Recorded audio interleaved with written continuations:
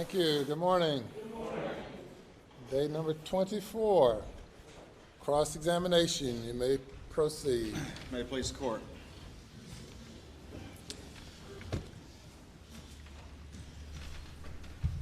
Morning, Mr. Murdaugh. Good morning, Mr. Waters. All right, let's see if we can move forward with this a little bit. See if we can go back to some things we may be able to agree on. All right, sir. All right. First thing is that the money you were stealing, in addition to your income and the money you were borrowing, was not just to pay for drugs. Would you agree with that? Sure. All right. And would you agree that your stealing, in addition to the money you were borrowing, increased over the years as we moved towards June of 2021? Repeat that, please, sir. Sure. Would you agree that your stealing increased over the years as we move towards June of 2021? Yes, sir. All right. And would you admit that your stealing increased in particular after the boat wreck?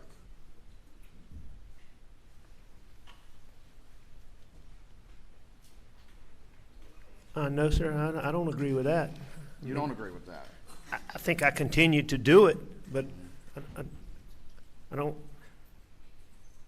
As I sit here today, I don't think I took more money that I should not have taken after the boat wreck than I did before the boat wreck.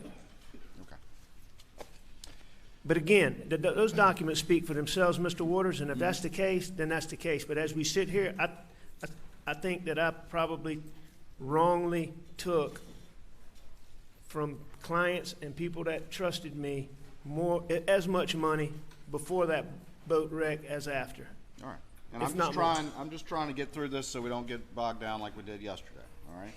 I understand. All right. So you wouldn't agree with me that in 2019 alone you stole about $3.7 million?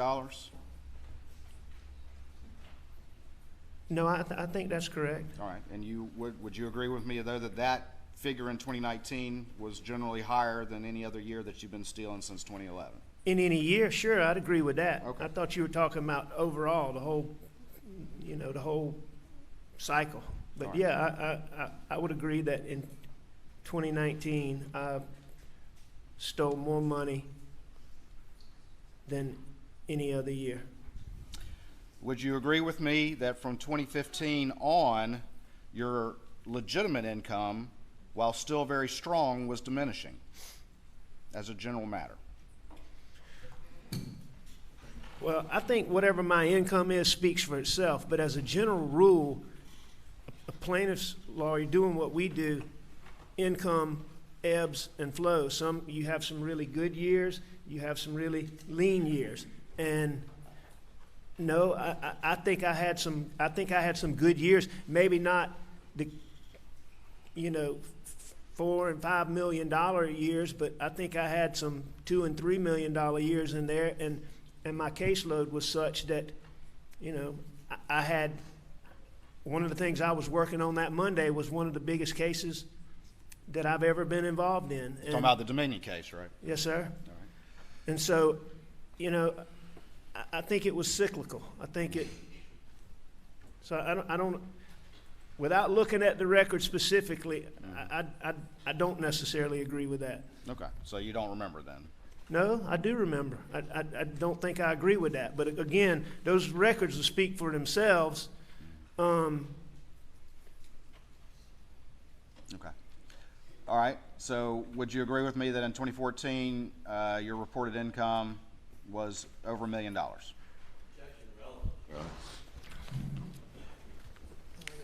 objection's overruled. Reported income, like tax-wise, or reported?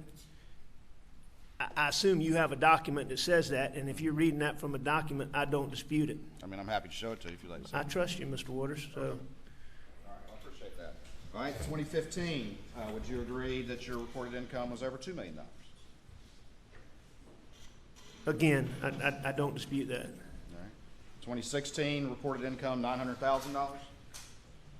Okay, 2017, reported income $218,000. okay, 2018, reported income of $749,000, roughly. okay. And 2019, reported income of $655,000. Okay, and see, I mean, to me, that demonstrates exactly what I'm talking about, how it goes up and down. And would you agree with me that though, during those periods of time where you were making that kind of money, you continued to steal, and I think you've already said that your stealing increased as we moved through those years, as a general matter? Absolutely. I don't dispute, and I have never disputed since I was confronted on Labor Day weekend Right. that I took money from my clients. We've gone through that, and I Well, think but you we keep agree with asking that. me I'm about asking that. you if your income. You can finish your answer. So the point is I have never, since being confronted that day, my brother and my partner came to talk to me, that I have stolen money that did not belong to me, that I misled people to do it, people that I cared about, still care about, a lot of them that I love and still love.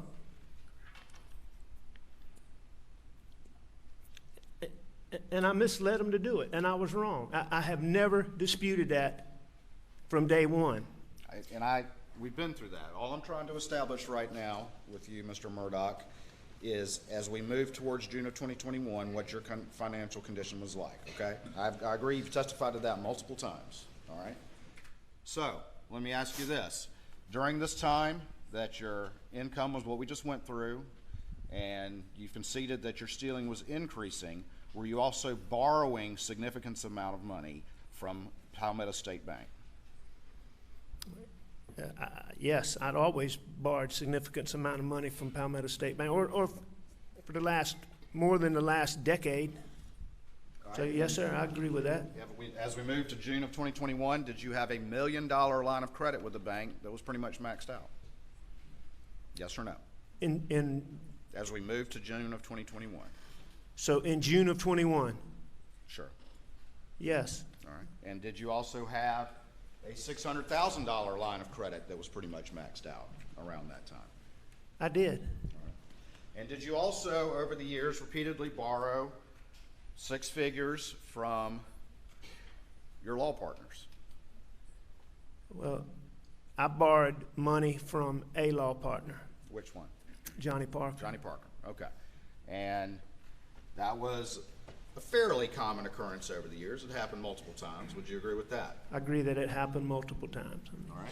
And you would agree also that you would sometimes use some of the stolen money to pay that back? I won't dispute that. I don't know that that's the case. I know what I saw Mr. Bernie testify to in using that particular accounting method. I see that. All right. So I don't dispute that. All right. And would you agree that you also, when you needed money, occasionally borrow as much as 5 and 6 figures from your father, Mr. Randolph? I did. All right. And would you also agree that over the years, particularly as we move to June of 2021, you would use stolen money to pay that back? I don't dispute that. Okay. If that's what the records show. All right. And you just mentioned here in the testimony of Carson Burney and the banker and all that, you would agree with me that as we move to June of 2021, at least in liquid funds, you were running out of money. In liquid funds, is in money on hand or money that I could get? Money that you could, liquid funds. You're a lawyer, you know what liquid means. Were you Well, running out? I don't know what you mean by liquid, Mr. Waters, and so, Money you could readily access, assets that you could readily access to pay your ever-increasing debts. no, sir, I don't agree with that. You don't agree with that? I do not agree with that, Okay. and I'll tell you why. All right. So are we talking about June? I'm talking about as we move to June. Okay, but what time period are you talking All about? right, let's talk about January to June. Okay, January to June. January to June, you know, I could borrow money from my father. I could borrow money from Johnny Parker. I could go to the bank and borrow money. I had substantial equity in the Edisto house, Okay. as we've talked about. Which was in Maggie's name, correct? Well, it was in Maggie and my name. All right. So, you know, that definitely was in both of our names. Moselle was in Maggie's name. There was substantial equity in that could have been borrowed against. So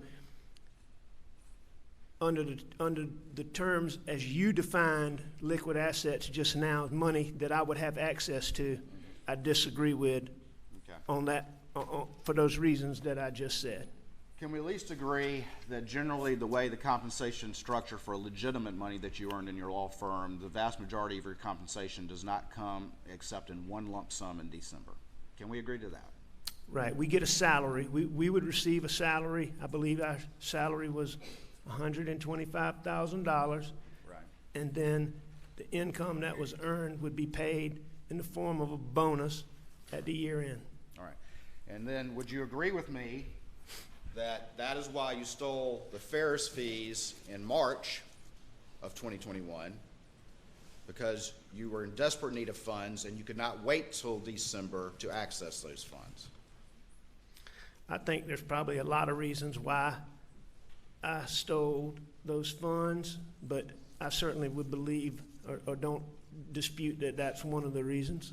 And would you agree with me that the $792,000 that you stole of those Ferris funds, that you exhausted those within about 2 months? I don't know the time period, but I know that I exhausted them. Now, again, I'm trying to get through this quickly because there's a lot more to talk about, obviously. But we went through a number of questions yesterday about the various clients that you stole from, correct? You remember that? The back and forth we had yesterday, do you remember all that? Sure I do. Okay. All right, and so I'm going to try to shortchange this, but I think it's important that we at least say the names of the people that were involved. But let's just do this to see if we can. To the comment, Your Honor, inappropriate. I'll rephrase, Your Honor. The clients that we're talking about, these are all real people, yes or no? They're all real people. All right. They're And all these good clients- people. Okay. They're all people that I care about, that I cared about then. And a lot of them are people that I love. Okay. And I did wrong by them. Yes, you hurt the people that you love, I know. So, Sustained. these were all people, every single one of them, that you at least had a personal conversation with at some point during the course of your representation. All of my About the clients? representation. Absolutely. I had multiple conversations with all of my clients. And these were people, every single one of them, real people that you looked in the eye and convinced them that everything was right. Your Honor, 403, repetitive, cumulative. We spent 2 hours doing this yesterday. I'm just trying to shortchange it with simple questions that applies to everybody, and then I'm moving on. Proceed. I would have had conversations with all of my clients, and some of the conversations would have been on the telephone. I would have had conversations where I might not be looking them in the eye. I would have had plenty of conversations where I did look them in the eye. All right, every single one of them looked them in the eye at least once. Is that fair? Sure. Every single one of them, you looked them in the eye and developed their trust in you. Is that true? Every client that I had, at some point, I looked them in the eye, and I believe that I had the trust of my clients. Whether that came from me looking them in the eye or not, I can't answer that, but I will agree with you that every single client, I looked them in the eye, and I believe that the people that I stole money from for all those years trusted me. And I'm going to show you what's been previously admitted as states 329, I believe it is, and 314. And I'm just going to ask you to peruse those spreadsheets really quickly. And once you have a chance to do that, let me know. I'll have one or two questions about that.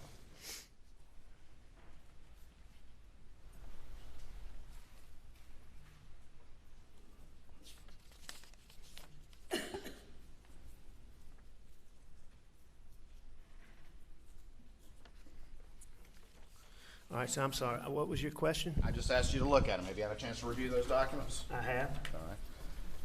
And would you agree with me that every single name on here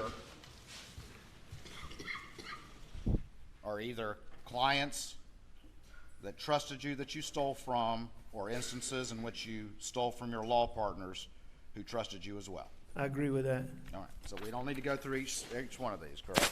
You agree with that? Mr. Waters, like I've told you, I'll go through whatever you want to go through, but each one of those clients is just what we've already talked about. Good people, fine people, upstanding people. They trusted me. Every single one of them I did, and I do still care about, and many of them I love and consider them close friends. Like Barrett Bulwer? Absolutely. It's a perfect example. And you stole from Barrett Bulwer. I did. Do you recall a conversation that you had with Ronnie Crosby in which he told you that Barrett was desperate for money because he needed his wife to stay in a hotel near him while he was undergoing treatment for terminal cancer around the time that you stole from him? Say, Your Honor. Objections overruled. I don't recall that conversation, but, you know, I knew Barrett was sick. You know, Barrett is a unique situation. I mean, Barrett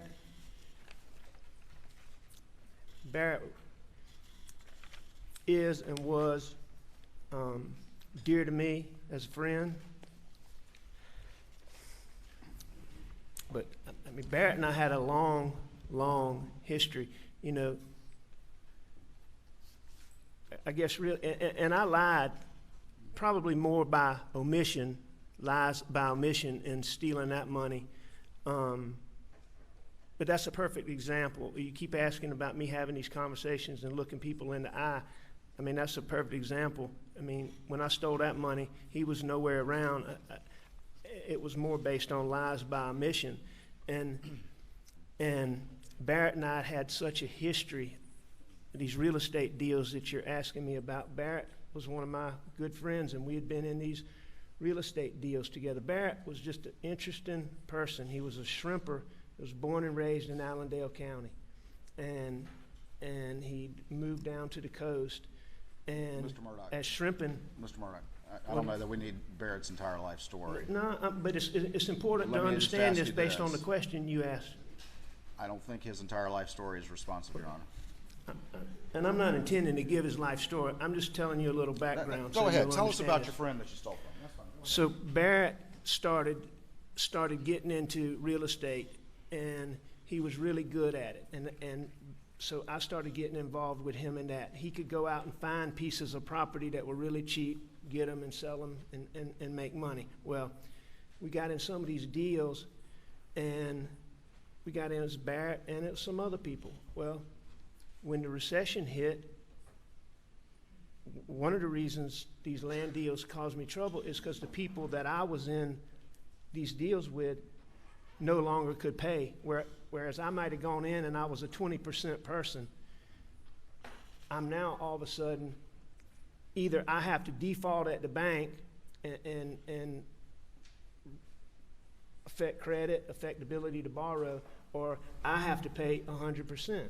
And so that's what I did. I paid 100%. And so there were years where I was paying, instead of a fifth or a half, I'm paying the whole thing. And it equated to hundreds of thousands, it equated to millions of dollars, which is one of the ways why I ended up with the Moselle property, because I had paid more than $1 million in monies for Barrett, and that was part of the deal in the trade in me purchasing Moselle. So what you're telling me is you felt like you were entitled to steal from him? No. You know what? I will tell you this, that, you know, when you're doing the things wrong that I was doing, you have all kind of ways of justifying it.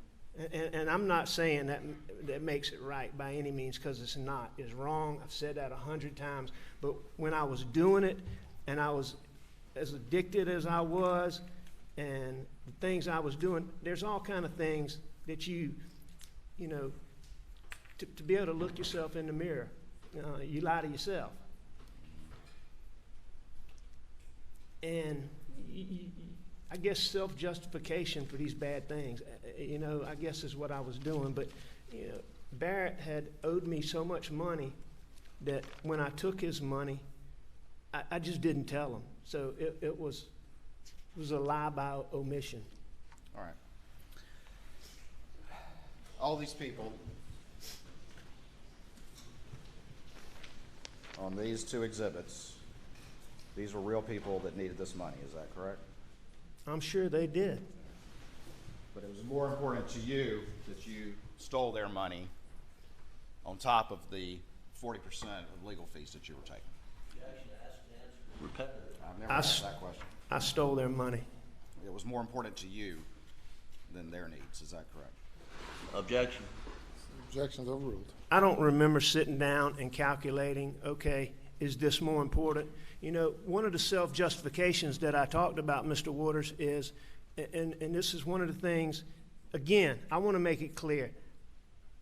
I don't, as I sit here today, I do not believe that any of this justifications that I'm talking about made any of this okay, because I don't. I've owned up to all this money I stole. I've tried to since I was confronted, and I continue here today. But one of the justifications at the time when I was taking pills and doing the things I was doing was, I may ask a partner, okay, how much is this case worth? And if one of my partners, and I may not even give them all the real facts, okay? So if they said this case is worth $100,000, okay, and I go out and I get them $300,000, you know, that's one of the stupid little things. Okay, well, this isn't the same. And that's one of those justifications that I used in looking back on this that I don't know how I did. But so to sit down and say, did I evaluate that they needed the money more than I did? You know, I don't think I did that. I think I was selfish, and I think I just took the money. Okay. I think I understand.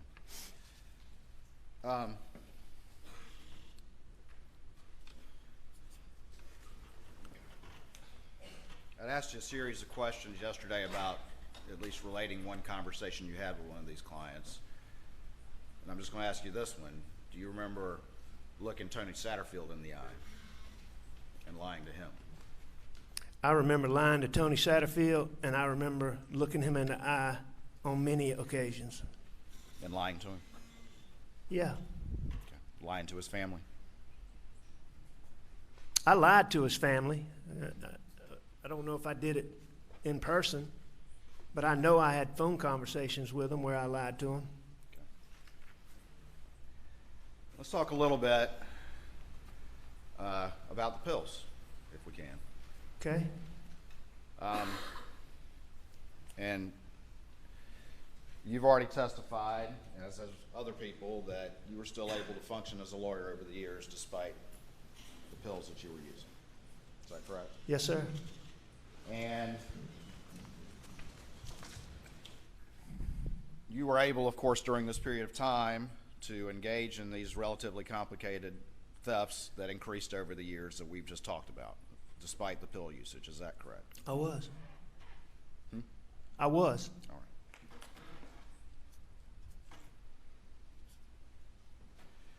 right. And you were also able to, during this time period, convince your staff that nothing was amiss with all of these exhibits, despite your pill usage.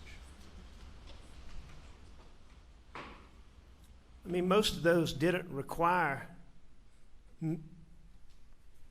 convincing my staff, but just so we're on the same page again, I acknowledge that I certainly allowed them to be misled. I certainly allowed them to do things that I shouldn't have done on my behalf, knowing that they trusted me. How many pills were you using a day? Depends on a number of items. Most importantly, how strong the pill was. Okay. Well, let's talk about, let's say start maybe in January of 2021 and move forward. Can you describe to the jury what your daily pill intake was like? I think at that time, most of what I was purchasing was 30 milligram pills, instant release, oxycodone, that probably mixed in with some OxyContin, which is made of oxycodone. It's just time release. I would have been taking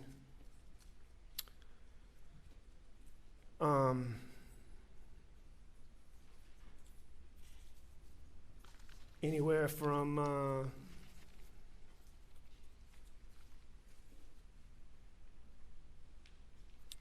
1,500 milligrams maybe to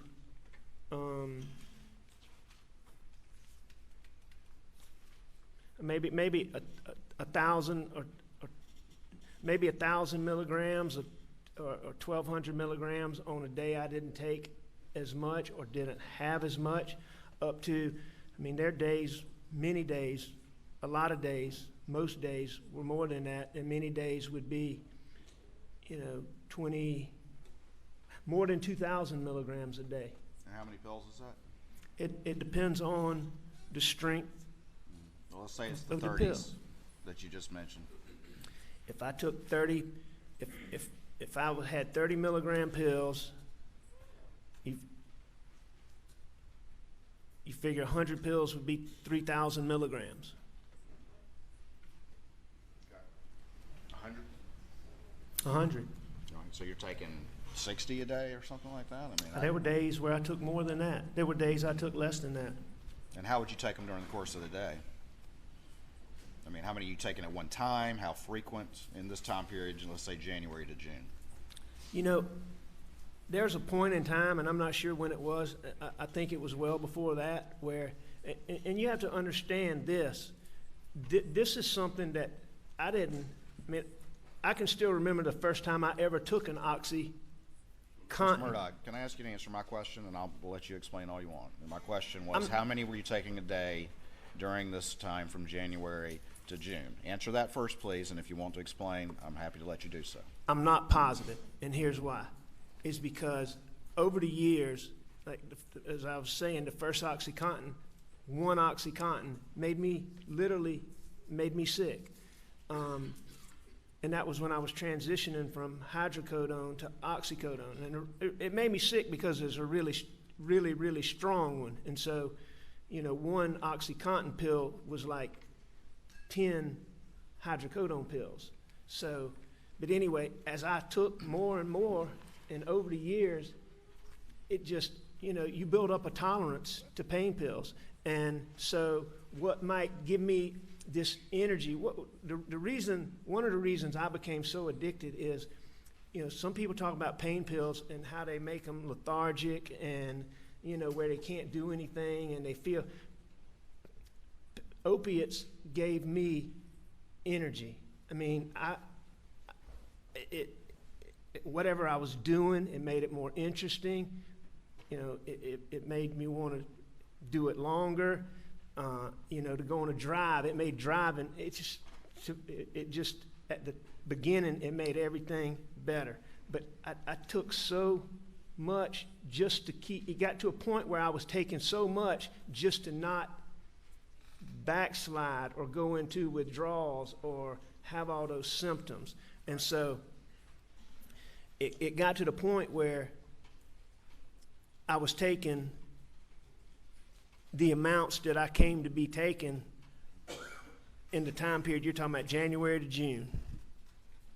So it evolved over time. It wasn't like it just started then, Mr. Waters. All right, can you just give me one example of a day during that time period? I mean, Sure. So, I mean, did you start at 8 o'clock in the morning, or whatever time you got up, and take one, and then one every 30 minutes? I mean, Well, no, I've given you a chance to explain. So It would now totally be depend. specific. It would totally depend on any number of circumstances. So, starting a day, one of the main things that this would depend on was how late the day before I had taken pills and how many I had taken. And did I take them during the night? Did I wake up during the night and take them? So, you know, let's just say that it had been a while since I took any, and I slept and I woke up, all right? Then I would immediately, first thing, take pills, because if it's been a while, a lot of times if you slept and hadn't taken pills, you'd wake up and you could tell the beginnings of those. I'm not going to say they were really withdrawals, but the agitation that you feel when you don't take it, and you could tell it, so you had to take it right away. And so I would start off, first thing I would do would take pills.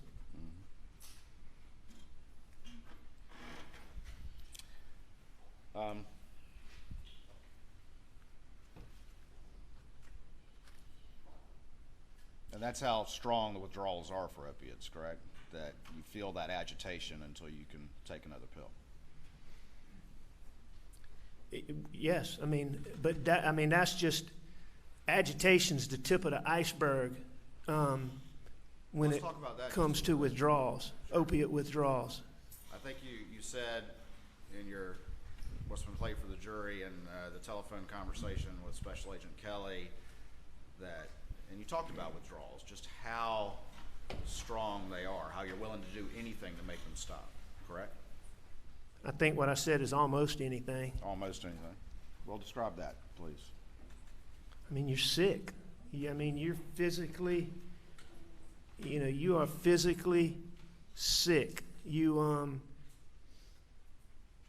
It's like having the flu when you ache and your joints hurt. You don't want to get up. I mean, you can't get up. And that's after a while. It starts with what you're talking about, agitation and, fidgety. Everybody talks about how fidgety I was. But it starts with that, and then it goes to, you might be sitting here and just all of a sudden sweat's running down your face, all over your body. I mean, like you ran a marathon. I mean, you literally sweat that much. The next thing that comes on after about, 12 hours is, I call it jumpy legs, but I mean, you literally, there's no way that you could sit right here in this chair. I mean, you couldn't remain sitting. I mean, you would have to get up and move around. And I mean, it's like your legs don't want to work. And that lasts for about anywhere from 18 to 24 hours. During that period, the intestinal issues come in, and I mean, you can't control yourself. You have, diarrhea like you have food poisoning. You throw up. You're physically sick. How many times did you try to self-detox? Mr. Waters, dozens, if not hundreds. It's so many I can't tell you. And those symptoms you just described are extremely powerful and made it very difficult to do that. Is that correct? Made it difficult to try to self-detox. Oh, it's extremely hard. You mentioned yesterday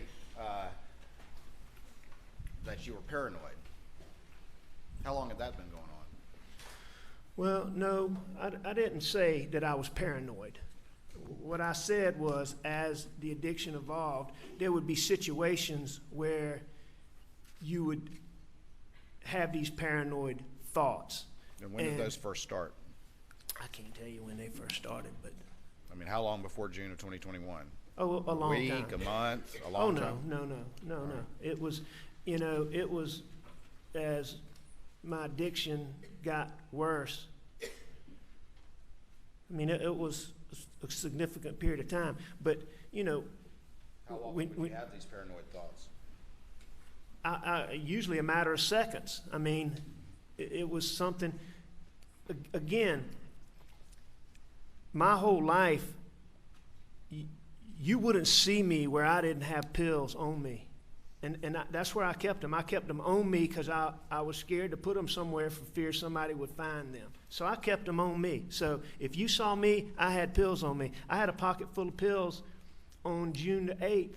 On June the 8th, when I was sitting in David Owen's patrol car. So I always had them on me, and I might be going to Edisto, and I turn on Hampton Street right out here, and a police car pulls out. Boom, I have paranoid thoughts. It just, but I could always say, you're not doing anything wrong. He's not following you, and I could get past it in a matter of seconds. Did anybody in your family ever see you having these severe withdrawals? Absolutely. And who did? Mags, Paw, Bus, my dad, Randy, John Marvin.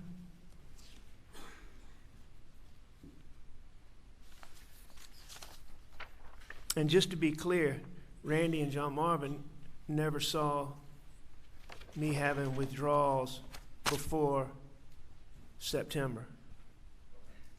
They So saw who- me. And I thank you for clarifying that. Prior to June of 2021, who in your family saw you having these severe withdrawals?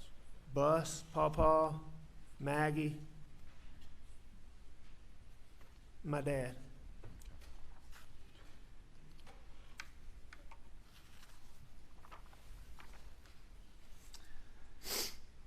Do you remember calling Paul a little detective? I don't know that I ever called him a little detective, but I think Maggie did. I may have. I mean, Paul was very intuitive, so I heard think you said Miriam. that during one of your interviews. I heard Miriam call him a little detective. I know Maggie used to call him that. Did that have anything to do with the pills? Well, yeah, it had something to do with it, but I mean, Paul was always that way, but that what led him to be called a little detective, certainly there were times when Paul found pills. Including just a month before the murders. Is that correct? No, sir. Do you recall 6/5/23 that was entered into evidence, which is a text from Paul to you, I do. which he said that Maggie found pills in your bag? Right. Tell me about what But happened after that. You asked me about Paul finding them, but it was Maggie that found them. Fair enough. So it was Maggie that found them? Yes, sir. Okay. But Paul's the one who reached out to you, correct? On that occasion, yes, sir. And what was the discussion after that? I can't remember exactly what it was, but it was about that I'd had eye surgery I don't know what day it was, but days before that. The day Maggie found them, Maggie drove me to the doctor for me to have my cataract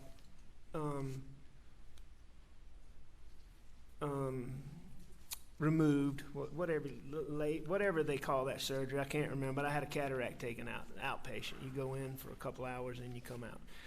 And it was during COVID, and so Maggie wasn't allowed to come into the doctor's office, and so she sat in the car. And I had left pills in the computer bag, and sitting out there bored, I guess she started looking at my computer and found them in the computer bag. So she found those pills. All right, and so she obviously told Paul, and Paul texted you, correct? About finding those pills That's correct. in May of 2021. That's correct. And you've heard your sister-in-law Marion testify that Maggie called him the little detective about the pills. You heard that testimony in this courtroom? I did hear that. All right. So did they start to watch you like a hawk and get on you about your pill usage during the month of May? No. They did not. No, Mr. Waters, this battle that I had with addiction, it had been going on for years. And so they had been watching me like a hawk for years before May. May was just one occurrence where I let them down again. All right. They had been watching you like a hawk for years, is that correct? About my pill addiction, yes, sir. That is correct.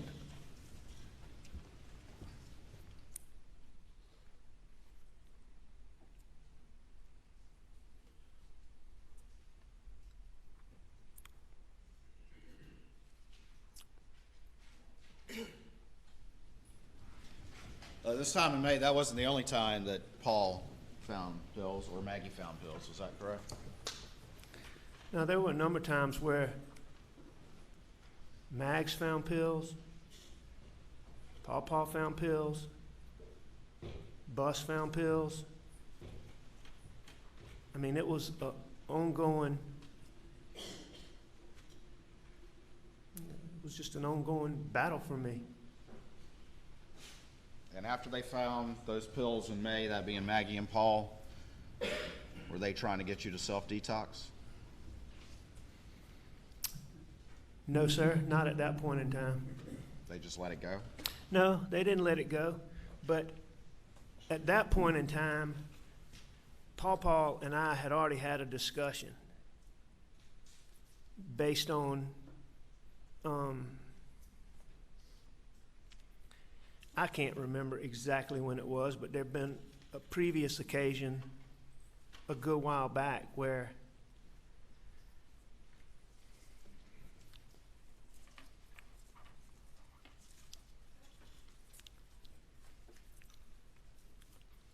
there'd been a previous occasion where either Maggie or Paul had found pills, and Paul had come to me and asked me, and I told him, you know, I was back on the pills.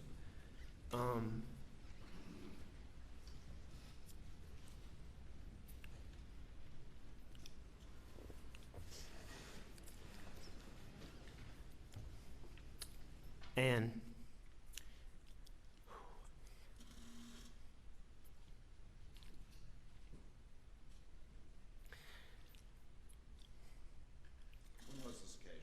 we had had a long talk. As I said, I don't remember exactly when it was before that. Paul and I had had a long talk. And we'd agreed, I had agreed, and I detoxed so many times. I'd been to detox. I detoxed at home with Maggie's help. I detoxed at home with doctor's help. I detoxed on my own, tried to, and it just detoxing just didn't work. It just, you could detox, but you couldn't, no, not you, I couldn't stay off of them. And so,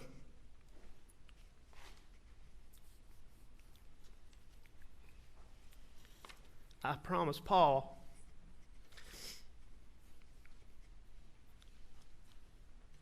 that as soon as we finished with his criminal case, that I would go to rehab. And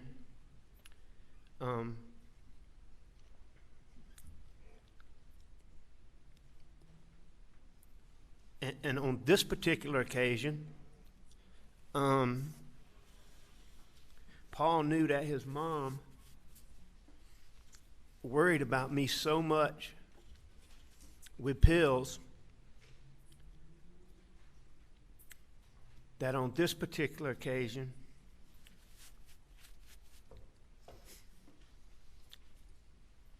I think that Pawpaw convinced Maggie that I got those pills in anticipation of the eye surgery, but that I never took them, so that she would not worry that I was once again. So you're talking about, now you're claiming that about the time in May, that Paul talked to Maggie and convinced her of that? Or are you talking about a different time? I'm not claiming that, Mr. Waters. That's a fact. This is what happened. All right, we're hearing that now, correct? Hearing what now? What you just said. Well, you just asked me this. Mr. Waters, you keep making an issue about the first time you hearing these things. When I got arrested and I went to jail, we began reaching out to you to talk to you about all of these things, to try to tell you everything that I'd done, to give you all these details to help y'all go through these financial things. And up until the time that y'all charged me with murdering my wife and child, you would never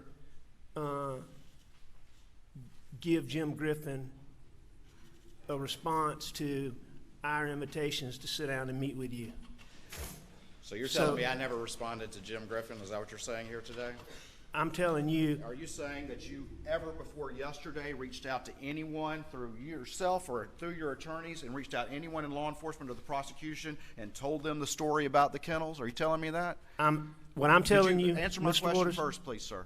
Answer my question first. Did you ever reach out to anyone in law enforcement or the prosecution and tell that story that you told this jury yesterday about the kennels before yesterday? did I ever reach out to law enforcement to say, I want to tell you about the kennels? No, sir, I did not. This is the Fifth Amendment line. Pardon? This questioning about him volunteering information on these charges violates his Fifth Amendment rights, and we strongly object. Any more, we have to make a motion. You brought it up. The objection's overruled. What I did was, Answer my question first, sir. Your Honor, for the record, he did not bring it. He was talking about financial Sit stuff. down, Mr. Griffin.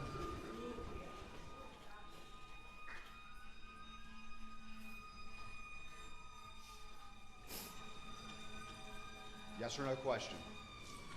Before yesterday, did you ever bring up what you told this jury about that kennels to anybody in the prosecution or anybody in law enforcement? no, I didn't have the opportunity to, Mr. Waters, because you would not respond to my invitations to reach out and tell you about all the things that I'd done wrong. And to talk about bringing this to a head, to talk about bringing this to closure. I understand how many people I hurt. I understand how angry my partners are and how hurt they are. And I understand how hurt these people that I stole money from are. I understand how hurt they are. And one of the things that I believe is getting past this may help them get some closure. And so since at least January, I've been trying to sit down with y'all to talk to y'all. Okay. And never, ever got a response to the multiple requests. Multiple requests? Yes, sir, multiple requests. I would ask about this Let's few ask weeks. this, sir. Sir? Did Mark Ball ever hear your story to the jury about the kennels until yesterday? Your buddy and law partner, Mark Ball? No, sir, I haven't spoken to Mark Ball since I went to rehab. And these were the same law partners that you were listening to the night of. Is that what you testified to this jury earlier? You testified to that earlier, did you not? I don't understand your question. Didn't you testify earlier that you were listening to your law partners on the night of the incident? Was I listening to them? Yeah, you testified to that. It's a simple question, sir. I'm sure I was. When are you talking about? On June 8th, in the early morning hours, you testified to this jury that you were listening to them, but you never told them the kennel story either, and they heard it for the first time yesterday as well. Isn't that correct? Yes, that's the first time they heard it. First time that Ronnie Crosby ever heard that would have been yesterday? If he was listening, that would have been the first time he heard First it. time Johnny Parker ever heard that was yesterday? Yes. First time Danny Henderson, who was representing you in the boat case, ever heard that was yesterday? Yes, yesterday is the first time that I have said that openly. But that's not what you were asking me, Mr. Waters, but you go ahead, First time your brother Randy heard that was yesterday. if he was listening.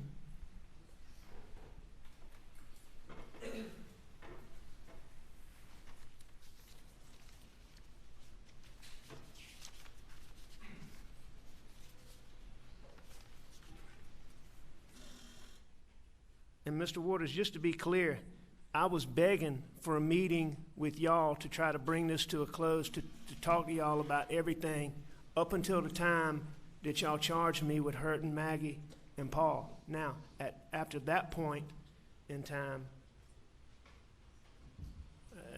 I stopped, obviously. You're claiming that you were begging for a meeting, but you admit information was never conveyed that you wanted to change your story after multiple interviews with law enforcement about what happened that night, including the most important fact of all, which is when the last time you supposedly saw your wife and son alive was.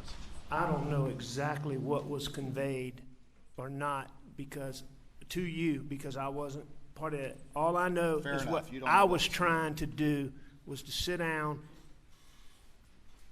I understood to bring all this to a close that y'all would want me to sit down and go through all of these financial things, all of these things that I'd done wrong, and to try to bring that to a close, I was repeatedly trying to sit down with y'all. The reality is, Mr. Murdaugh, is the reason why no one's ever heard that before is because you had to sit in this courtroom and hear your family and your friends, one after the other, come in and testify that you were on that kennel video. So you, like you've done so many times over the course of your life, had to back up and make a new story that kind of fit with the facts that can't be denied. Isn't that true, sir? No, sir, that's not true. Okay. You've done that over and over again over the years with all of this that we've been talking about, haven't you?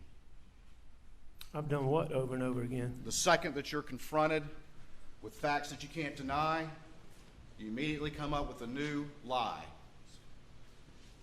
Isn't that correct?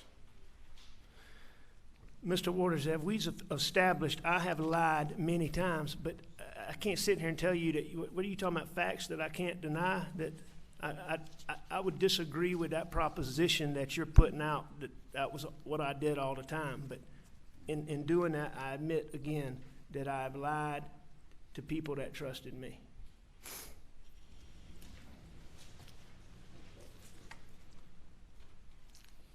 So we can agree that the prosecution and law enforcement and so many of your friends and family heard for the first time your story about the kennels yesterday after all these weeks of testimony. Can we agree on that? That law enforcement, my partners, and my friends heard me say that for the first time. Yes, I agree with that.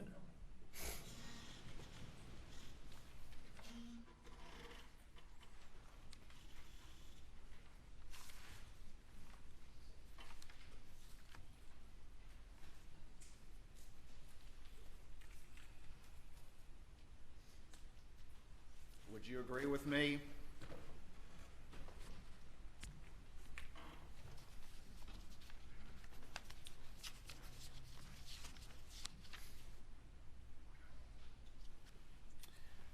that your own lawyer was repeating your story that you were at home napping as late as November of 22 on national television? I don't know. You don't know that? Nah, in jail, we don't get newspapers, and the TV we have is limited, so. So your own lawyers, at least as late as November 22, didn't know this story that you've told to this jury after 5 weeks of your family and friends coming in and saying, yeah, that's him on that video. I don't know. Objection, Your Honor, violates attorney-client privilege communications, totally improper. Totally improper. Yes, sir. Response. He has brought up his communications with counsel, and now that is fair game, Your Honor. His communications through counsel with, or alleged communications with the prosecution. He didn't. There's no attorney-client privilege to national television interviews. The objection is overruled.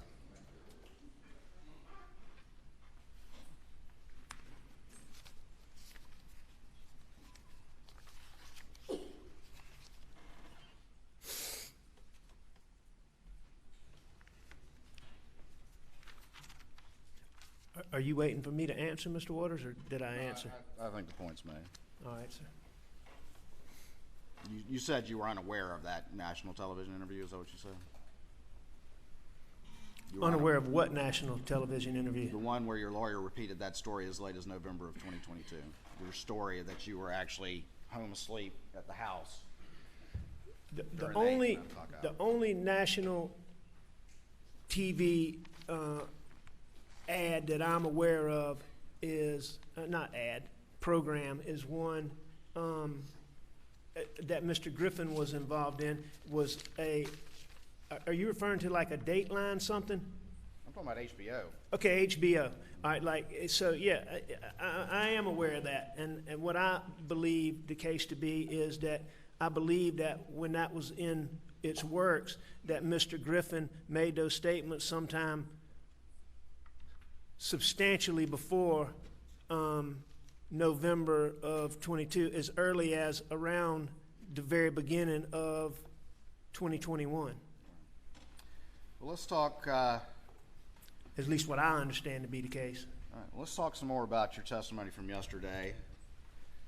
And you're telling this jury, even on something as clear as a skin on video, that your story doesn't change when you have to make them fit the facts that no longer can be denied. Is that what you're telling this jury? I don't understand that question. Say that again. I said, you're telling this jury that you don't change your story to make the facts fit evidence you can no longer deny, like what's been going on in this courtroom. I'm not telling the jury anything about that. All right, good. All right, let's move on. Let's talk some more about that issue. Let's talk about the confrontation on June the 7th with Jeannie Seconder, which you said was no big deal. Isn't that what you testified? Words to that effect? I think what I testified to is that, to me, it certainly didn't seem like a confrontation. Jeannie came to me and was almost apologetic. And this is what I believe, Mr. Waters, is I believe that what Jeannie Seconder and my partners have had to go through since September has been hard. I know I could see it. I could see the hurt that I caused them. And I know that they're betrayed, and I know that they're angry, and I know that they're hurt. And I want to make clear to this that while I disagree with what Jeannie said as to it being a confrontation, because I don't believe that it was, I don't think that she was lying. I think that she feels it. I think that, she believes that that's the case after all this time that she's had to deal with this. But on June the 7th, when she came to me, she was almost apologetic. You heard her say that she said that she wouldn't be doing her job if she didn't do this. And it was made clear to me that someone had said this, that I had to make sure that income came through the firm, that I couldn't structure money. In other words, I had the impression that there was concern that maybe like Mark Ball and Ronnie Crosby said, that maybe I was hiding fees because of the civil boat case. But Let me see if I that can conversation was so summarize. quick, Mr. Waters, that you keep using the term confrontation. I didn't take it as a confrontation. And you're telling this jury you're not making that issue fit, make your story fit with those facts by saying, it wasn't a big deal, and Jeannie, she's hurt, so she's overreacting now. No, that's You not got what on I'm that saying. stand and testify. What I'm saying is exactly what I just testified to, that to me, on that day, that was not a confrontation. It ended almost as quickly as it began, and I didn't think about it again for a period of time until after everything happened. You testified earlier you get paranoid if a police officer turns out behind you, but you're not getting paranoid when Jeannie comes in here and says, I need an answer about these fees? No, Because because I believe you took them? no, things like that wouldn't cause the paranoid thought and the paranoid thinking. It was always related to pills. It was always, okay, that reaction that somebody just gave me. It was always related to pills. Do they know something? Did something somebody said? It was, I mean, the times, that's what, when I had to deal with paranoid thinking, that, you know, if a judge confronted me in the courtroom about a piece of evidence, or if Jeannie asked me about that, those are not things that gave me paranoid thinking. Okay. And you testified the same thing about the boat hearing on June 10th. Not worried about it, no big deal, correct? No, I didn't say that it was no big deal, but I said that my main concern about those motions coming up on June the 10th dealt more with the venue motion than they did with the motion to compel, I believe is what I said. Are you telling this jury that you didn't testify yesterday, that you weren't concerned about it? I wasn't overly concerned about it. Okay. And I'm sure I had some level of concern because the venue motion was, it was a big issue in the case. Well, were you concerned enough about it to bow up on Mark Tinsley at the trial lawyers conference and say, what are you doing, Bo? No, absolutely, unequivocally, never happened. Okay.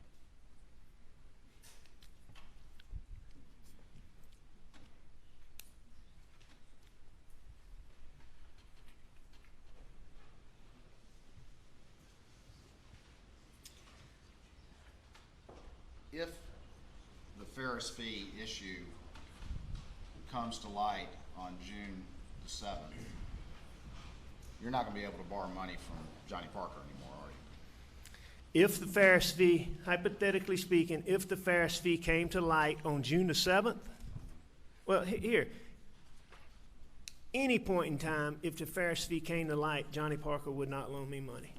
Okay. If Johnny knew that I had taken fees, I would not have been able to borrow money from Johnny Parker.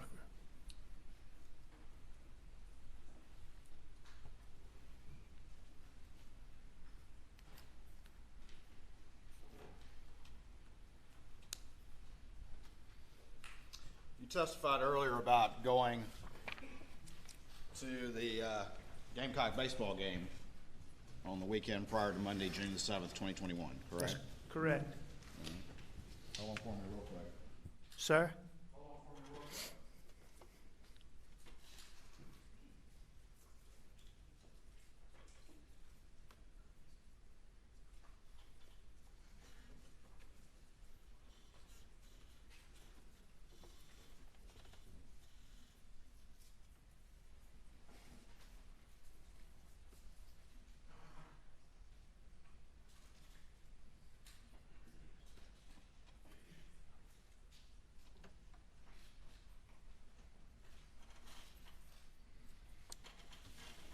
All right. I'm going to show you what's been marked as Stage 572 to this trial. You got your readers with you, or your glasses.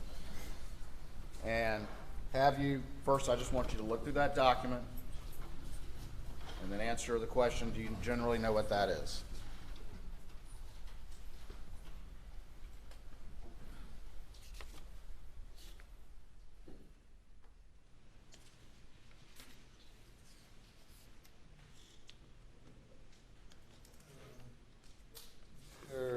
Waters.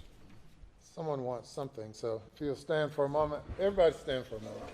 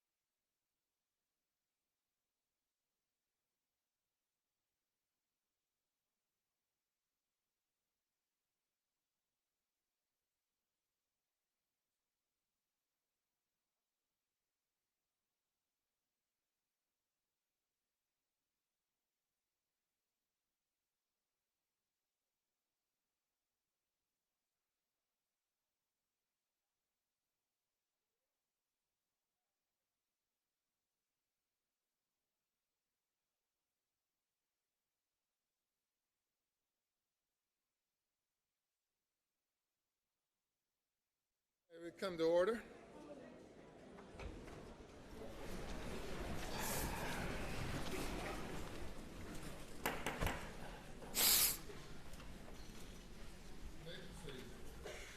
May it please the court. Have you had a chance to review that, Mr. Murduagh? Yes, sir. All right, and do you recognize what those are generally? I do. And what are they? Text between Maggie and I. And what day did they take place?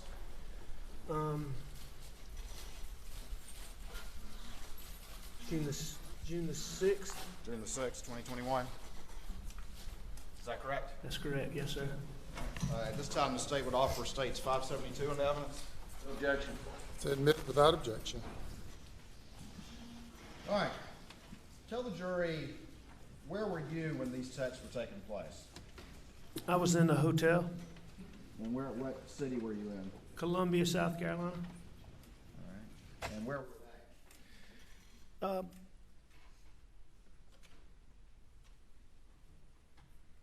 I'm not exactly sure where they were when they first started, but they would have been somewhere between the hotel, a restaurant, and the ball field. All right. But when you send this text on June 6th at 11:41, you say y'all in seat already, correct? Yes, that's what I did say. All right. And they say, yeah, Maggie says, yes, we like these seats. Is that correct? All right, that's correct. I didn't notice that. So at that point in time, they are in the ballpark. All right. And then you respond, better than last night. They extended checkout to 1. Going to come then. Is that correct? That's what that text says. Yes, sir. All right. So you're back at the room. Is that right? Yes, sir.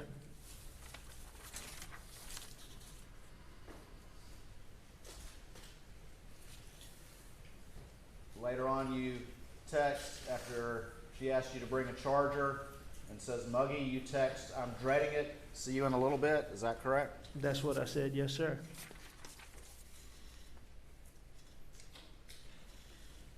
She responds, don't come, but then asks about the charger and says it's hot.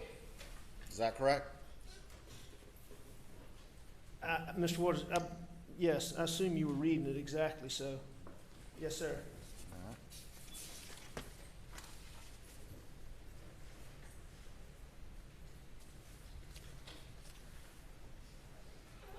She eventually responds, not crowded, but not the place to come if you don't feel well. Very hot and muggy. We are inside, sitting at the bar, very nice indoors. Is that correct? That's what it says. Yes, sir.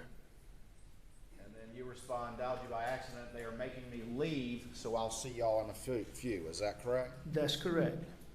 And who was making you leave where? It was past checkout time at the hotel. After you'd gotten an extended checkout, correct? It appears so.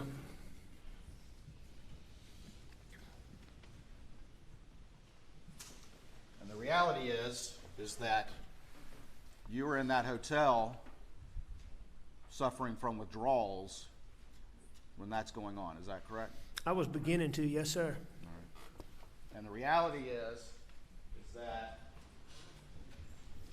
your wife and your son were on you at that time period because they had found pills just a few weeks prior.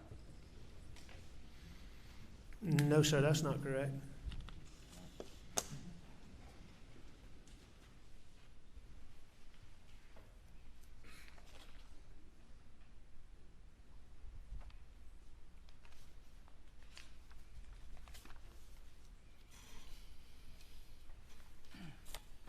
Let's talk about June 7th, okay?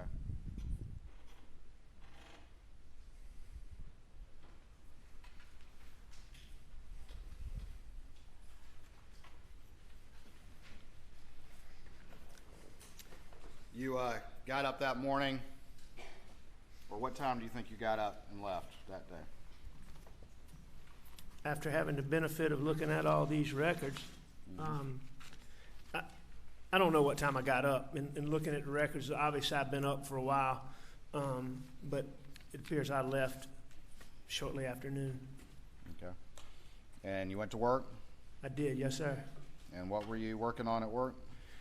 I was working on this Dominion Energy case, was primarily what I was working on, that we had motions coming up later in that week. As I said earlier, I believed at the time that it was the biggest case that I'd ever been involved in. And there were motions coming up in that. I was preparing, Danny Henderson, my partner that was helping me with the civil case from the boat wreck, had been on me about getting a financial statement, and I finished doing that so that it could be given to Danny. It's primary, is what I remember doing. Obviously, I talked to Jeannie, but Okay. And what time did you leave? and I'm sure I did some other routine office things, but I can't tell you what they are. All right. What time did you leave? It appears that I left around a little after 6 from the records. Okay. I thought I'd left earlier than that, but I mean, the records seemed to be pretty clear.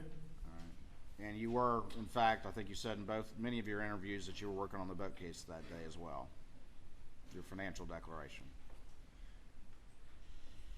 Yes, I prepared the financial declaration. I didn't do any work in this civil case.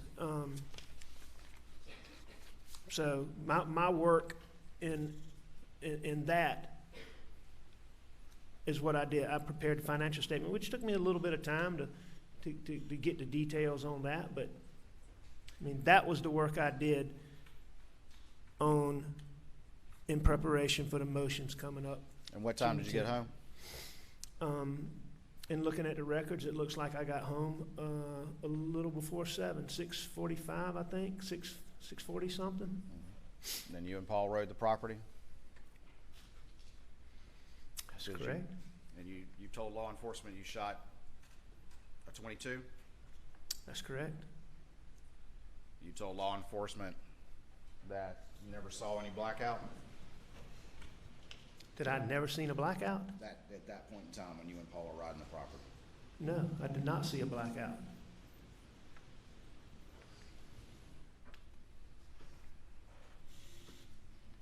Did you tell law enforcement that you and Paul were going around looking for hogs?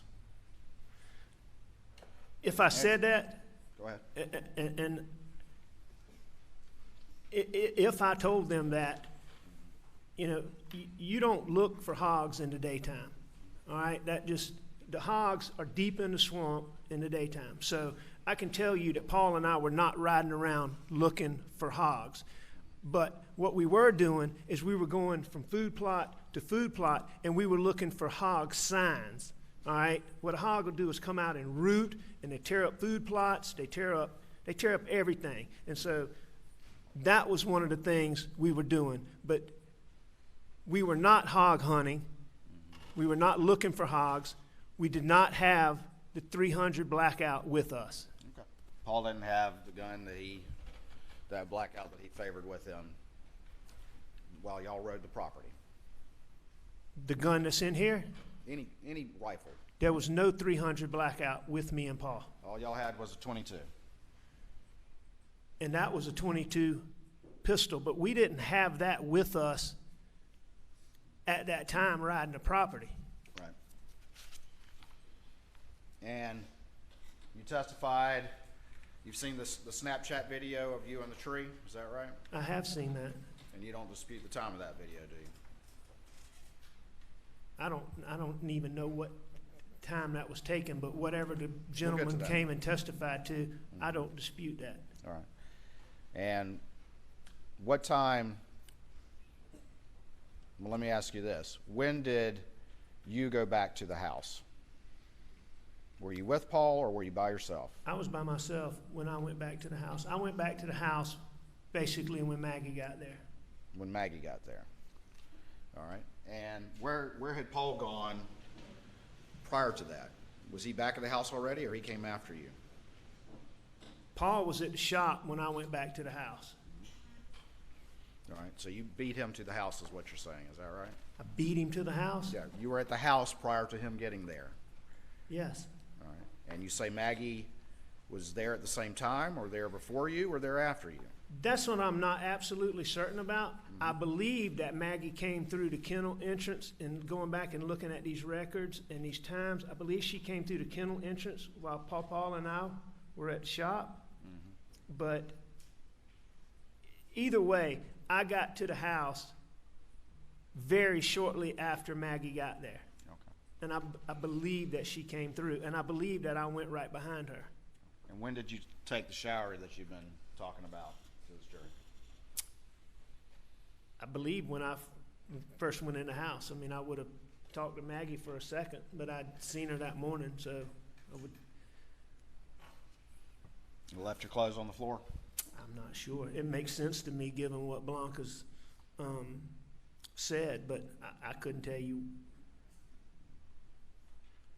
one way or the other. All right. About what time was that, you think? In looking at the records, I think that was a little after 8. And you're saying Maggie was already there at that point? When I got to the house, Yeah. yeah, And what did you do after that? I came back out, sat out on the couch to eat dinner. All right. About what time was that? A few minutes later, I mean, it didn't take me long to shower.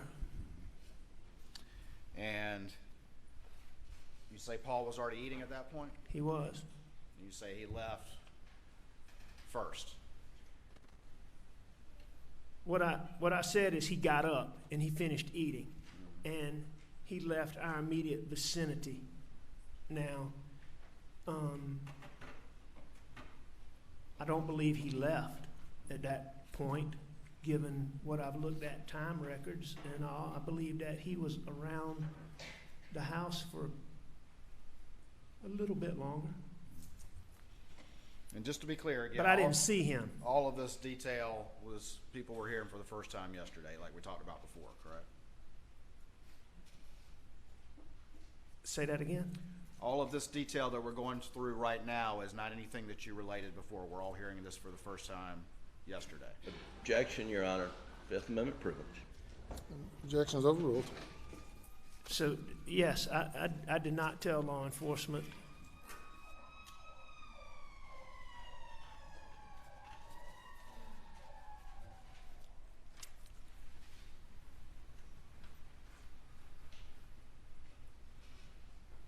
Actually, I don't think law enforcement asked me what I did when we first went to the house, but I clearly lied to law enforcement about what I said yesterday. Okay. And all of this, the last time you supposedly saw your wife and child, all of this detail, you as a lawyer and a prosecutor didn't think that was important to offer on your own? Oh, I think it's important. You told this jury how cooperative you've been and how much information you wanted to provide, but you left out the most important parts, didn't you? I left out that, I sure did. You don't consider that one of the most important parts? I think it's important.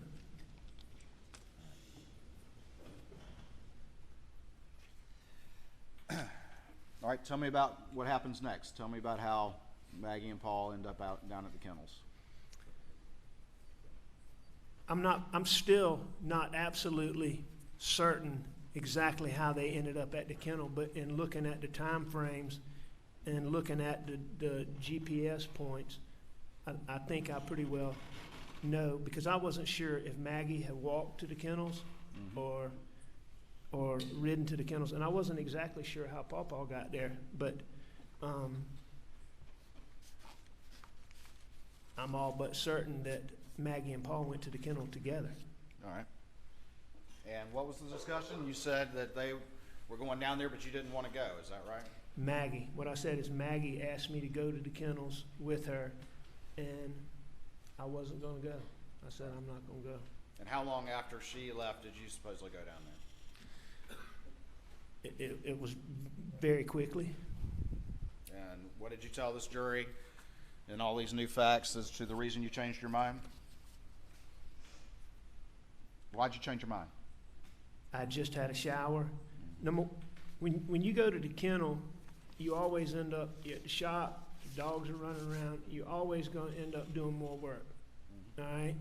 It's hot. I'd already had a shower. I didn't want to go to the kennel. I understand that. So why'd you change your mind? Because Maggie wanted me to. All right. So you thought about it for a few minutes and then decided to go down there? I don't think I sat and contemplated, am I going to go, am I going to go?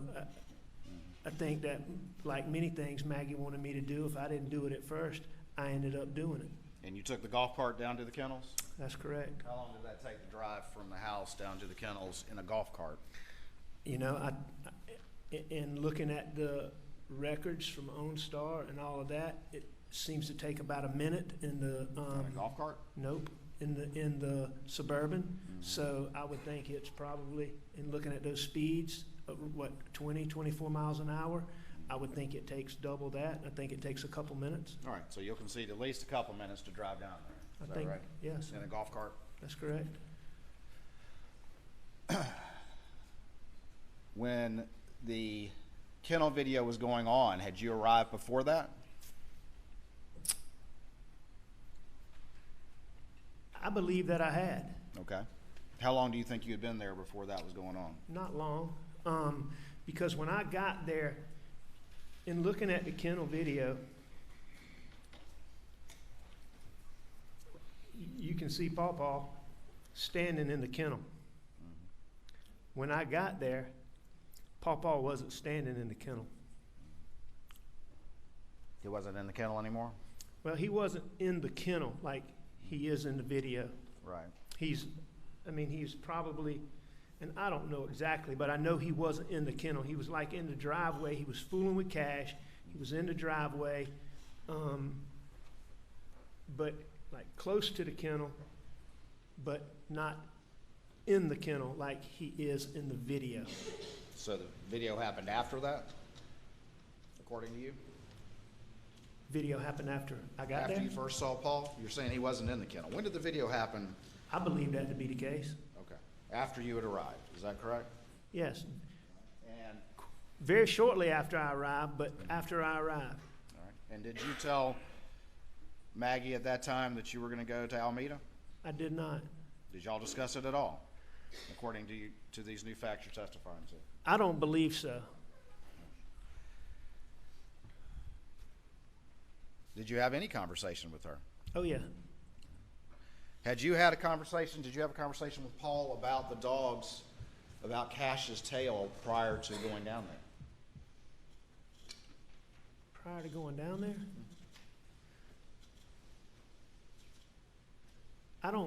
Did I have a conversation with Paul about Yes. Did you Cash? talk to him about Cash and some problem with his tail prior to going down there? Did you have any knowledge of that prior to going down there? I'm not sure. As I sit here today, I don't recall that, but I I don't think so. When you first arrived in the golf cart, where did you pull up to? I pulled up right where Maggie was. Which is where? She was standing in a spot where she could see in between the chicken coop and the storage room of the kennels, where the dogs were back up in those planted pines, behind the kennels, to the left of the chicken coop. And what'd you do after that? I went back to the house. No, I mean, did you pulled up, you get out of the golf cart? When I pulled up, I stayed on the golf cart. You stayed on the golf cart. How long did you stay on the golf cart? However long I was down there. The entire time? No, I got off to take the chicken from Bubba. All right, so how long were you down there before you took the chicken off the boat? Very short time. Like what?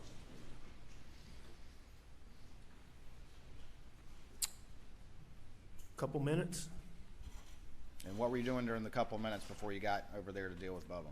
talking to Mags. All right. And what did y'all talk about? I don't know.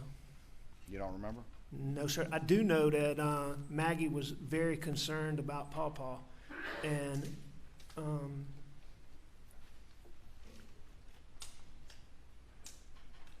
remember a lot of detail about all these new facts, but you don't remember what you talked about?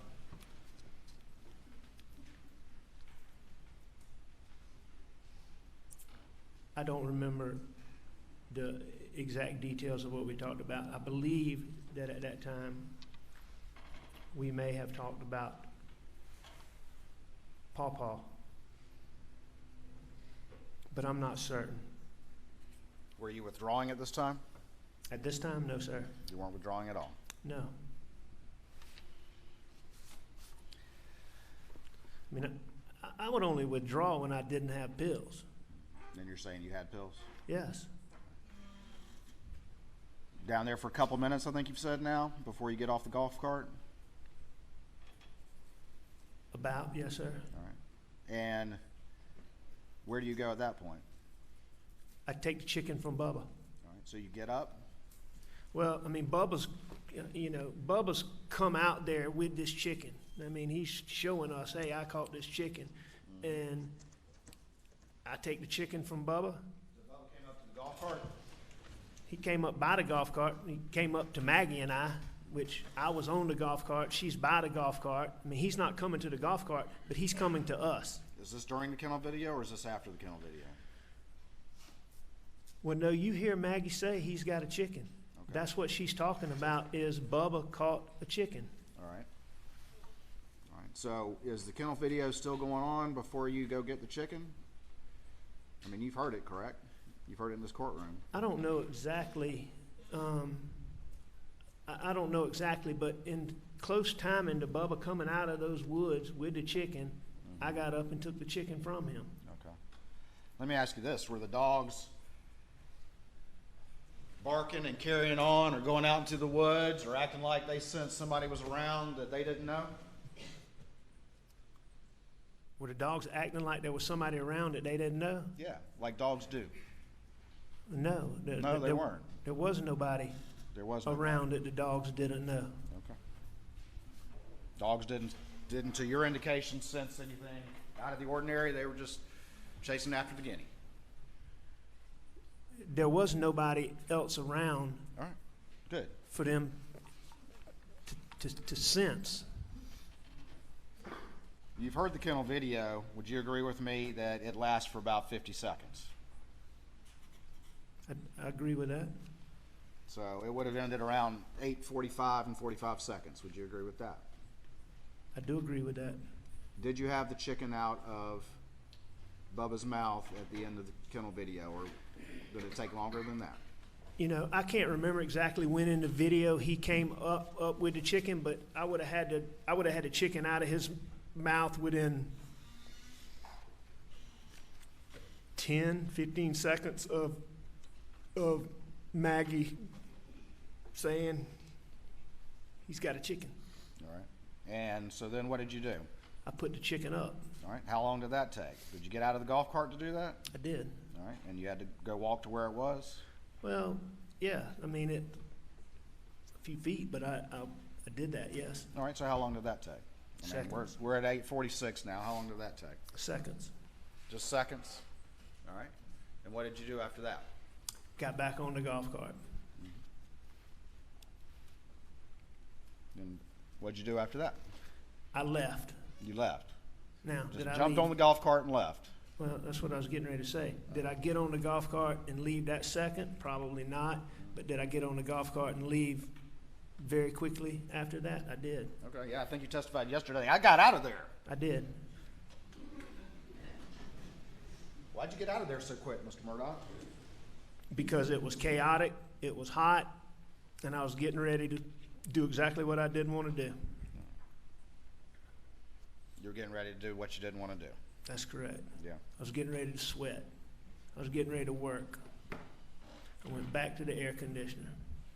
So did you say goodbye, according to your new story? Did I say goodbye? Yeah. Did you talk to them at all, or did you just get the chicken, put it on there, jump on there, and just take off? I wouldn't have just gone off. I mean, I would have said, I'm leaving. Okay. Did I say goodbye or bye? And again, go ahead. I mean, there would have been some, there would have been some exchange. I'm not staying here. Well, what was that exchange? I mean, you've had such a photographic memory about these new stories. What happened here? That's not, I can't tell you the exact words. You don't remember your conversation after you put that chicken up? Did y'all talk about the chicken? No, I don't think we did. Did you talk with Paul about Cash's tail? After the chicken? Yeah. No, I know I didn't do that. Did you tell Maggie I'm going to go check on him? At that point, no, I don't Did you think tell I did. Maggie, it's hot out here, think I'll go back? I certainly would have said something to that effect. All right. So, unlike everything else with the new story, you just can't recall what that would have been.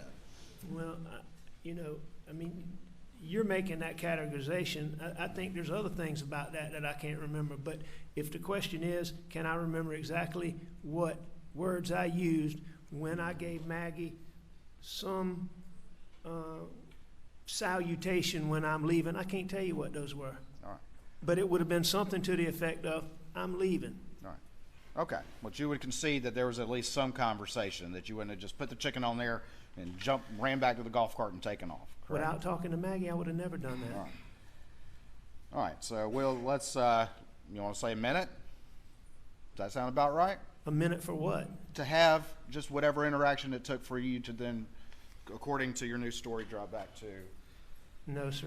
It wouldn't have taken me a minute. It would Not a have minute. been, it would have been, I'm leaving. I'll see you in a minute. Okay. So 30 seconds? I don't think it would have taken 30 seconds, but, I mean, I'm fine with you using whatever time you want to apply, but I don't I'm think it just would have asking taken that about long. real life here and how people interact with one another, Mr. Murdaugh. I mean, so what you're telling this jury, I call you're fuzzy on these kind of details, is that you jetted down there, you dealt with the chicken, and jetted right back. No, sir. No, sir. I didn't jet down there, and I didn't jet back. I got up after Maggie asked me to leave, after Maggie asked me to go with her, and I didn't. I got up. I went and got on a golf cart. I drove down there. I did what I did. I said, I'm leaving, or something to those words, and I went back. All right. Well, if it's about 8:46, if the kennel video ends at 8:45 and 45 seconds, and it's about 8:46, we at least concede that maybe it was about a minute before you got on that golf cart and headed back. Just reasonable real life. Maybe. Yeah. I mean, I don't think it was that long, but maybe, sure. All right. So, But I don't think it was that long. I mean, all right, well, how long exactly did you think what it I was, thought Mr. was going to be Murdaugh? going on at that kennel, why I didn't want to go there to begin with, is exactly what was going on. Yeah. Well, I get that. Again, And I left. are these also convenient facts in your new story that have to fit with the timeline now that that evidence has been thrown in your face? No, sir. Does that sound like real life to you, that you jet down there and jet back, Mr. Murdaugh? Mr. Waters, as I just told you, I didn't get on my golf cart and jet down there. I didn't jet back. The Those are reason your- why you have to be Hang so on now, fuzzy Mr. about Waters. these Just a second. details. Mr. Waters, hang on. Just answer before another question is presented. Yes, sir. I'm Just a answering your moment. question. Just a moment. Are you responding to the last question? Yes, sir. I'm responding to your question, and you're using words that I'm not using. And that's your Do you agree categorization. I'm entitled to ask my questions to you, sir? Absolutely. Okay. And I'm going to answer them. All I'm saying is I'm taking issue with the manner in which you're changing what I'm saying. So you And disagree this is a new story? You disagree with that characterization? yes, this is the first time that this is being told openly. And you disagree to my characterization that you've got a photographic memory about the details that have to fit now that you know these facts, but you're fuzzy on the other stuff that complicates that. You disagree with that? I do disagree with that. I think that I have a good memory about a lot of things on this. How about this? We got the kennel video ending at 8:45:45. So just to take care of the chicken, put it up. I was going to say 8:47, but somewhere around there. I think you said somewhere around there. Is that fair? Just to do whatever you need to do and get on that cart before you head back. The kennel video ended at 8:45, In 45 seconds. 8:46. It certainly could have been 8:47 before I left out of there. Okay. I think it was sooner than that, but it could have been. All right. That's 60 seconds. And 75 seconds, correct? After it ends. If it ends at 8:45 and 45 seconds, it's a minute and 15 seconds. And you characterized it yesterday as I got out of there, right? That is exactly what I did. All right. So if we're at 8:47, I think you said, giving you the benefit of the doubt, it's 2 minutes to get up back to the house, correct? Approximately. All right. And when you got back to the house, where'd you park the golf cart? Same place I'd gotten it from, right where Mark Ball testified that it was. All right. And what door did you go in? I would have gone in the front door. And if you left around 8:47, and it took about 2 minutes to get up to the house, what time would that make it, Mr. Murdaugh? If I left at 8:47, and if it took me 2 minutes, that would make it 8:49. 8:49.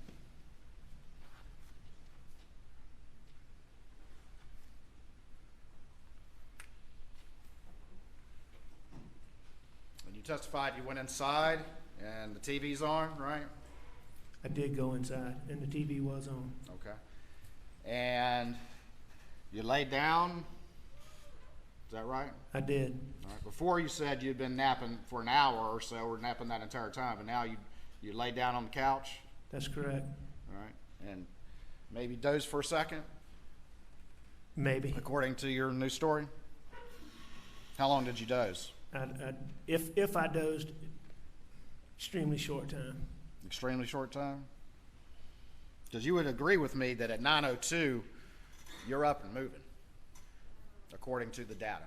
I agree that according to that data, my phone's recording steps at whatever time it is, 9:02 something.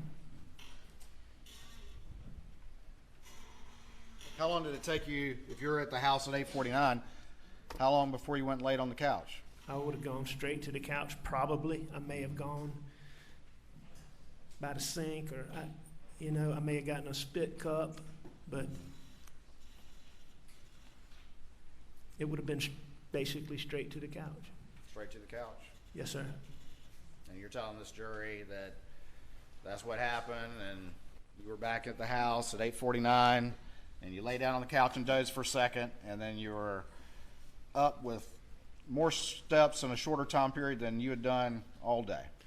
Well, I mean, your number is 8:49. What I'm telling this jury is that I went down there, and when I took that chicken from Bubba, I would have said something to Mags. I got back on that golf cart, and I drove back to my house. After getting back to my house, I went inside, and in short order, I went to the couch. That's what I'm telling this jury. Did you go anywhere else in the house? Mr. Waters, I can't tell you specifically about that. think so, but I may have. Did you have that tan blackout and a 12-gauge shotgun on that golf cart when you drove down there? No. You didn't? No. Did you see them when you were down there? No. No. So we got you back around 8:49 and you're leaving at 9:02, correct? And you didn't see any weapons down there. You just happened to be back there. You didn't hear anything at all. Did you hear anything at all, Mr. Murdaugh, during that time period? No, I did not. You didn't? Didn't you tell law enforcement that you thought you heard them pull up? Didn't you tell law enforcement that? I did think they had pulled up. All right, so that was that. You did think that? Yes. All right. So now you're saying there was a car pulling up? No. You didn't testify to that yesterday, did you, in your new version of events that No, I don't, construct? Mr. Waters, I don't believe there was a car pulling up. Okay. But that's what you told law enforcement, didn't you? No, I told law enforcement that I thought they had pulled up. Okay. All right. But you're saying you couldn't hear blackout shots supposedly, but you could hear that, correct?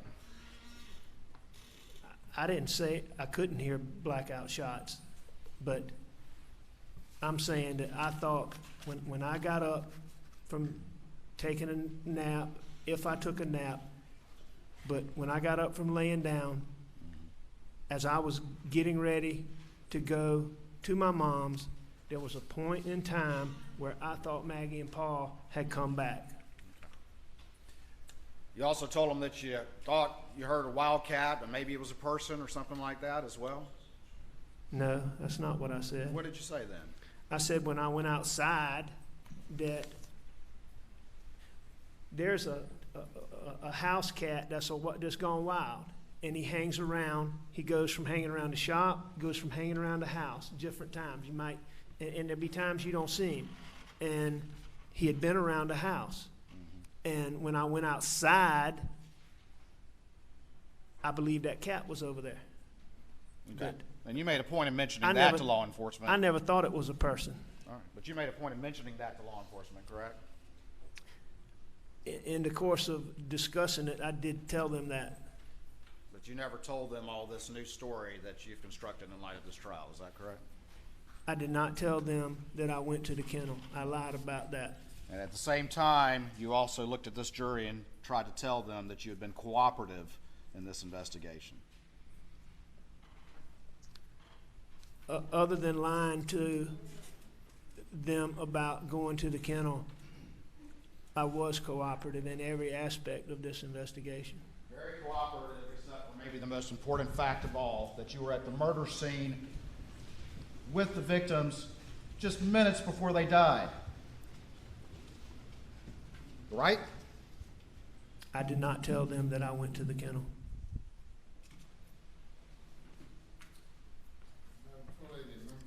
We'll take a break at this time for about 15 minutes, talking to the jury. Please go to the jury room. Please not discuss the case.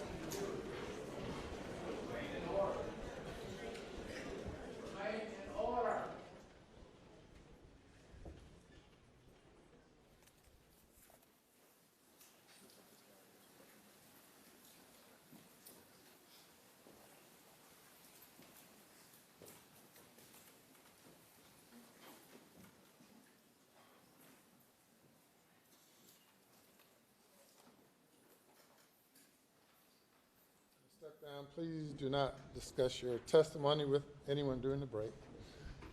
We'll be in recess.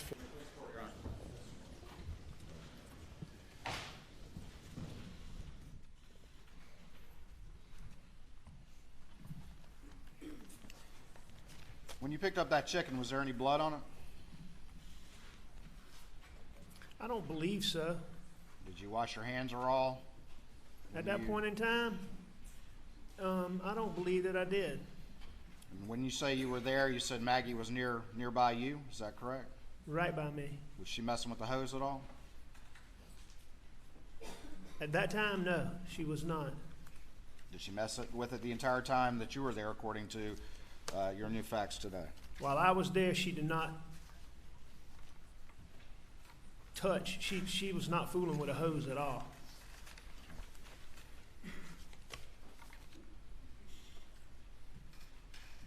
I'm gonna try to move this thing along.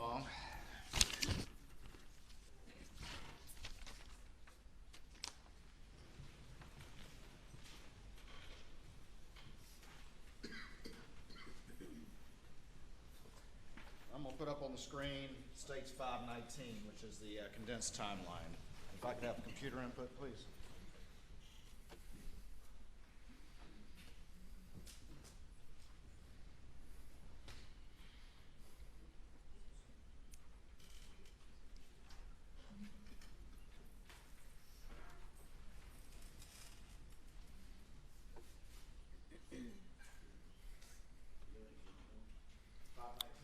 It's the condensed timeline, Mr. Griffin.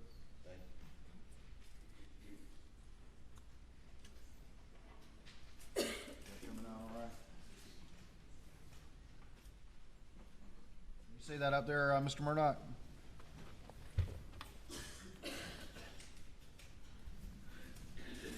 Yes. All right, I'm on page 5. You see that cell tower map there? That's up on my screen. Yeah. I do see that. Would you agree with me that it reflects no cell tower activity on your phone from 6:52 to 9:04? I do agree with that.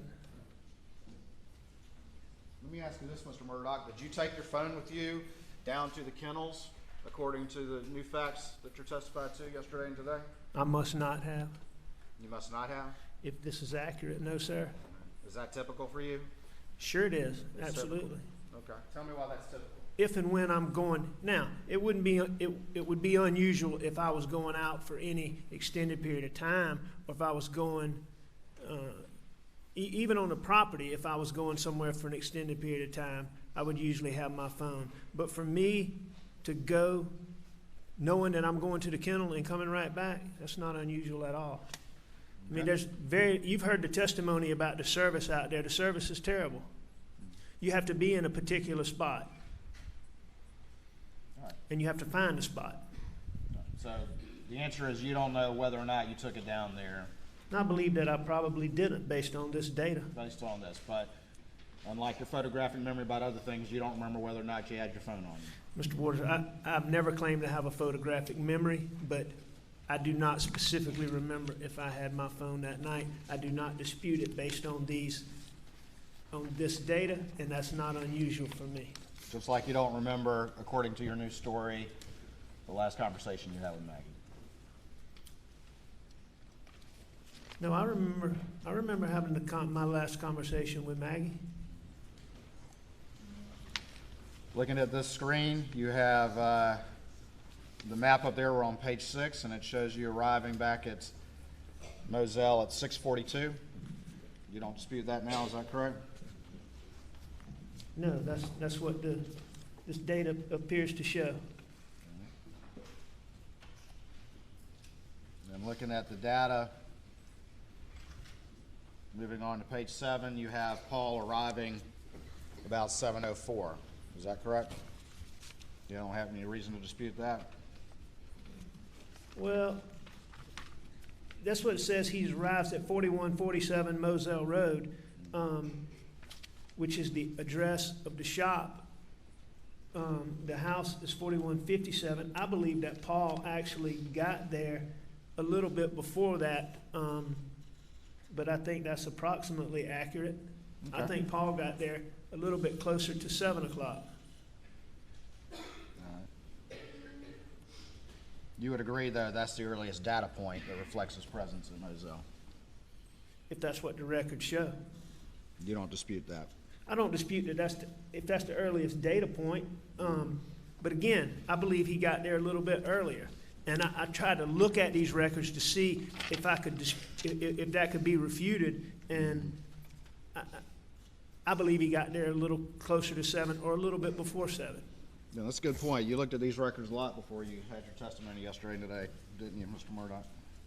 I've looked at these records other than the OnStar records that just came when they were provided to me. Sure, I've looked at them. Right here, we have some steps on your phone, 29 steps. And then down at the bottom, we have 89 steps. Is that consistent when you and Paul were together on the property? I mean, sure, we would go to different locations on the property. Sometimes we would get out. Sometimes we wouldn't. We'd get out and walk around. We'd look at stuff. We'd do things. For example, you saw me messing with the tree. There'd be other ones. We may get out and look at a feeder. Maybe other ones we get out and look at hog signs where hogs are rooting. So it would be perfectly consistent with what Pawpaw and I were doing that day.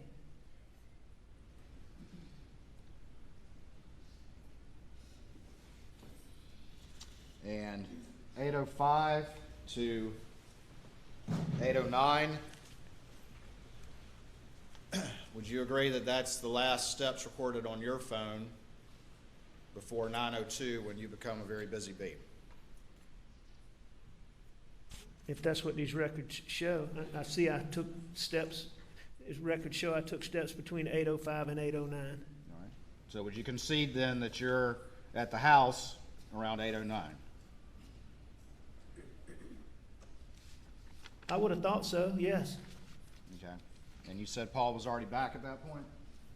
No, I said just the opposite. When did he get there? All right. You talking about when I left the shop and went to the house when Maggie was there? Yes, before you ate dinner. No, as I said earlier, Paul and I were at the shop. Maggie got home. I left Paul at the shop and I went to the house. I think you were saying that I said I met Paul at the house, and that's incorrect. Paul was still down at the shop when you were at the house, correct? When I first went to the house, Paul was still at the shop, I believe. All right. And was Maggie there when you arrived at the house? Yes, I believe she was. All right. And 8:09 is the last steps that you have on this phone before 9:02, correct? That's what the data shows.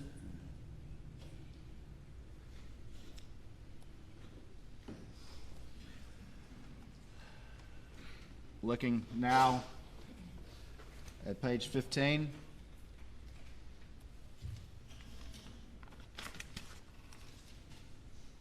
I'm sorry, page 14. Your steps that you say when you got to the house is 8:09 and Paul was still down at the shop, but don't these records reflect that Paul is pinging with GPS data at the house at 8:08? This record appears to show Paul at the house at 8:08. All right. So those records don't fit with your new story that you've testified yesterday and today. Is that correct? No, I don't believe even right now, Mr. Waters, that that's right. I'm not saying, what you're doing is you're taking 8:09 and saying that I'm at the house. And, I mean, that may or may not be right, but what I'm saying is that when Maggie came through, I left, and I believe that Paul stayed at the shop. Now, did Paul come right behind me? I'm not sure, but when I left him, I believe that when I left to go to the house, I believe that Paul stayed at the shop for a minute. When you got to the house, did you put your phone down? I'm sure I did. Did you put it in the car, in the Suburban? Did I put it in the Suburban? When you got back to the house, did you put it in the Suburban? Was the Suburban parked out front? The Suburban would have been parked wherever I parked it. Which is where? I believe on the side. Okay. And did you put your phone in the Suburban? At that time? No, I did not. Where'd you put it? I'm not sure where I put it. You're not sure about that either, huh? No, I'm not sure. When I went in the house, I'm not sure where I put my phone. I would think that I put it down somewhere, probably by the couch. Didn't you testify yesterday when you were being asked by your lawyer about that pause at Alameda when you were leaving, and you had a very specific recollection of your phone had fallen down in the crevice and you had to pick it up and get it out? You remember testifying to that? I do. But you don't remember what you did with your phone when you got back at this point, huh? I mean, Mr. Ward, those are two distinct, different things. I'm coming in the house and I put my phone down. I don't have a routine spot that I put it in right on this corner or right there. You know, Yeah. I would assume that when I went in the house, I put it somewhere either on the table. You go by, go into the couch. I may have taken it to the bathroom. When I took a shower, it may have taken me a few minutes to go to the shower. So I can't tell you exactly where I put it. That console story is an awful specific recollection when you need it to try to make the new story that this jury's hearing and everyone's hearing yesterday and today with the data, correct? But you're awful fuzzy on far more important things, aren't you, Mr. Murduagh? Which question? Here, I'll answer the first one first. No, Answer the first one first and second. I don't believe that's convenient, and I disagree with your categorization of the description. All right, but you remember the console story, but you don't remember where you put your phone, whether or not you took it down to the kennels, whether it was in the, you put it in the Suburban, don't remember any of that, but dadgummit, you remember that console story, correct? Well, I don't remember the console story, but, you know, in that Suburban, and it's not the first time that it happened, but when that phone got down there, you had to go to great efforts to get it out, and you couldn't just reach over there and get it out. All right, you say when you got to the house that Maggie was already there? Yes. Okay. And we saw your last steps were at 8:09? Well, that's what you saw when this data recorded my last steps, but as you heard this testimony too, Mr. Waters, you know, that's not a precise, that's not a precise, you heard the testimony, you know what it is. Well, how did you get back to the house? Remind us. From the shop? Yeah. I went in a white pickup truck. Went in the white pickup truck? Okay. And when you got into the house, where did you go? We've already discussed this. I took a shower. Whether I did things for a moment before I went to the shower, I'm sure I talked to Maggie because she'd been gone. And if she came through the kennel, which I believe she did, we only talked briefly, so I would have talked to her, but I would have quickly gone to take a shower. Okay.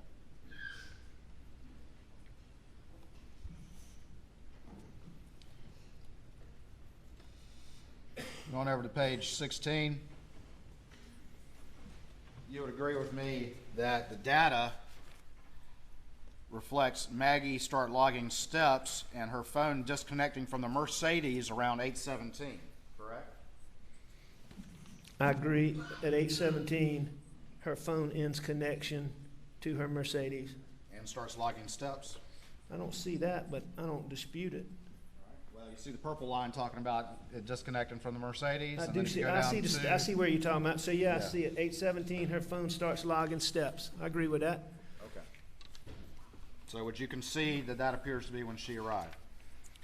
No, I don't believe that's when she arrived. I believe that. I mean, it was very normal for Maggie when she's driving to jump out of the car, run inside, go to the bathroom, do things, and either send me or Paul or go back or Buster or go back to her car herself and unplug her phone. So, I mean, I agree that's when her phone's unplugged, but I believe that Maggie got to the house a little bit before that. That's the whole reason why Paul and I went to the house. Okay. But you're saying Paul arrived after Maggie, is that what you're saying? At the house? at I this point believe in so, time? yes, sir. Okay. That's what I recall. And Paul arrived at the house after I arrived at the house, I believe.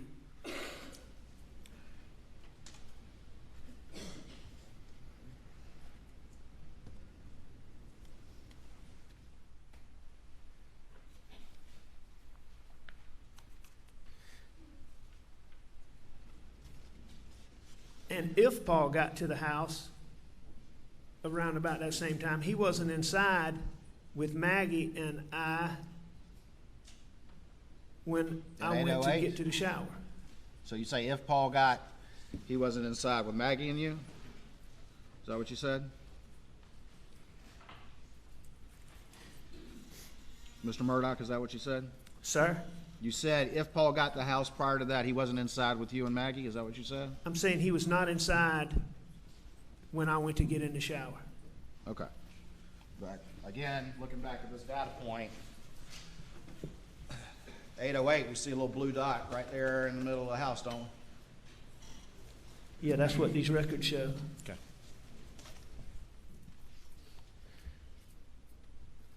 And it also shows that circle that folks testified to, what the range of what it could Yeah, absolutely. be within. So, I mean, it clearly could be. Look at that circle.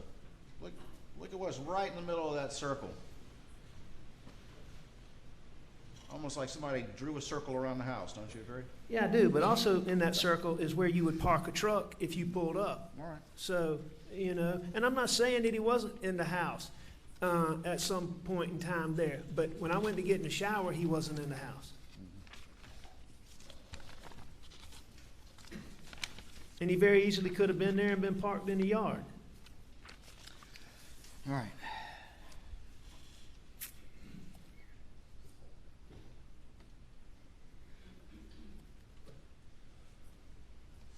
You agree at the bottom of page 16 that about 8:30 Maggie starts tracking steps again on her phone?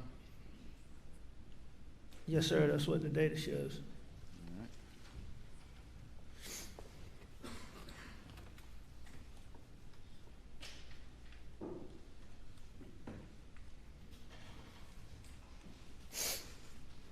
Oops, hit the wrong button. And you would agree with me that about 8:38, Paul's phone shows him back up at the kennels. Well, yes, sir, I agree that at 8:38, let me see which one. It's hard for me to figure out which one of these rings, but at 8:38, it shows Paul in whichever one of those rings is 56 meters wide.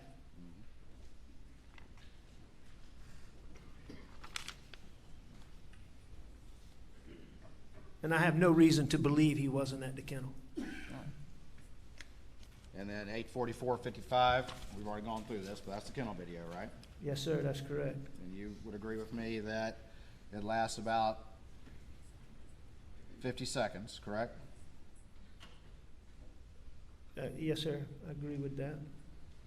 And you would agree with me, moving on to page 19, that both Maggie and Paul's phones locked for the final time around 8:49. That's what the data shows.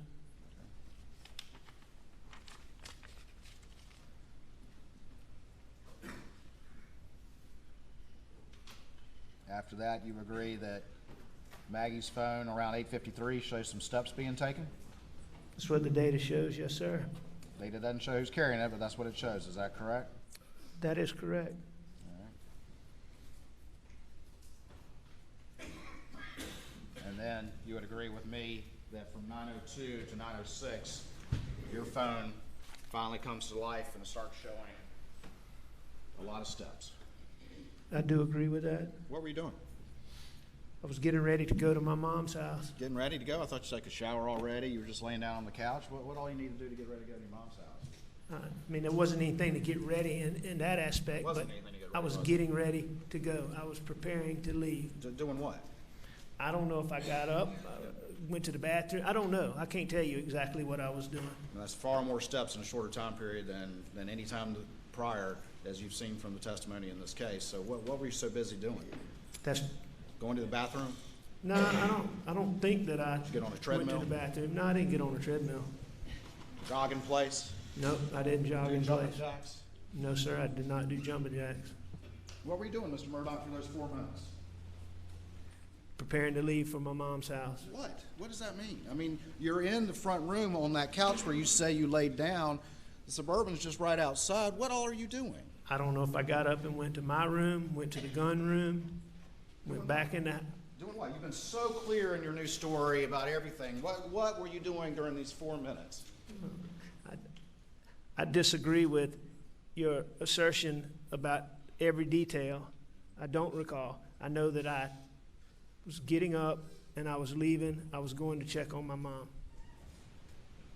But specifically what I was doing, I don't know.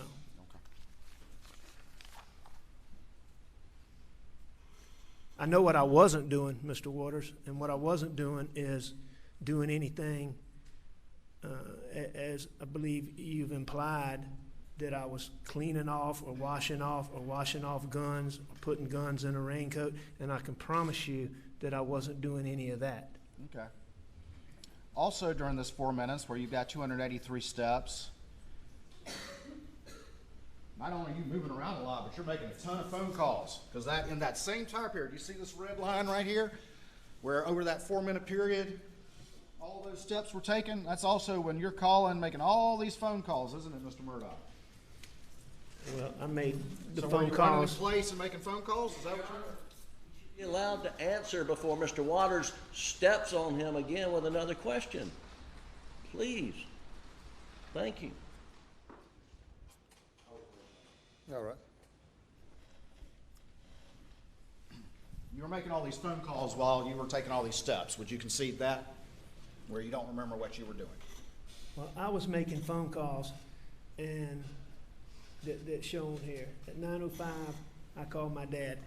You know, I don't know that I was taking steps like you're saying I'm taking steps. I heard the same testimony you heard, Mr. Waters, and, you know, steps can be recorded any number of ways.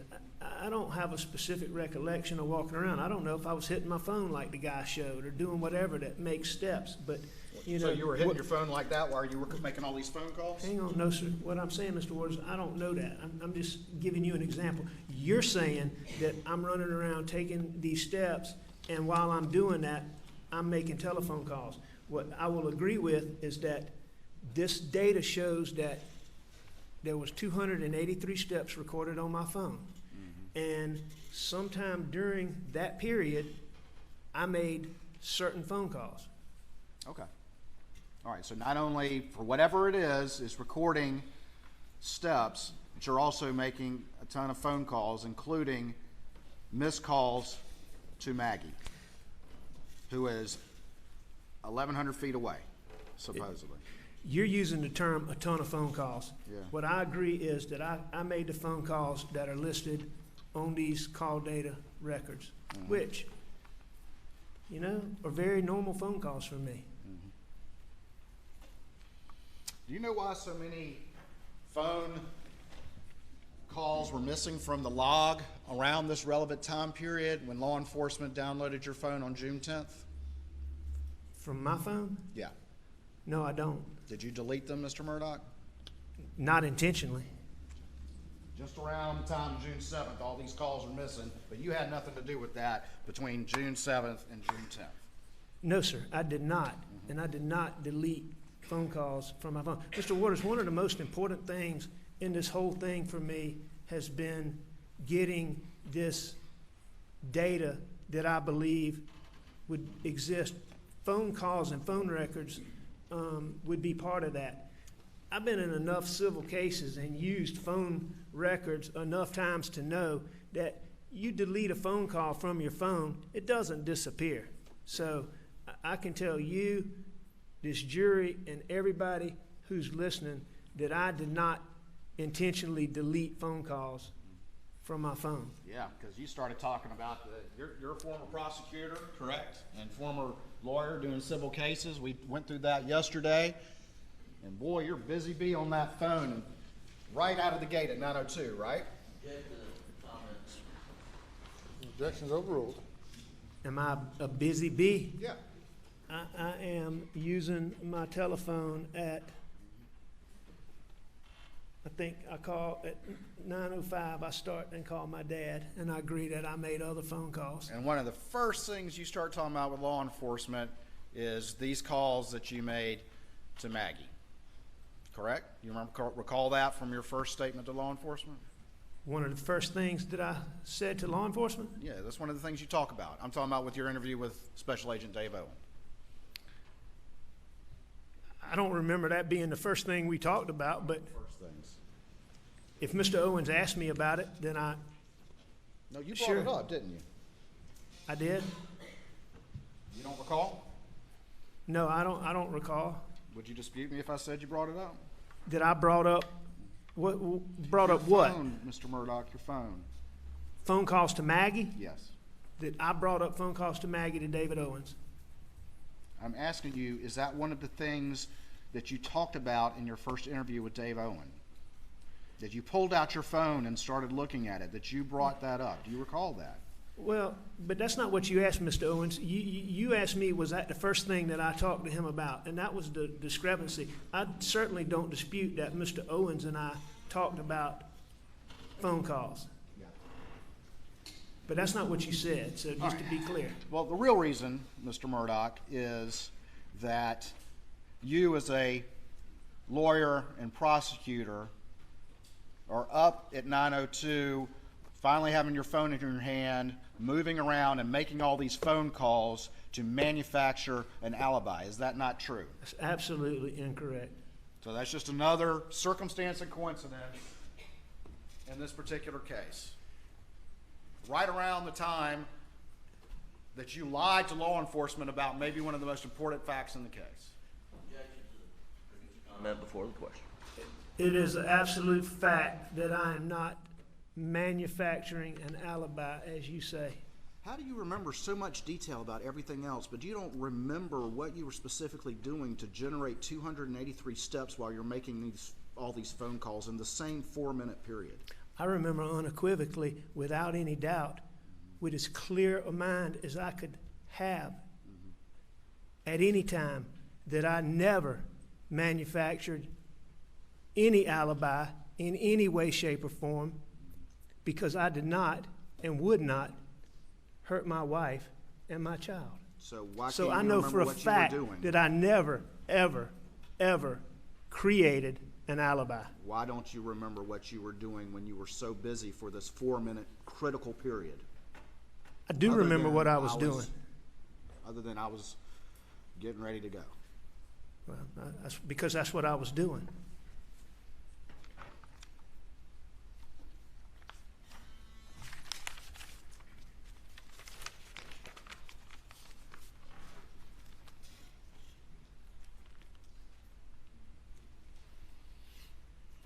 Okay. Well, let's keep going.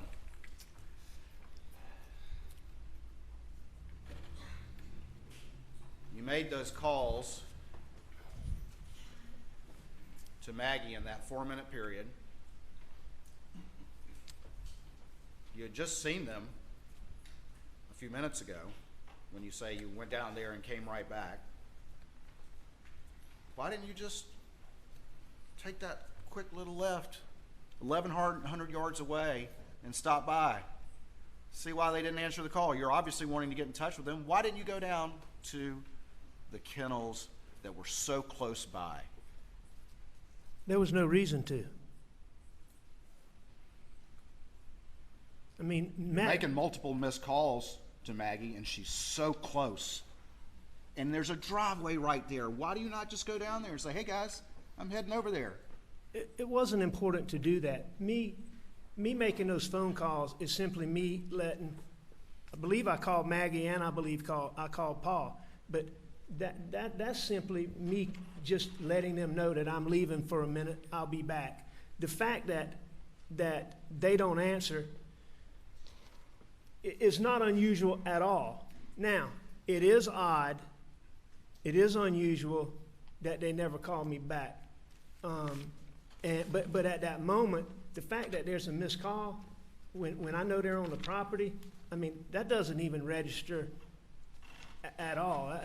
That's perfectly normal to try to call somebody who's on the property and not be able to get them.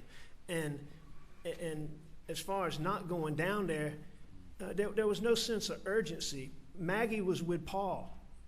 You know, she should be as safe as she could be.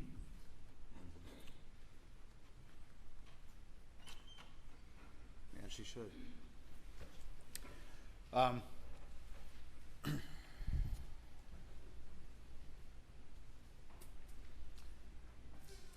Did you talk with Maggie about going to Alameda when you were at the kennels?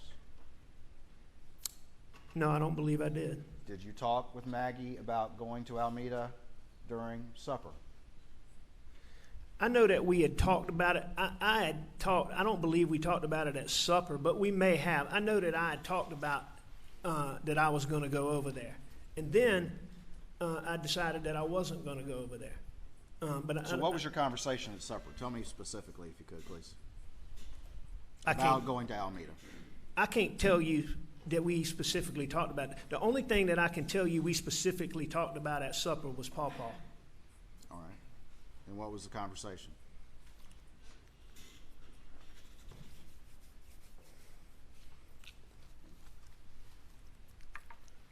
Maggie was just concerned. Paul had been having, for a young person, Paul had been having high blood pressure. And he's very resistant to go to the doctor. And this has been going on for a little while, but lately Paul's feet had swollen. And for a 22-year-old to start having swollen feet concerned both of us, and it particularly concerned Maggie. And we talked about that. Okay. Did y'all talk about Mr. Randolph at all? I'm sure we did. Do you remember that group text coming in about whether or not anybody was going to go see Mr. Randolph at the hospital the next day? Do I remember it coming in? Yeah. I don't remember it coming in, Because but you didn't read it till the next day. But I've seen the data. why didn't you? Did you ever text the group and say you were going to Alameda at all? No. Did you and Maggie ever specifically discuss her going along with you to Alameda? I don't believe that we did. I know that there was a point in time where I said Maggie might go, but it's highly unusual for Maggie to go and visit just my mom. That whole situation, it just made Maggie sad, and she didn't like to go. So You I don't believe that we did, but I do acknowledge that at some point I said she might go for some reason. You told law enforcement on multiple occasions that, first of all, Maggie was planning to stay at Edisto the night of June 7th, correct? I did say that. All right. And you also said that you came to find out that she came home of her own accord, correct? You told that to law enforcement. Is that true? She did come home of her own accord. That she decided on her own to come home because she was worried about you. Isn't that what you said? I did say that, and I believe that to be the case. All right. But since despite what you told law enforcement, we've since seen the text that you actually called her and asked her to come home on the night of June 7th. No, sir, that's not correct. That's not correct? No, sir, that's absolutely not correct. All right. So you heard your sister-in-law Marion testify to just that fact of a conversation she had with Maggie, but you're saying that's not true? I don't believe that's what Marion said. All right. And your defense put in this exhibit, Exhibit 107, where Maggie texted Blanca and said, "Alec wants me to come home." I've seen that. I agree with that. Is that it up on the screen? Oh, I've got the wrong input here. I'll just hold it up. You've seen this text? I have seen that. Mr. Waters, the only dispute I have with what you're saying is you're saying that I called Maggie and wanted her to come home. I always wanted Maggie to come home, and I would have talked to Maggie about coming home before she ever left to go to Charleston and to Edisto. And I can tell you this, and I didn't realize this at the time, but I realize it now, that Maggie was already undecided about, now I didn't know this, but Maggie was already undecided about staying at Edisto. I can promise you that, because Bubba and Grady were in their kennels, as y'all well know, that night. That day, if Maggie was certain that she was spending the night at Edisto, at a minimum, Bubba would have been with her, and probably both dogs would have been with her. It was very unusual for her to spend the night anywhere without one of us or those dogs. So you're that saying, tells me that when she left that morning, she was already seriously thinking about coming back. So you're saying that you never called her and had a conversation that day asking her to come home specifically on the night of June 7th, 2021? Maggie and I had a couple of phone conversations that day. What I'm telling you is that before she left, no, I don't believe we had a phone call about that. We may have discussed it during the phone call, but I didn't make a phone call to her to ask her to come home. I had already told her I wanted her to come home. I always wanted her to come home. You heard Marion say that too, that I always wanted Maggie with me. Maggie thought enough of it to talk about it with Marion, didn't she? The fact that I wanted her to come home? Correct. Well, sure. I mean, that's what Marion said. So you're denying that you called Maggie and specifically asked her to come home that night? I didn't make a phone call to Maggie to ask her to come home that night.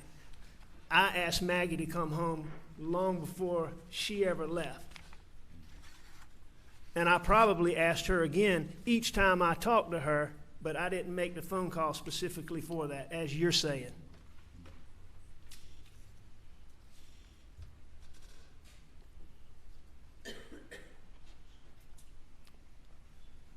And to be clear, I'm certain that if Maggie was certain that she was spending the night, Bubba would have been with her, and probably Grady.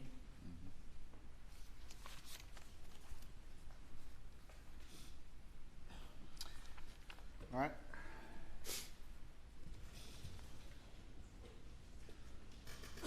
Why did you tell law enforcement, though, that you found out after the fact that Maggie wanted to come home because she was concerned about you? Why did you phrase it that way if what you're saying to the jury now was accurate? Why would you phrase it that way? Because I believe that to be the case. That you found out afterwards, but now you're saying you knew. No, I'm saying I found out afterwards why she came home, Mr. Waters. Okay. And she came home because she was worried about me. So I want to be clear about that. I did not learn that until I think the day after she got killed. But you're saying that you found out that after the fact, but you're telling this jury that you knew the things that you just said about her wanting to come home. And you were unaware of what Marion would say at that point either. No, I'm saying at that time, I had not thought about Bubba and Grady. Since that time, I've thought about that. I'm certain of that. At the time, I thought Maggie was staying at Edisto. All right? She was going to Edisto to meet the people, to do the work. Maggie loved to stay at Edisto. There's no doubt about that. It would not be unusual at all for her to stay at Edisto. But just like every other time, I had already asked her, please come back, come back. Always wanted her to stay with me. Always. But I did not learn about, and Maggie even texted me, I'll see you in a few hours. But I did not know why she decided to come back until later, is what I'm saying.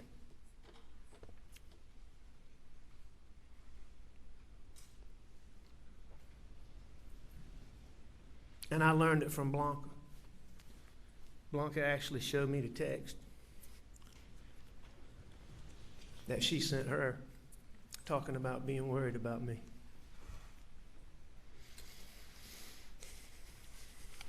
You would agree with me that you sent a text to Maggie at 9:08:58 while in motion in the Suburban, as reflected by the data?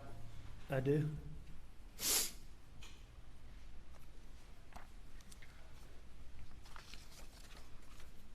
Which was because I couldn't reach them by the telephone, and I wanted them to know where I was. Okay. Which is what we do. And you got to Alameda around 9:22? I believe that's correct. I can go down to it. No, I don't have any reason to dispute that.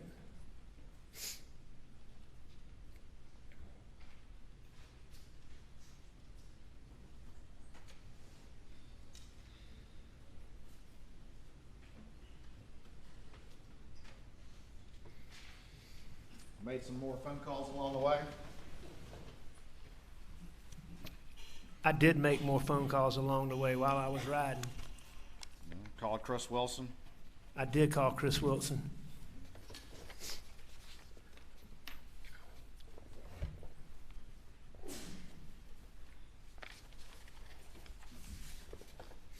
Had a short conversation with him?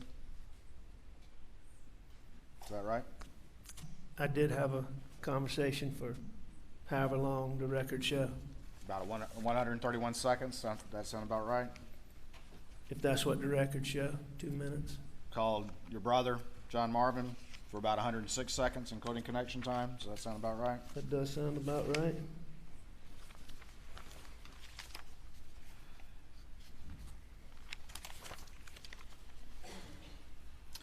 Arrived at 9:22. Does that sound about right? It does.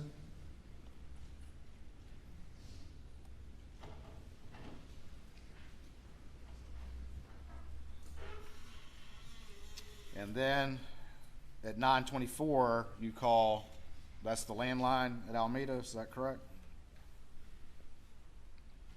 That is correct.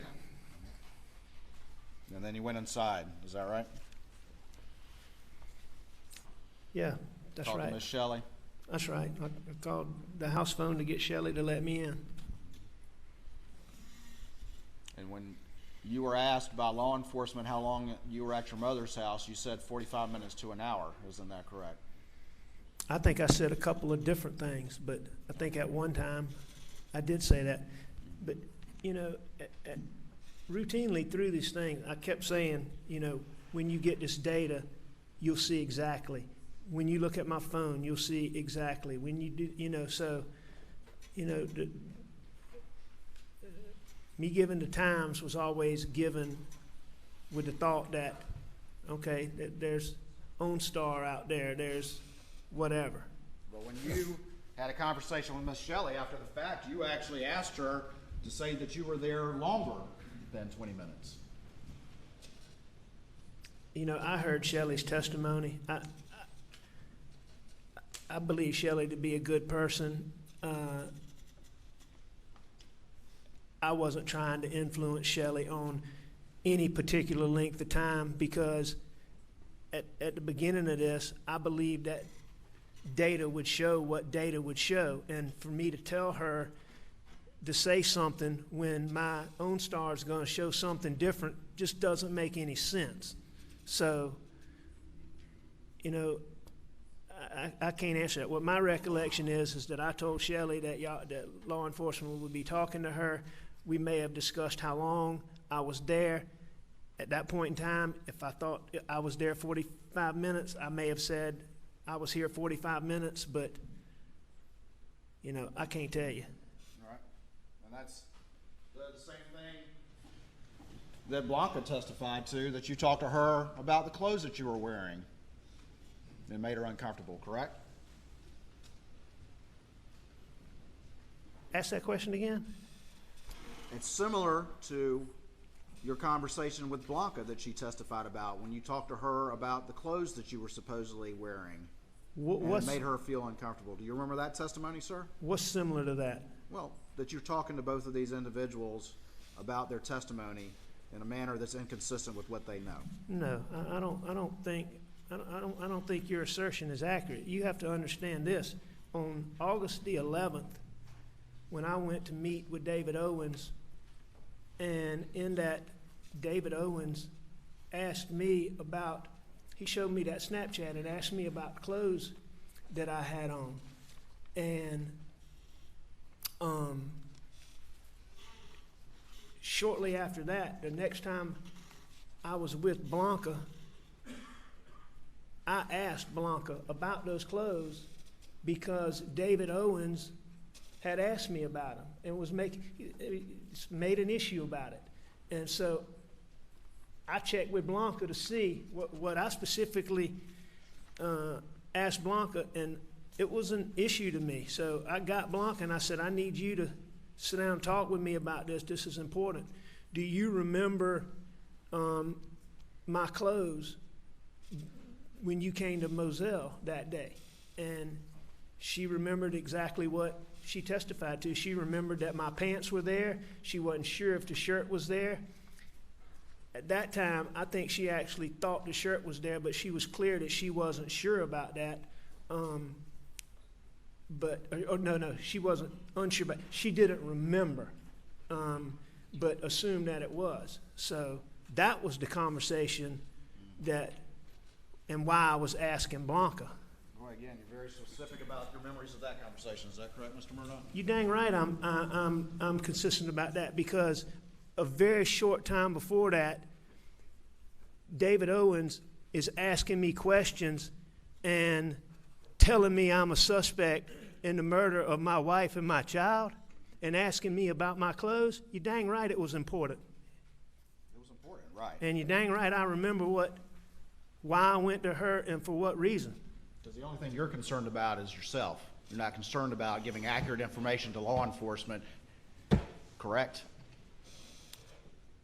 What's the reason for that, Mr. Murdaugh? Why don't you want to give accurate information to law enforcement? Why do you want to talk to these women who both are employed by you or your family and try to influence what they are going to say? I did want to give law enforcement accurate information. I told a lie about being down there, and I got myself wed to that. But I wanted to give them as much. I knew that I hadn't done this, and I wanted to give them as much accurate information as I could. But the reason I went to Blanca is specifically because David Owens talking to me on August the 11th. Okay.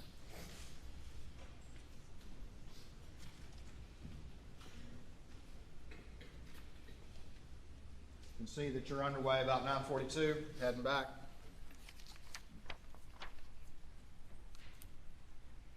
I 9:42 to 9:43. I do.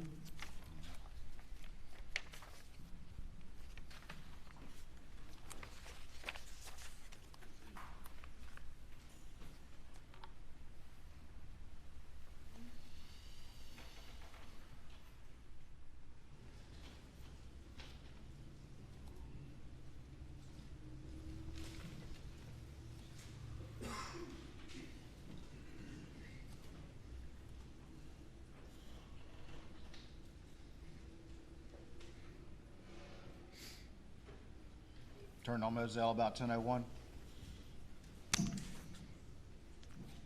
Turned into Moselle at 10:01. Yeah, sorry. It looks to me like I turned into Moselle at 10 o'clock. 10 o'clock on the dot, sorry. Yes, sir.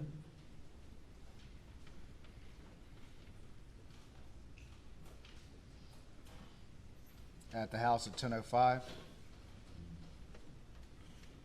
Yes, sir. And then that's when you went back to the kennels after you came back from Alameda, correct? I went to the kennels after I went to the house. I went from Alameda to the house to the kennels. And we got to the scene, you got out of the car, according to what you told law enforcement repeatedly, and went and checked the bodies, correct?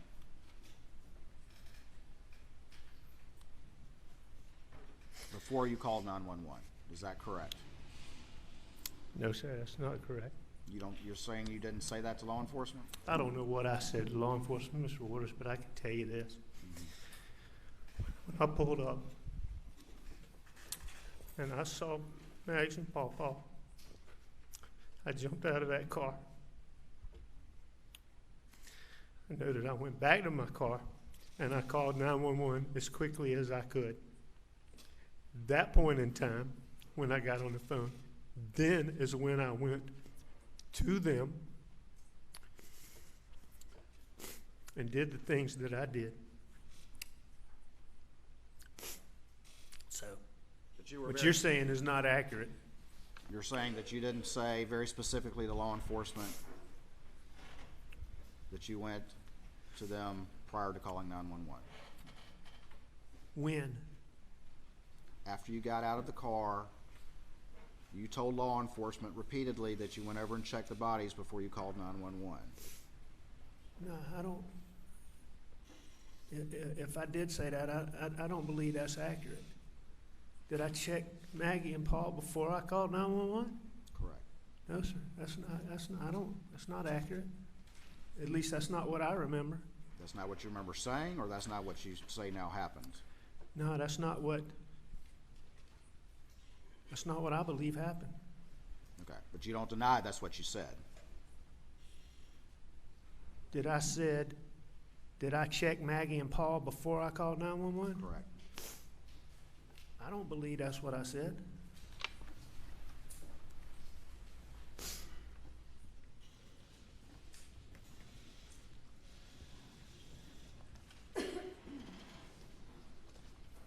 Now, I know I checked them, but I don't believe I checked them before I called 911.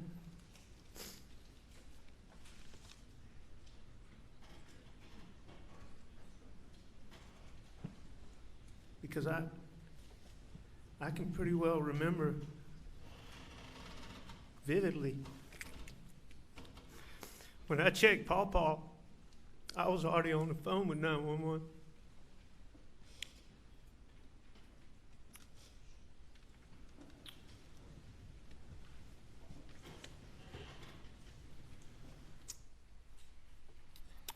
Looking at this data,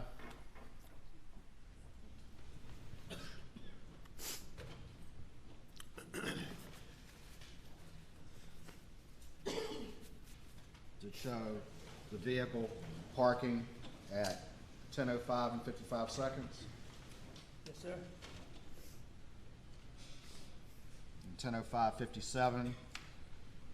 The Suburban arrives at the kennels. You agree with that? I'm sorry, say that again, Mr. Waters. At 10:05:57, it shows the Suburban arriving at the kennels.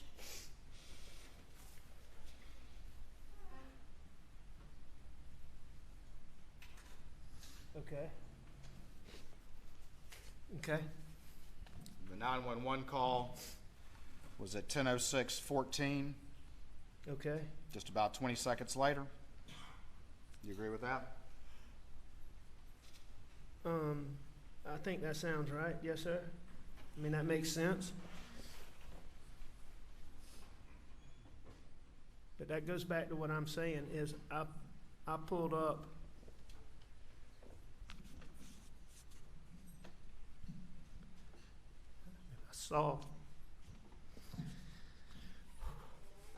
I saw them, and I know I jumped out of my car. But I believe that before I checked them, in fact, I'm almost certain that then I went back and I got that's when I went and got my phone and I called 911. Okay. And then, after I called 911, there was a little while where there wasn't, I don't think there was anything going on. And I believe that is the time period that I went and checked on them.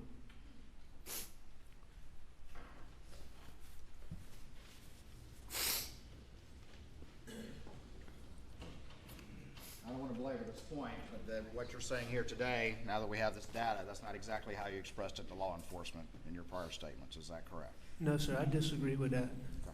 I totally disagree with that, Mr. Waters. Will you point to what you're talking about? Sure.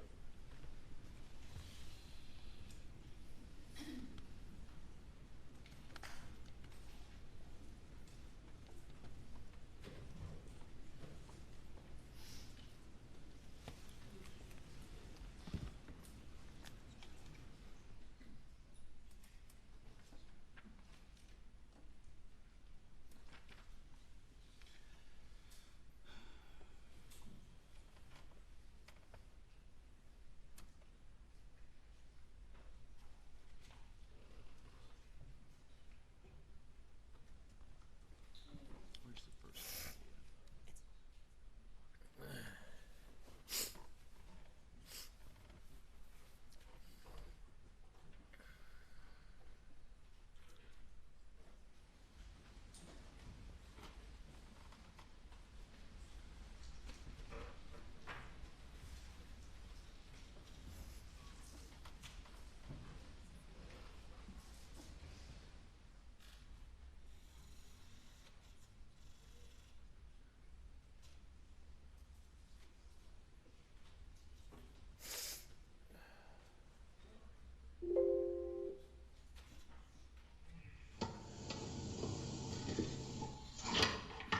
All right, sir.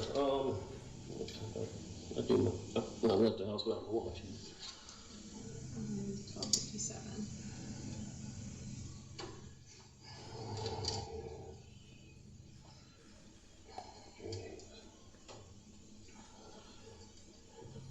All right, Mr. Murdoch, state your full name for me, please. Richard Alexander Murdaugh.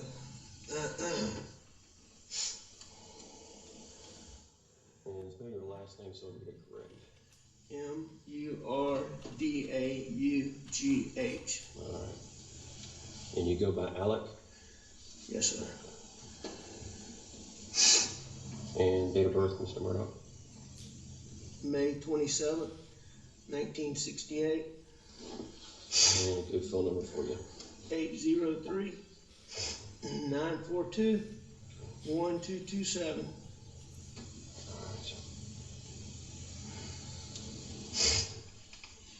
And sir, what was your name?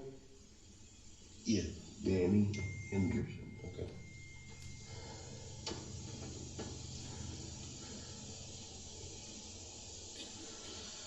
All right. As I stated, I'm David Owen in Lower Rutland with Colleton County. I'm with SLED. I hate to have to do this. I but- understand. yeah, I totally yeah, understand. yeah. So you don't have any problem Yeah. with it. So,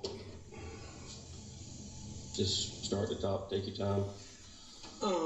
Like when I came back here, I mean, I pulled up and I could see him, and you know, I knew something was bad. I ran out.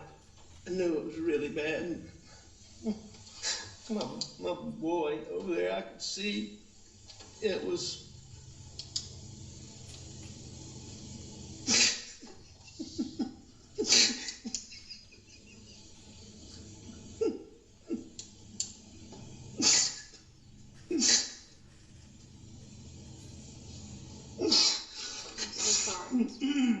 And I could see his brain on.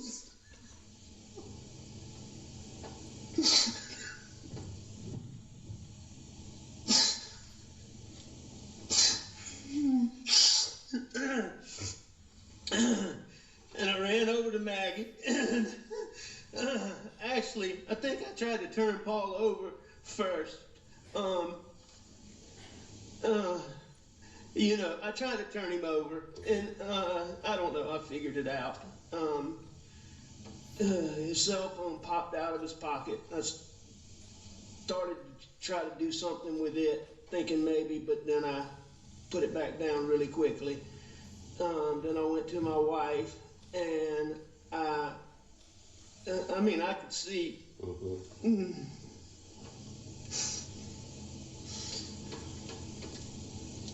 Did you touch Maggie at all? I did. I touched them both. Okay. I tried to take, I tried to do it as limited as possible, but I tried to take their pulse on both of them. And, you know, I called 911, pretty much right away, and she was very good.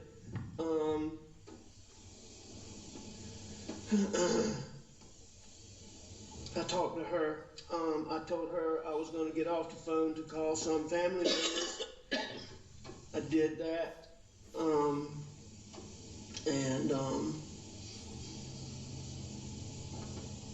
What family members did you call? I called my brother Randy, and I called my brother John.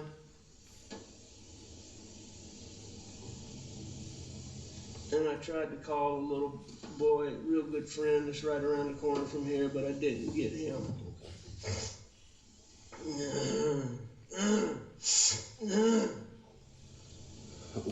person you didn't name, that was Rogan, the little boy right around the corner. Is that who you're talking about? That's correct.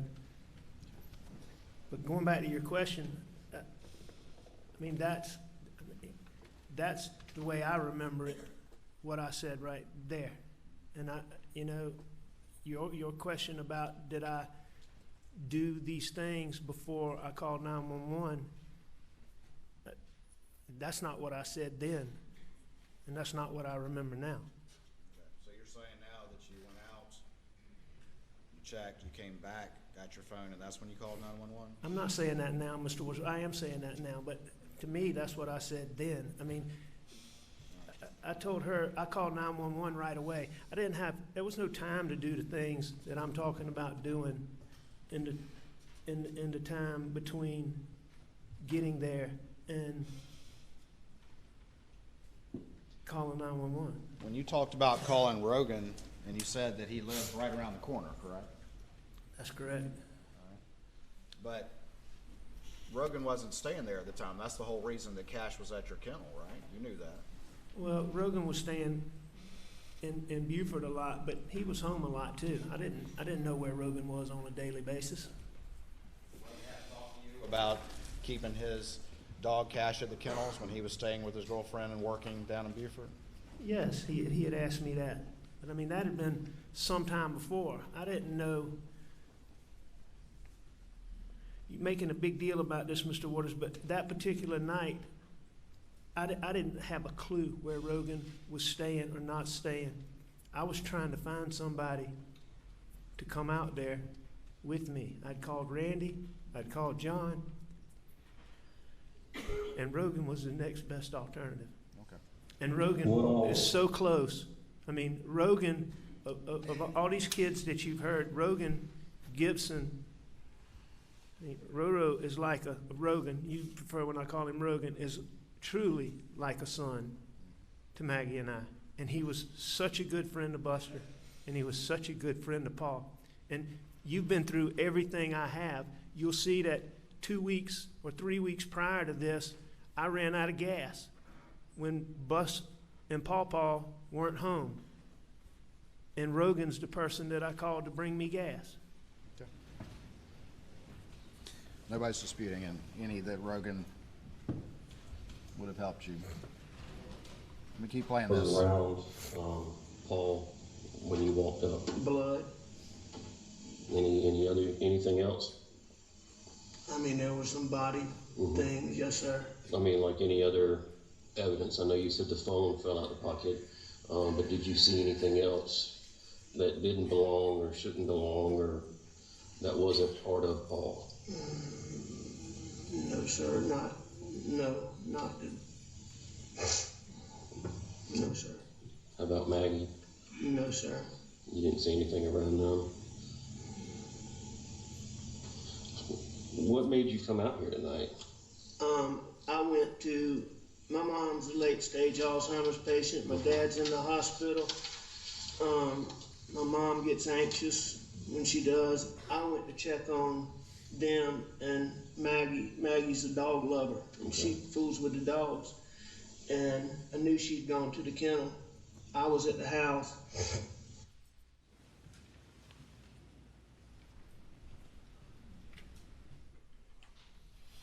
You just testified that in the wake of this, you didn't know what you said to law enforcement. That was what you just said? No, I mean, I know a lot of what I said to law enforcement, but there's a lot of things in looking back at this video for one, the 911 call for one. I mean, there's a lot of things that I didn't remember. Okay. But right then and there, just not long into this interview, you made a conscious decision to lie right there. Play that again? You said, I was at the house.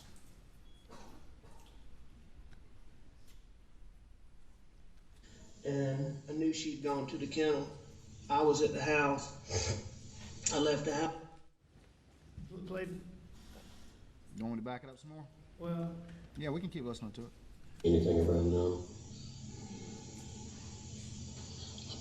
What made you come out here tonight? I went to, my mom's a late stage Alzheimer's patient. My dad's in the hospital. My mom gets anxious when she does. I went to check on them and Maggie's a dog lover. And she fools with the dogs. And I knew she'd gone to the kennel. I was at the house. You want to hear it again? No, sir, but I don't So you think, made a conscious decision to lie right there, this early into an interview, sitting in the front seat, correct? I don't believe so. You didn't make a conscious decision to lie? I don't believe that was lying at that point. Okay, tell me why not. Because Maggie had gone to the kennels and I was at the house. Okay. So you think you were being, that was not a lie at that point? I don't believe so at that point. At what point did you decide to lie? I'm not sure, but it was in that, It was in this interview? I believe that it was. Okay, was this interview where you're sitting in the front seat, correct? It is. You're not in custody, correct? I'm not in custody. They're giving you water, letting you chew tobacco, treating you politely, correct? They were treating me very politely. So what was it that clicked? So you said it's in this interview that it clicked that I'm gonna lie about the most important fact that I know? I'm not sure exactly when in it that I lied, decided to lie, but I believe it was during this interview. I believe all those things that I talked about, you know, those things that had gone on, the things that people had said to me about don't talk to anybody without a lawyer. Partners all told me that, or a lot of my partners told me that. My dear friend, Chief Alexander, was one that said that. I overheard, I believe it was Sheriff Hill, I'm not positive, I overheard him tell, I believe Mark Ball or Gray Holmes, don't let him talk to anybody without a lawyer. And what I believe is that based on my distrust of SLED and getting in that interview, and I'm not positive about this, but I believe when he asked me, you know, about my relationship with my wife and my son, I believe that's when I decided to lie. But I'm not left positive. out when you had the GSR too, because that's what you testified to yesterday. That certainly contributed. And your dope paranoia too, you said that as well, correct? Well, those things are what triggered the paranoia that started as my addiction evolved. Right. And so you're an experienced lawyer and you've been a prosecutor, and you took the advice of your law partners that you should have a lawyer there, as you read that as, oh, I should lie. No, that's not an accurate Because that's not what statement. that means, is it, Mr. Murdaugh? Well, that's not an accurate statement, what you just said, Mr. Waters. I just repeated what you just said. You said was one of the factors was your law partners, and now you're blaming Sheriff Hill and Greg Alexander told you that you needed a lawyer before you talked to police, and you took that somehow as meaning I need to lie? No. As a lawyer and a prosecutor? No, that's what you said, Mr. Waters, but Then how am I mischaracterizing it from your perspective, Mr. Murdaugh? Because- I think isn't that what you heard? Isn't that what you just said? Excuse me. no, sir, that's not what I said. All right, So, well, say it again. I believe those guys were trying to help me. I believe they cared about me. I believe they thought that I was in a condition such that I shouldn't talk to anybody. I mean, those guys had to prop me up, help me get myself together just to be able to go talk to David Owens. I mean, they were trying to help me. But before that, that was just one of the many things that I believe led to that situation sitting in there where those paranoid thoughts came to me. Them talking about not talking to anybody without a lawyer, Brian Murduagh checking my hands, the fact that I got a pocket full of pills in my pocket. I was the person who found Maggie and Paul. My distrust for SLED. All of those factors combined and made me decide to lie. I also know him asking me about Maggie and Paul contributed to that paranoia. All I'm saying is, I'm not disputing that I lied. I'm just saying at this point, you're saying I made a conscious decision to lie here, and I'm saying I don't think I made a conscious decision right there. Okay, so it's later. I believe so. Had you already had your GSR done at this point? Yes, sir. Okay. I had. And you'd already talked to your law partners and heard Sheriff Hill. Now you're blaming him and I'm not- blaming no. Chief Alexander now as well for your lies. No, sir, Mr. Waters. Well, I'm you not just added that one. You didn't say that yesterday. You just added that one. Please be given an opportunity to answer the question. Objection. You can finish your last answer. All right. Mr. Waters, I'm not blaming anybody. I accept full responsibility for what I did. What I'm saying is what I believe contributed to me doing that and the reason why I did that. I think those folks were trying to help me, so I don't blame them. I think they were worried about me. Okay. I don't dispute that, but you're saying you took that advice as I need to lie. Nah, what you're doing is you're isolating one single I'm not thing. isolating anything. I've mentioned all the factors. You've added some new ones, but I mentioned all the factors that you're blaming for your No, sir. decision to lie. That's not what you did. What you asked me is you said, I took my partners telling me not to talk to somebody without a lawyer as a reason to lie. And that's an inaccurate statement. That was one of the factors that went into a series, decision to lie. hang on, Mr. Waters, a series of events, all right, that caused me to have paranoid thinking, all right, and then I lied. All right. But at some point it happened during this interview that you crossed over. You're saying that you came into this interview intending to be fully disclosing to everything, and something happened in this interview that sent you over the edge, and you said, hey, let me lie about the last time I saw my wife and child alive, supposedly, according to me. I certainly didn't go into that interview, I believe, intending to lie. Mr. Okay. Waters, I wasn't capable at that point in time of planning anything or thinking through anything. So somehow during this interview, all of a sudden those senses came to you to plan and do that. When I got to thinking in that paranoid way, that normally, as I said, I mean, I could take a deep breath and make it go away. I never had a situation where it lasted more than a matter of seconds. That night, after all those things had happened, it didn't go away in a matter of seconds. And I decided to lie. Those are the clothes that you ultimately gave to Dave Owen, is that right? Those are the clothes I gave to David Owens. At what point did you be able to chuck the pills you say are in your pocket? When did you do that? When I was in my bedroom. When you're in the bedroom? Yes, sir. Where'd you put them? I'm not sure where I put them, but ultimately they would have gone in my suitcase. So that's when you did it? Do you have a specific recollection of that? No, I don't. I just know that I took them out of my pocket.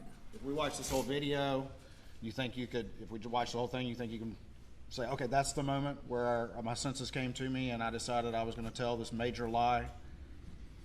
I don't know that it happened like that, but I mean, I may be able to tell you some things that contributed to it. We watched the whole thing. We've heard that.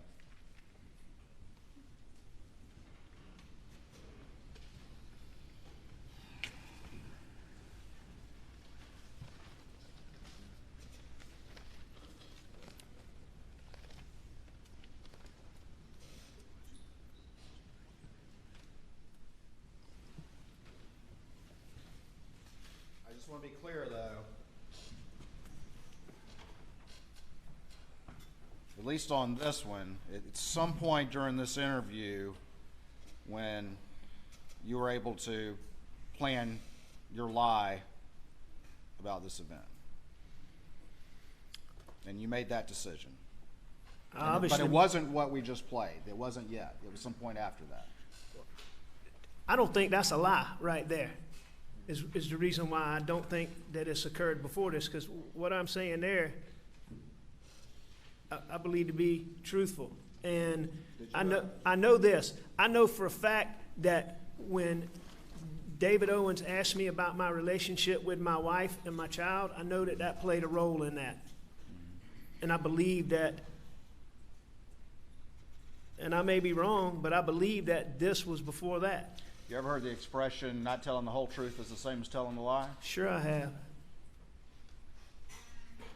That's something you understood as a lawyer and a prosecutor? Yes.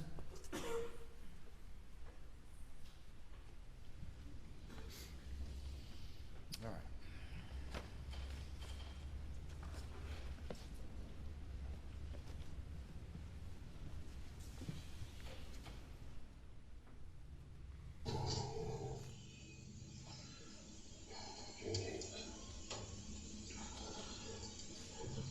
All right, Ms. Murdough, state your full name for me, please. Richard Alexander Murdaugh.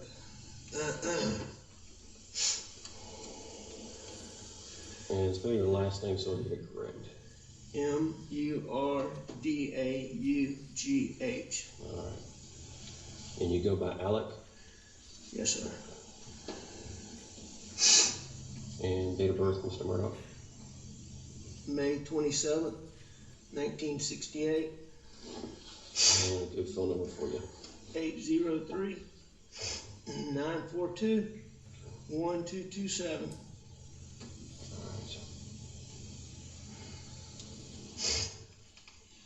And sir, what was your name? Yeah, Danny Henderson. Okay.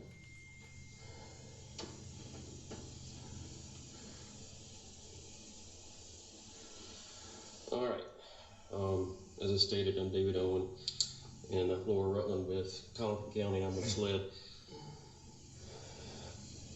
I hate to have to do this. I but- understand. yeah, I totally yeah, understand. yeah. So you don't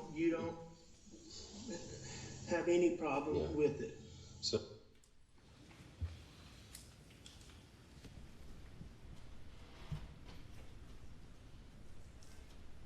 You hadn't decided to lie right there, correct?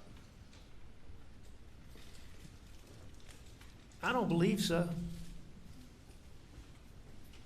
You told David Owen that you understood that he had to ask questions and you do what you need to do, correct? That is what I told him.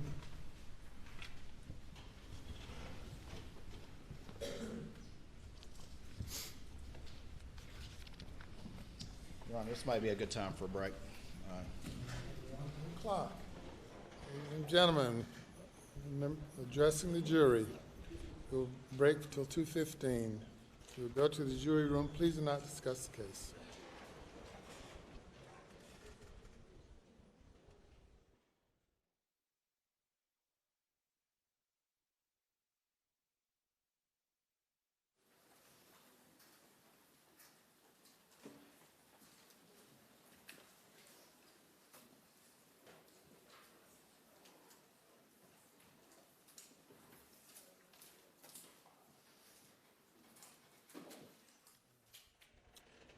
Mr. Murdough, you may step down. You're not allowed to discuss your testimony with anyone during lunch. And Mr. Griffin, we'll address whatever matter you want to place on the record when we return. Mr. Murdough, good afternoon. Good afternoon. Give that mic up a little bit, please. Excuse me. Thank you. There we go. When we left off, we were talking about at what point during that interview in the car with Dave Owen that you decided to start lying about the murders of your wife and son. I'm going to pick up this video real quick. Not going to play the whole thing, but I'm going to start from 2 minutes and 9 seconds. just start to talk, take your time. Like when I came back here, I mean, I pulled up and I could see him, and you know, I knew something was bad. I ran out. I knew it was really bad. And my boy over there, I could see it was.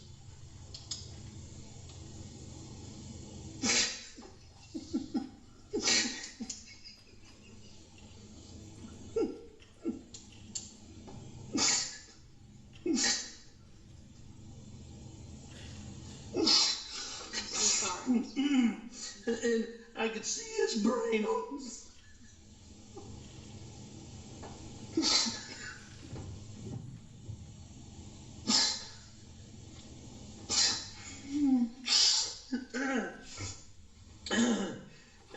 went over to Maggie, and actually, I think I tried to turn Paul over first.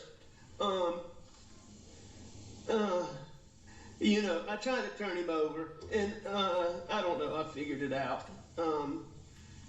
His cell phone popped out of his pocket. I started to try to do something with it, thinking maybe, but then I put it back down really quickly. Then I went to my wife, and I mean, I could see.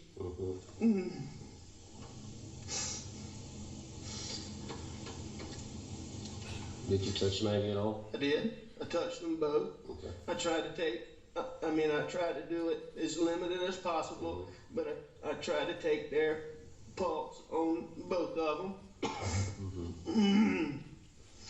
And, you know, I called 911 pretty much right away, and she was very good.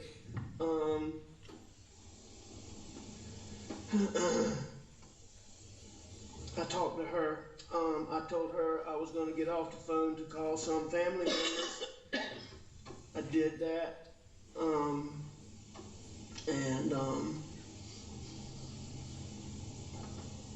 What family members did you call? I called my brother Randy, and I called my brother John.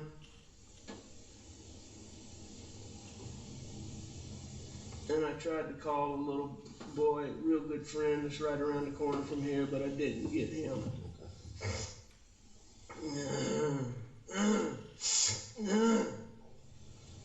What all was around Paul when you walked up? Blood. Anything else? I mean, there was some body things, yes, sir. I mean, like any other evidence? I know you said the phone fell out of the pocket, but did you see anything else that didn't belong or shouldn't belong or that wasn't part of Paul? No, sir, not good. No, sir. How about Maggie? No, sir. You didn't see anything around them? What made you come out here tonight? I went to, my mom's a late stage Alzheimer's patient. My dad's in the hospital.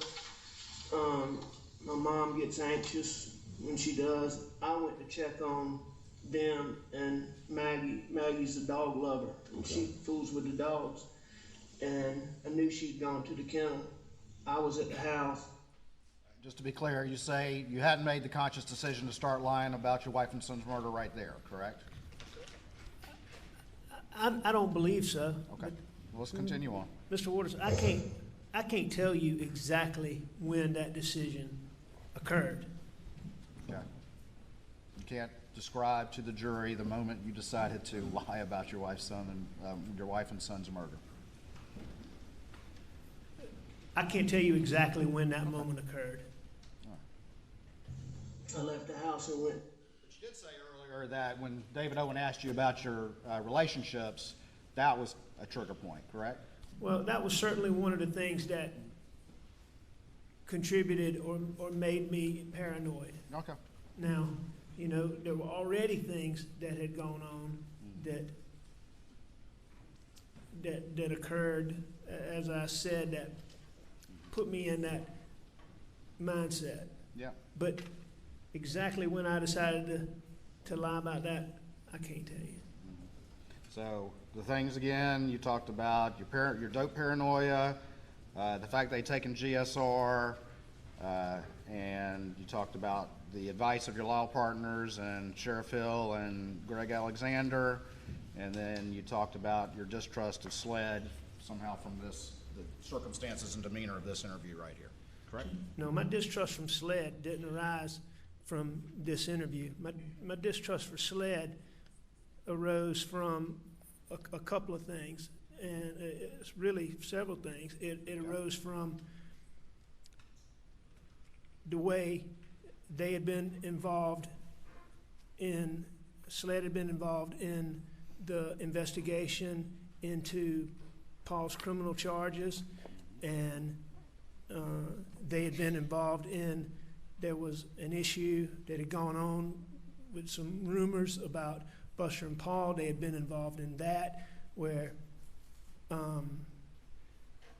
you know, Buster nor Paul had anything to do with what I'm talking about, and Sled never said that, even though they told their lawyer that. They never say that. And there had been another incident where Sled had charged Greg Alexander, my friend in this case. They charged him, and in fact, I thought the agent that was involved in that was David Owen, but the charges against Greg Alexander were so, they were so wrong that my dad and I made a conscious decision, even though he was a career prosecutor, made a decision to go to the courthouse and sit with Greg Alexander while his trial went on, because This was like 10 years ago, right? it was a while back, Yeah. you know. But You don't know if Dave Owen was at SLED 10 years ago. no, I checked on that, because that night, the officer who was involved in that case in bringing clearly manufactured charges against Greg Alexander. So you're saying the night before you sat down for this interview, you were asking somebody about whether or not something about Greg Alexander 10 years ago in the wake of what had occurred? Oh, no, I didn't ask anybody. Okay, so that wasn't what you were discussing when you were sitting in this car? No, I wasn't discussing that. I'm just telling you that I thought David Owen was the same agent that was involved in that case. Now, I learned later, because I checked on it, I learned later that it was a different David, SLED agent, first name David with a different last name. I learned that later. I'm just saying that was all part of that process going on in my mind. So you're saying that you're sitting here right now thinking that this Dave Owen and this circumstances and demeanor of this interview, you're thinking that guy had been involved in the prosecution or investigation of your friend 10 years ago? I did. Okay, so here's a new one you just mentioned to us, correct? No, that's not a new one. Okay. That's part of, I mean, the circumstances are new. I mean, No, that's fairly no. specific, don't you think? well, no, sir. I mean, the story keeps evolving. Keep going. Keep No, going. you asked me about this, Mr. Owen. What I said is part of this whole, I mean, Mr. Waters, part of this whole process involved my distrust for SLED. That was a big part of my distrust for SLED. Yeah, we can all see it on your face in this interview, can't we? I don't know. But you said what you just said a little bit ago, that wasn't the lie, that wasn't the conscious decision yet, so let's keep going. No, I'm not saying that. I'm saying I don't believe that it was. I don't Okay. know exactly when I made the decision to lie about that. All right. All right? Well, if you see it, let me know, okay? I want to go forward. To my mom's for just a little while. Tried to call her when I left. Texted her, no response.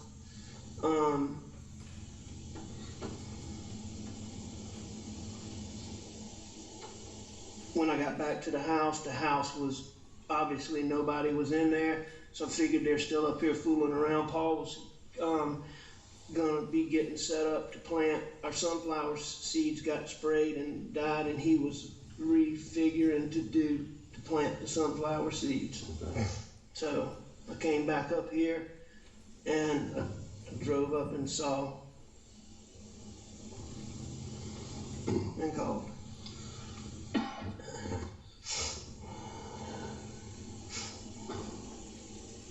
Had Maggie and Paul been arguing over anything? No. What was their relationship like? Wonderful. Wonderful. How about yours and Maggie's? Wonderful. I mean, I'm sure we had little things here and there, but we had a wonderful marriage, wonderful relationship. And yours and Paul's relationship? As good as it could be. How old was Paul? 22. Okay. So that was the moment, right there, that line of questioning, just asking some very general questions about your relationship. You mentioned that before, didn't you, Mr. Murdaugh? Is that the moment right there? Is that the look on your face when you decide to lie about an important fact in your wife and son's murder? I don't know, as I said, Mr. Waters, I don't know the exact point that I made that decision. You specifically earlier mentioned that very exchange as somehow triggering you to lie about the last time you saw them alive. No, I'm not saying that that's what made me lie. I'm saying this whole set of circumstances caused me to be in a state where I had paranoid thoughts. Okay. That normally, Mr. Waters, I could take a deep breath and make go away in a second, or 2 seconds, or 3 seconds at the most. And on this night, I wasn't able to do that.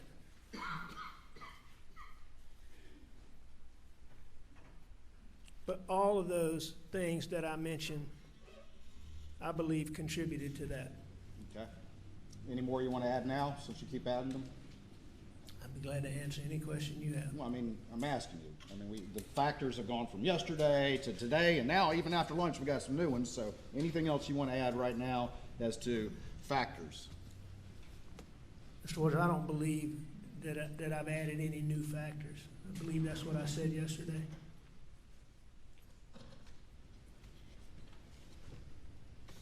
All right.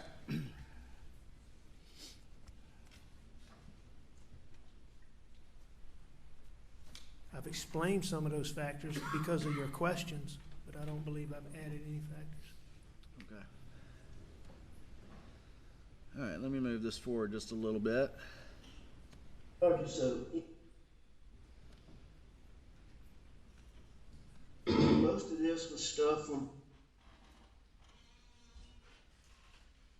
between a couple of them, but not. You talked about yesterday in great detail about the boat case, which you brought up on the 911 call and to Daniel Green, and then of course in this first interview, correct? I did mention the boat wreck. All right, and you described that. Do you remember what you said in this interview about the boat wreck? Not About specifically. specifically the other people involved in the boat wreck? You don't remember specifically? Do you remember specifically? I guess you said no. I remember talking about the boat wreck, and I Don't know know that I talked about the boat wreck. All right. Well, I'm going to play now from 1714. any direct threats between any of the people on the boat Okay. specifically, but I do think there's been a small amount of yip-yap between a couple of them, but not recently. Okay. What was the term you used for that? A small amount of yip-yap? Yeah, and just to be clear, Mr. Waters, there was never, ever a point in time where I thought that the people that were involved in the boat wreck did this to Paul and Maggie. Okay. I've never thought that. All right. I never thought that, but it's literally one of the first things that you said out of the 911 call. Nah, that's not what I said. I never, ever, ever under any point in time believed that those kids that were riding in that boat or their parents or their parents. or their families, I didn't believe that any of the families, the people that were involved in the boat wreck had anything to do with hurting Maggie and Paul. Okay. But I can tell you that at that time, and as I sit here today, that I believe that boat wreck is the reason why Paul and Maggie were killed. Okay. And I'm certain, So I believe that. It was random vigilantes, the 5-2 vigilantes, huh? Now, what I believe, Mr. Waters, is I believe that when Paul was charged criminally,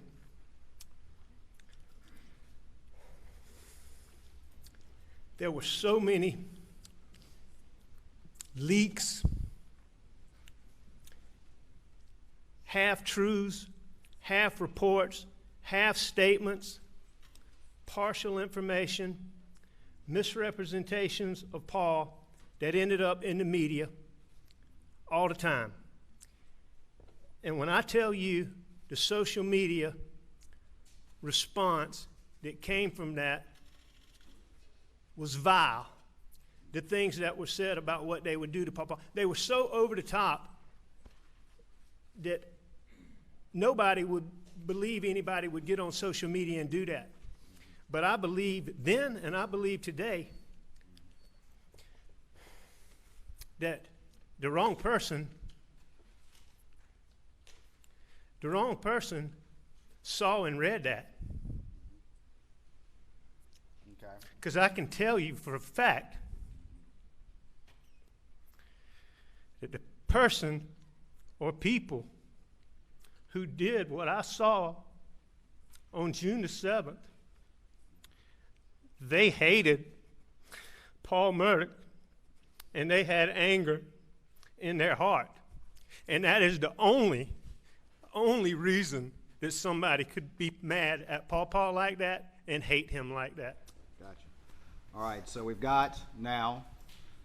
But that's why I did then believe it was the boat wreck, and I believe now that the boat wreck All right, so we've had got something to do with it. All right, so we've got random vigilantes because of the boat wreck. Now, I don't know that they're random vigilantes. Well, you just said it wasn't the family or the kid, or No. the kids or the family of the other kids in the boat, right? But So you're saying it's somebody off of social media, and you don't have any evidence of that, do you? Not You to- just believe that, and you're just telling that jury that as you try to explain the lie that you told for the first time yesterday. Isn't that right? No, sir, that's not right. It's not right. All right, well, let me ask you a question then. So what you're telling this jury is that it's a random vigilante, That's your the turn. 12-year-old 5'2" people that just happened to know that Paul and Maggie were both at Moselle on June 7th, that knew that they would be at the kennels alone on June the 7th, that knew that you would not be there, but only between the times of 8:49 and 9:02, that they show up without a weapon, assuming that they're going to find weapons and ammunition there, that they commit this crime during that short time window, and then they travel the same exact route that you do around the same time to Alameda. That's what you're trying to tell this jury? You got a lot of factors in there, Mr. Waters, all of which I do not agree with, but some of which I do. All right.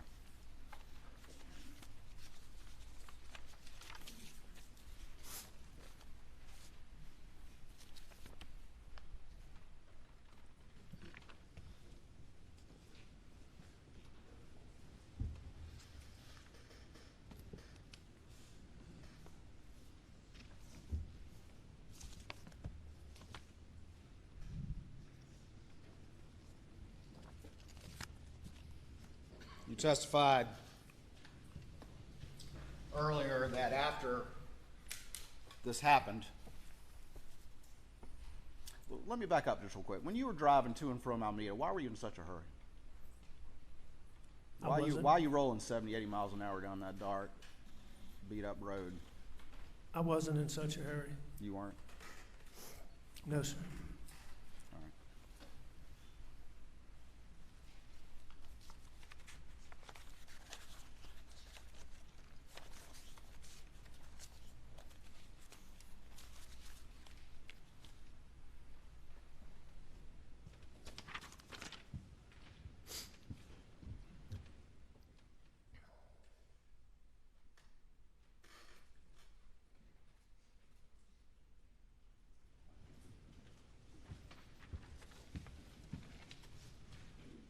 Show you what's been marked as States 573. See if you recognize this. I do. And tell the jury what that is. It's Mag's car, All right. And what's it in front of? the house at Moselle, And what's between the house and the Mercedes? the golf cart. Is that where it was on June the 8th, to your recollection? No, sir. Where was it left? I mean, it was near there, but that's not exactly where it was, no, sir. Okay, where was it? Where we would normally park it would be a little bit closer to the sheds. I mean, a little bit closer to the house, to the bushes. All right, But when was that photograph taken? well, do you recognize when it was taken? No, I don't recognize. No, You sir. wouldn't dispute that it was around the time in the aftermath of the murders, would you? Aftermath being when? I'm asking you. A day, a week, an hour? I wasn't there, Mr. Murdoch. Do you recognize those? I recognize the car, I recognize the house, and I recognize the golf cart. But that is not, that's not exactly how it would have been All right. that night. Can you describe to me then where it would be different? Well, it would be more in line with, first things first is when we drove the golf cart, or when I drove it for sure, and I believe when the others drove it, you would come in and you would go across the little brick walkway that's in front of this. So if I would have come in and gone this way, or I would have come in and gone this way, this is not a place that any of my family would have normally parked it. And so what I'm assuming is this obviously is taken at daytime. And what I'm assuming is it was taken when SLED came to the earliest it was taken was when SLED came to the house the next day, which I believe the testimony is in the afternoon. And at this point in time, that golf cart, I would assume, would have been moved several times, but that's not how it was. Well, where did you leave the golf cart when you got out of it around 8:49? In the manner in which I just talked about. Okay, well, help me out again so I understand. You would have come around this way or that way, but where would it end up? It would have been, in this picture, it's facing to the right. Oh, I got you. The night that I drove it, I believe I parked it facing to the left. I understand. Would be customarily how I did it. And I believe I did it that way that night. Okay. Well, that's all right. And that is how I would have gotten into it. All right. That's a very specific memory. Thank you. All right. At this Well, that's time, the just how it state would normally offer States 573 and evidence. Admit it without objection. Could I have the OMO very briefly?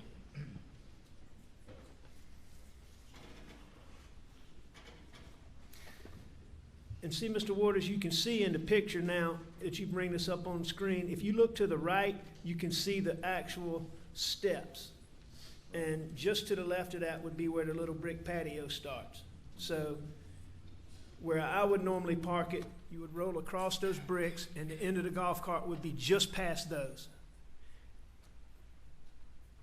And we all normally parked it that way because the way you charge this golf cart is if you see that back seat that's sitting, you can see the edge. This is a 3-seat golf cart, and you can see the back seat.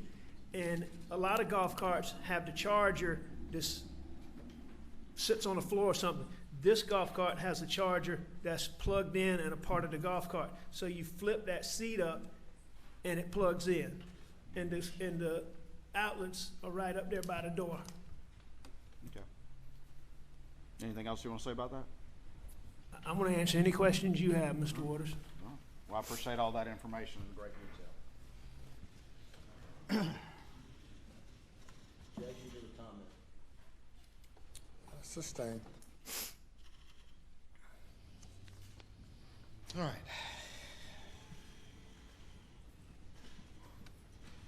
It's just never parked that way by the family.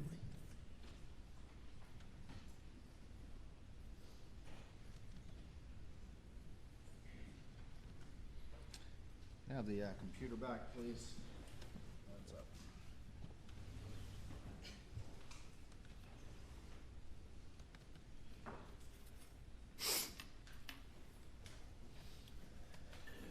Mr. Murdoch, I'm going to put up the second interview. This would have been June the 10th. I'm not going to play the whole thing, but I do want to go through a couple of things with you, okay? Anything you want to go through, Mr. Waters?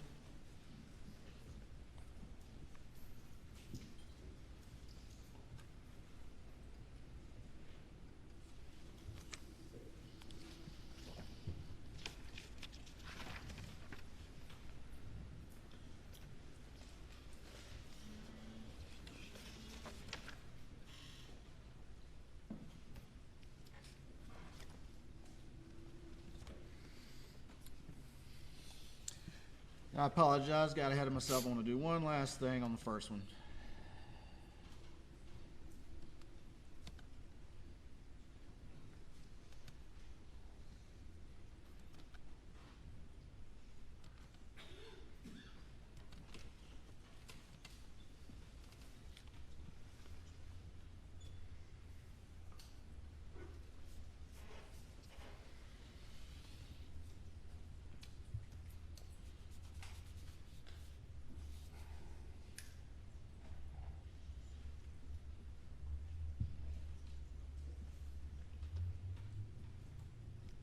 For the record, I'm going to start it. I forget the guy's name. I'm going to start it at 23:55. This is the first interview. Annie's been having trouble with her She's been having trouble with her stomach and her tooth. I'm not positive. It was sort of a routine visit, and I can't remember. She told me the name of him, and I can't. I want to say Gordine Okay. is who I think she saw.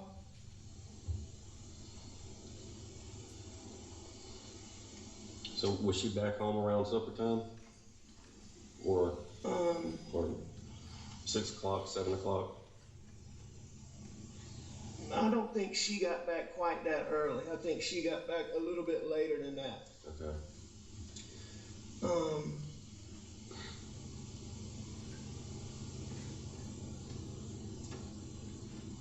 And what did you do today?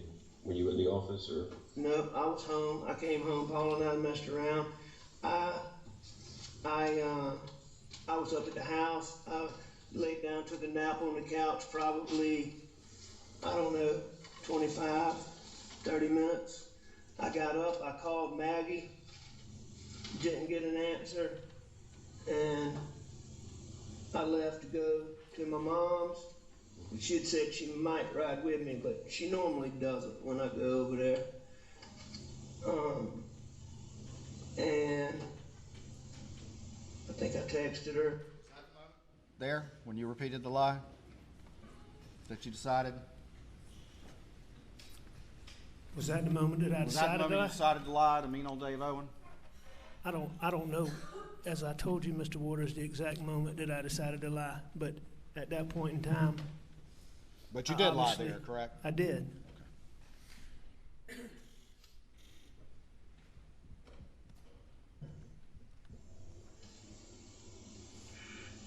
And she's very good about answering the phone, so that was odd, or calling me back. So that was odd, but it wasn't that big a deal.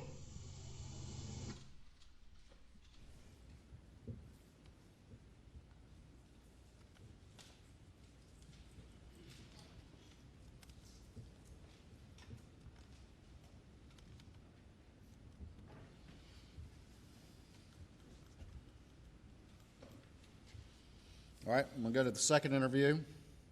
It's been previously admitted.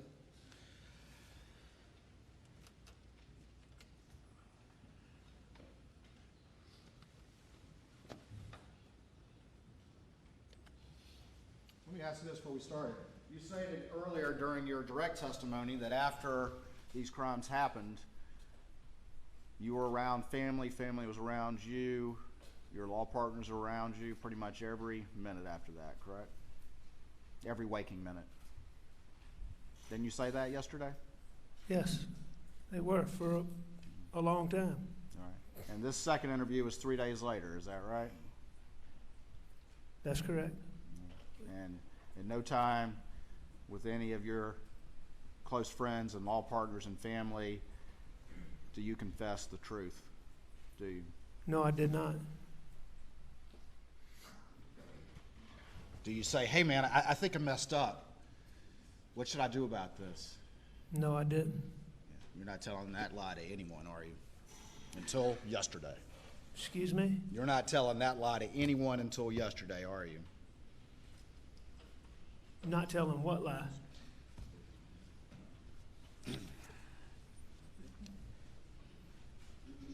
Saying I tried to tell somebody that I was lying?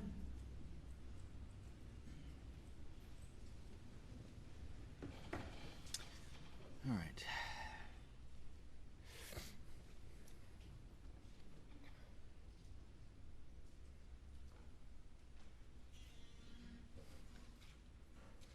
Hang up. So it's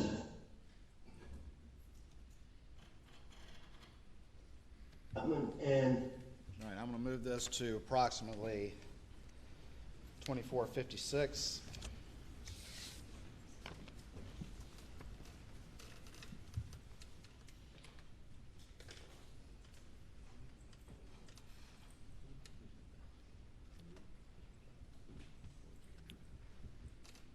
went to go to the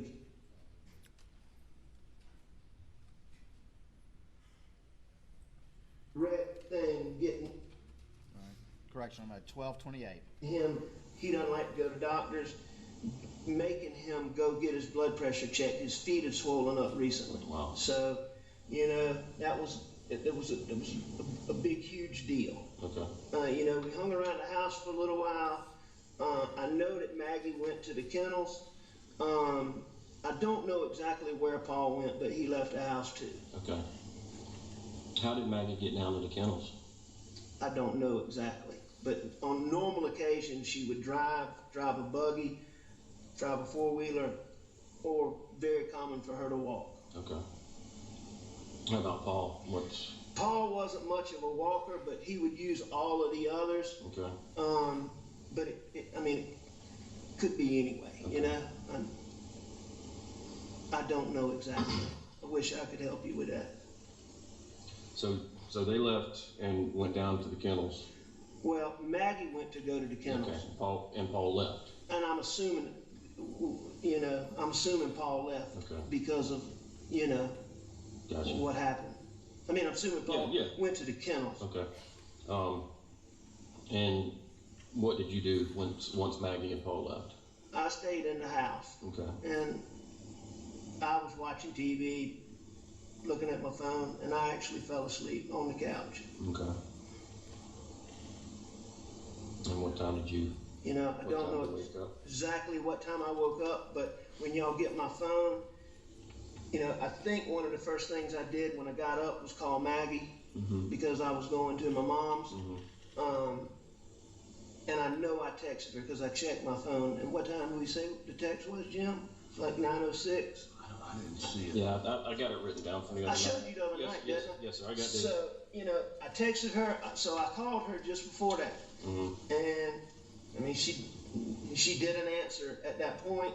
And I left to go to my mom's. Okay. Y'all will just have to look. I'm not sure if I called Paul. or Well, not. and that's why we're getting the phone so we can nail down the times and Right. and everything. Pretty much all of that was lies, wasn't it? The part about me not being at the kennel was a lie. Well, also not knowing that Paul went down there, not being sure, that was a lie too, wasn't it? I mean, you're putting some detail on this thing, aren't you? Not knowing when Paul left. Everything about me not going to the kennel was a lie. And you're able to just do that Mag- just so easily and so convincingly and so naturally, don't you? I mean, that's not for me to judge. That's true.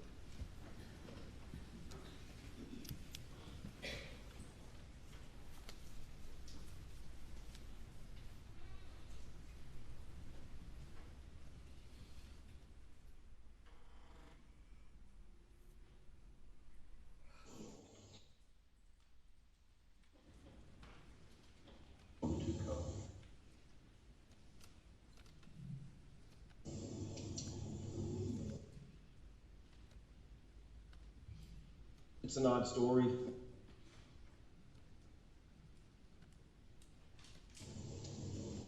I'm gonna get to where I'm going. Feel right now. So do y'all have any good clues?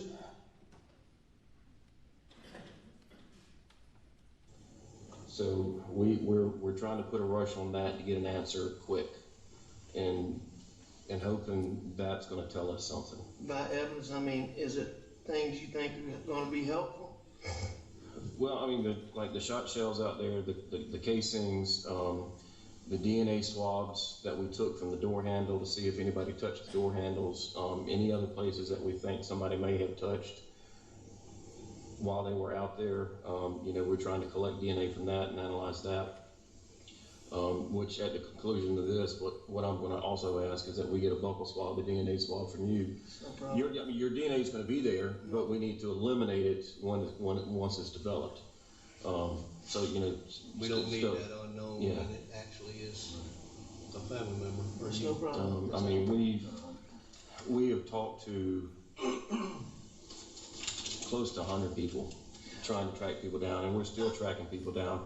And that's why, you know, who Paul was with. I want to tell you one thing while I'm thinking about it. Yeah.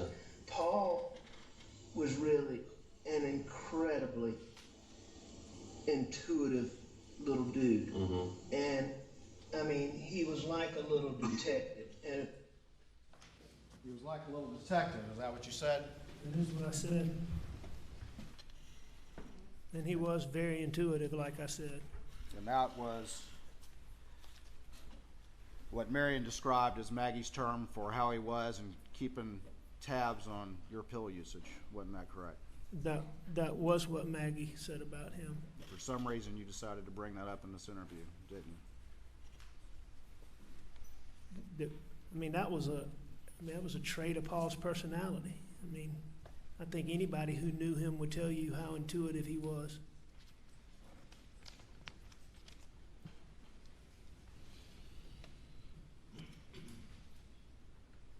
Got it. You shouldn't. I went through hours of videos that we. All right, for the record, I'm at 4630. Going up and collected. well, thank y'all Yeah. very much.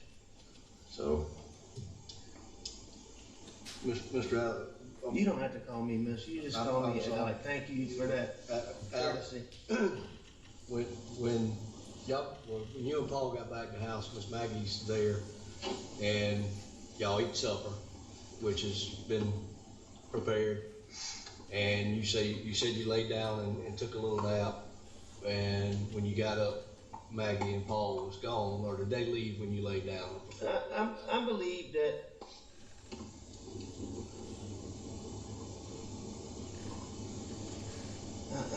I'm not sure. But they weren't there when you woke up around the 9 o'clock mark or so when you made the call to Maggie to let her know you was going to No, nobody was in that house when I left.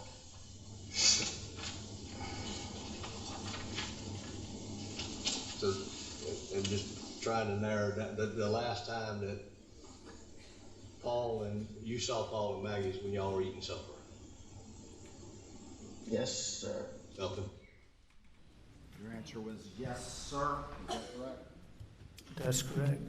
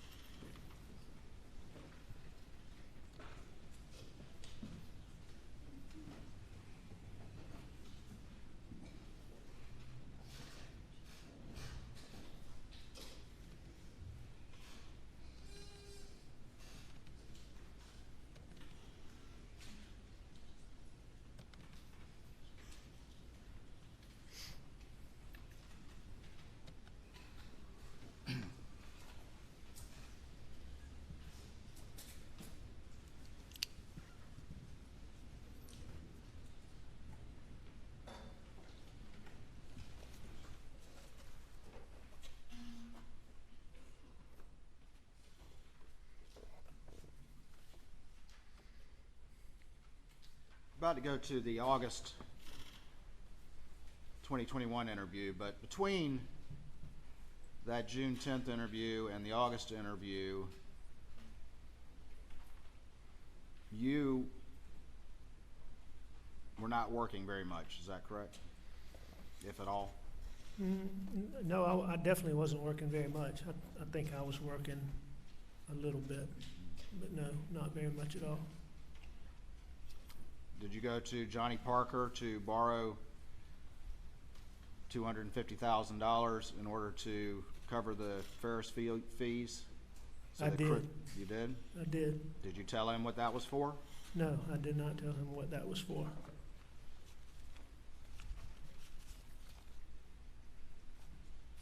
Did you go to Russell Lafitte at Palmetto State Bank and get $350,000 in order to help cover some of the Ferris fees that you had taken to send to Chris Wilson? I did. And did you get those fees before you signed any paperwork or documentation? I've heard testimony about that in this case, but I can't tell you the specifics of that. Okay. You don't recall that? Do I recall when I signed paperwork? No, sir. You don't recall that you got the money a month before you had to sign any paperwork? No, sir, I don't recall that. Call your phone being in the console, but you I'm don't not recall disputing that, but I don't recall it. Did you go to your best friend Chris Wilson and convince him to cover $192,000, the remaining $190,000, in order for him to send that email to your law firm as if those fees had been there all along? I spoke to Chris Wilson and did not have the full amount of the fees, and I got Chris Wilson to put the remaining fees in his trust account. And when you did that, you didn't tell him the truth about your life. You just asked him to cover you, correct? No, I did not tell him. And he agreed to do that because of his belief of who you really were, or who he thought you were. He agreed to do that for whatever reasons. I assume that was a big part of it. And once that $600,000 was transferred, Chris Wilson sent an email to you saying those fees had been there, were in his trust account, correct? That is correct.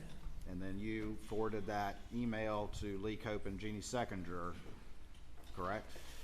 I know I forwarded it to Jeannie, and I've heard that testimony about forwarding it to Lee Cope, so I believe that's correct. Okay.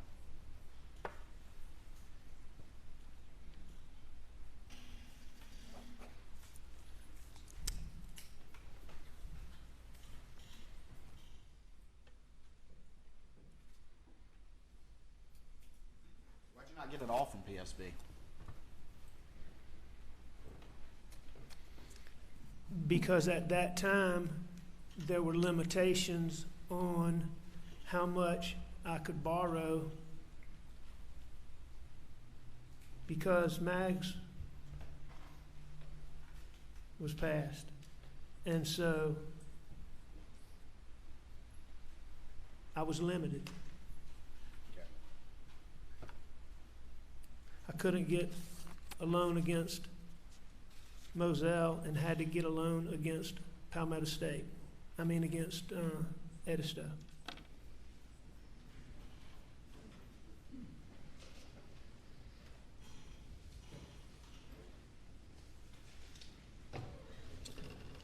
Going to the third interview.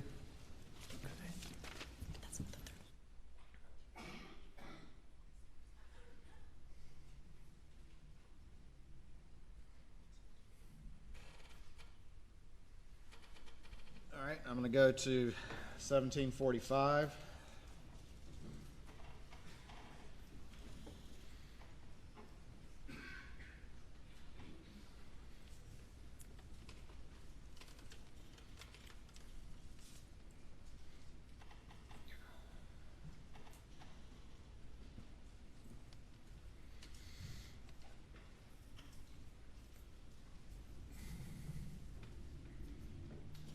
Apparently having some technical difficulties.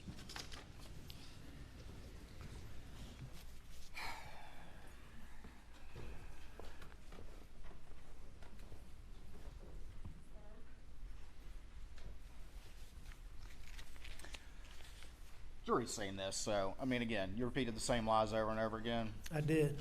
effortlessly and convincingly. I don't know about that. Well, they can see it there. I agree with that. Nobody yelled at you. Nobody yelled at me. None of these guys were ever discourteous to me. Like, Nobody what? I said, none of those guys were ever discourteous to me. You made a comment earlier that David Owens was mean or something about being mean, and he was never mean to me. All right. But you decided to lie in part because you distrusted David Owen. I distrusted SLED in general, and I particularly distrusted who I thought was David Owen at the time, Okay. who turned out not to be David Owen. So wait a minute, I want to be clear. You're saying now you thought that this was some David Owen that had something to do with Greg Alexander 10 years ago. No, sir. And I'm not saying that now. I've said that all along. The person that I saw and watched in Greg Alexander's trial that was clear to me was just, it was terrible what they did to Greg Alexander. And the person at SLED who was responsible for that was a guy named David. All right, and I'm not even getting into his last name. I thought that David Owens that night was that guy. Later, down the road, and it was a while, I checked into that and I found out that I was mistaken, that it was not David Owens. So when we went back and we spent a lot of time going through that first statement, you're telling me now that you were sitting there thinking that this was a completely different guy the whole time, and that was on your mind during that entire interview. Yes, at the time, All right. I thought that David Owen, no, I didn't think David Owen was a different person. I thought that David Owens was the person that my dad and I had watched. Just, I mean, my dad and I truly thought evidence was Yeah, you said that manufactured, part. and I thought it was David Owen, and I was wrong about that. But that's what I thought that night. Any other factors or details you want to add about your decision? I want to answer any question you have, Mr. I mean, Waters. let's, any more? Do you have any more questions, sir? No, I mean, any more about your decision to lie. I mean, I just want to, let's get it all out now. Okay, If you have any questions, I'll be glad to answer them, sir. all right, well, I do.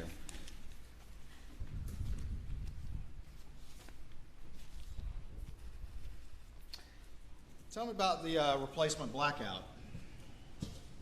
You initially told law enforcement that you weren't sure whether or not there was one, correct? Oh, no, sir, you're absolutely wrong about that. What did you say then? Shortly after this, it became being told that Paul's gun had been stolen. And the one you heard talk about being stolen from the thing.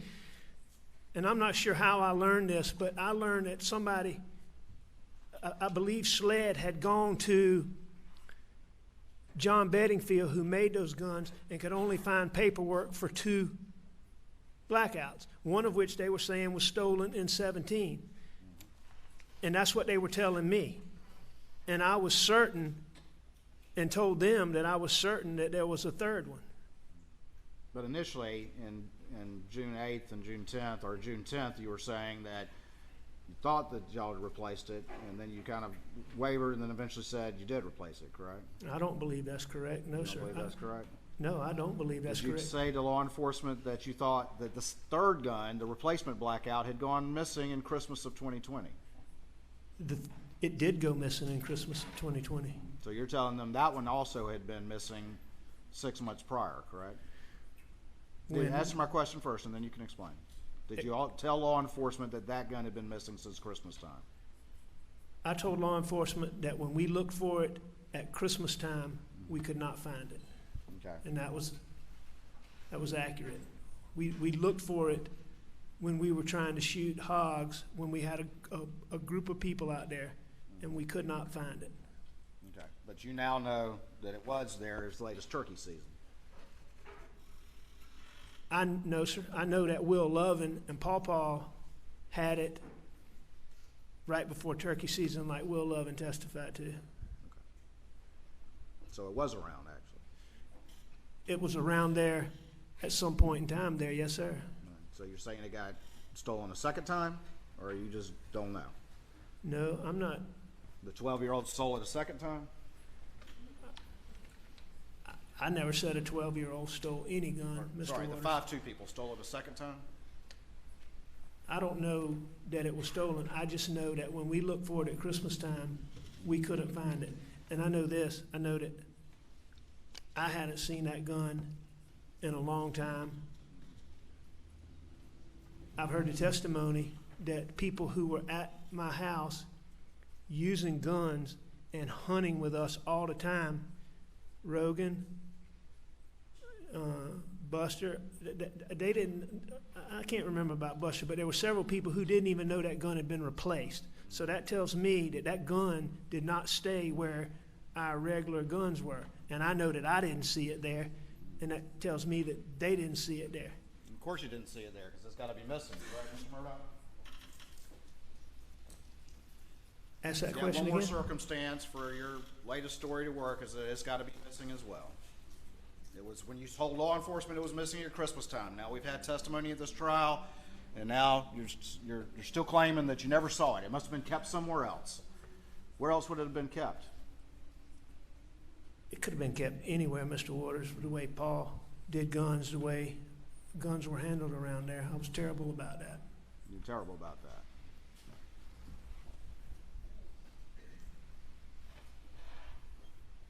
I should have been stricter. But you know that that third gun was fired right outside the gunroom door in turkey season of 2021, correct? I know that now, based on what Will Lovin said. And you know it was also fired across the street at y'all's shooting house around that same time, don't you? No, sir, I don't know that, but I know that I would assume that it was fired at the shooting range, but I don't have any reason to believe it was done in close proximity to that time.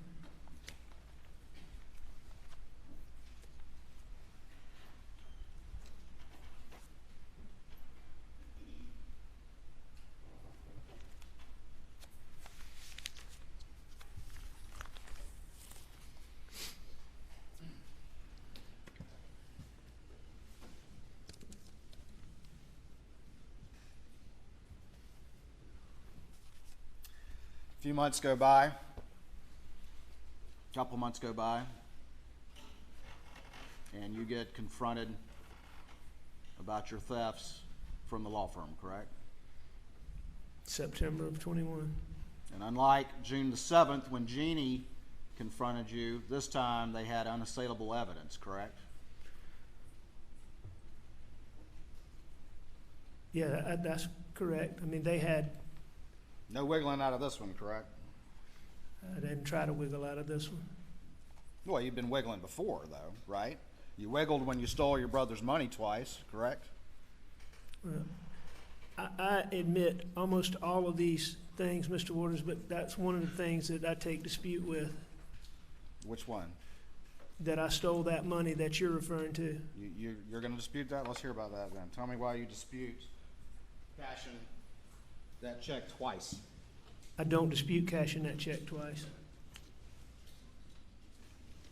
But you're going to tell this jury that you accidentally didn't realize that you were supposed to be receiving some $125,000 check, or $120 however $1,000 check,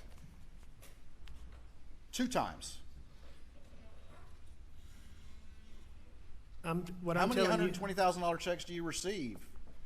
I got that check, and this is several months after. I mean, you can look at my finances and you can see how I was doing. I didn't balance a checkbook, but the fact of the matter is, when I got that check, I asked about it, and I was told mistakenly that it was for me, that I had done participated in that year-end thing, which I did sometimes, not often, but sometimes. Apparently, a new check got cashed. I cashed that check. Then a year later, Yeah, where did you keep that one for a year? I don't know where it was. It was obviously in my desk. But, Mr. Waters, So you found it in your desk. no, I didn't find it. Well, you said it was obviously in your desk, so you remember that? You remember finding it in your desk? No, I remember when we, Did you go to finance and say, I just found this year-old check? Is this right? no, No, you took it to the bank, didn't you? no, sir, I didn't. Not allowing Mr. Murdaugh to answer the question. So when this came up, when this came up, that check got cashed. There's no way that I can have a check in our law firm with the way accounting is, and that I can cash a check twice and think that that's impossible. So to cash a check that's already been checked, there's no question it's going to throw that off. What happened is, we used to get a rent check, we get little checks, I'd have checks, and they'd pile up. the small checks. That check got mixed in and it got sent to the bank and it got deposited. Keep going. And that was a year after. Okay. But I do dispute that I stole that money. That money. All right. Well, I mean, you brought it up, so any of the other money you dispute stealing? No, sir, you brought it up. I was just telling you that that was the one I disputed. All right. And you heard Ronnie Crosby and Mark Ball testify about that, correct? I heard Ronnie and Mark testify about what they thought about it. Yes, sir.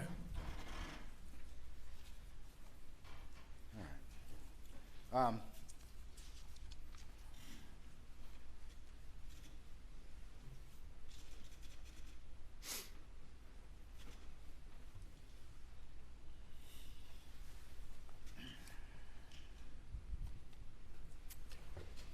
You testified yesterday about the side of the road,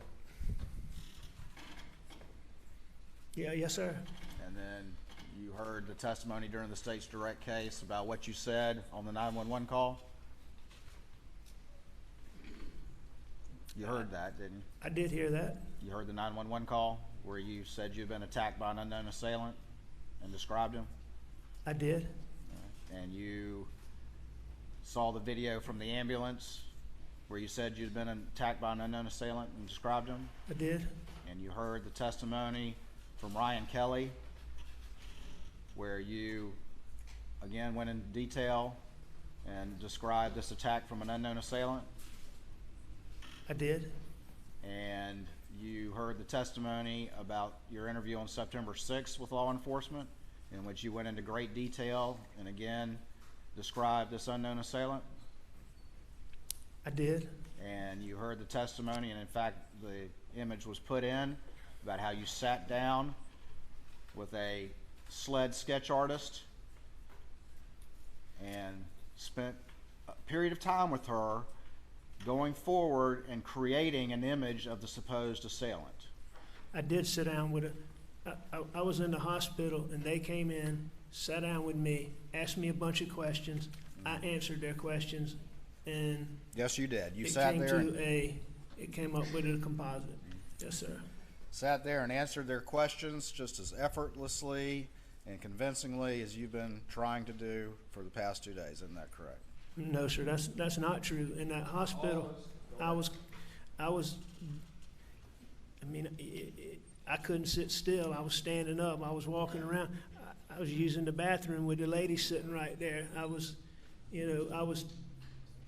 2 days into not taking, 3 days into not taking pills like I had been. So, no, it wasn't effortlessly. But I mean, I told him what I told him. I don't dispute that I lied. It was all lies, though, is the point, correct? It was. I mean, you're saying withdrawals, but you still were able to pull off lies in great detail, correct? I lied to them.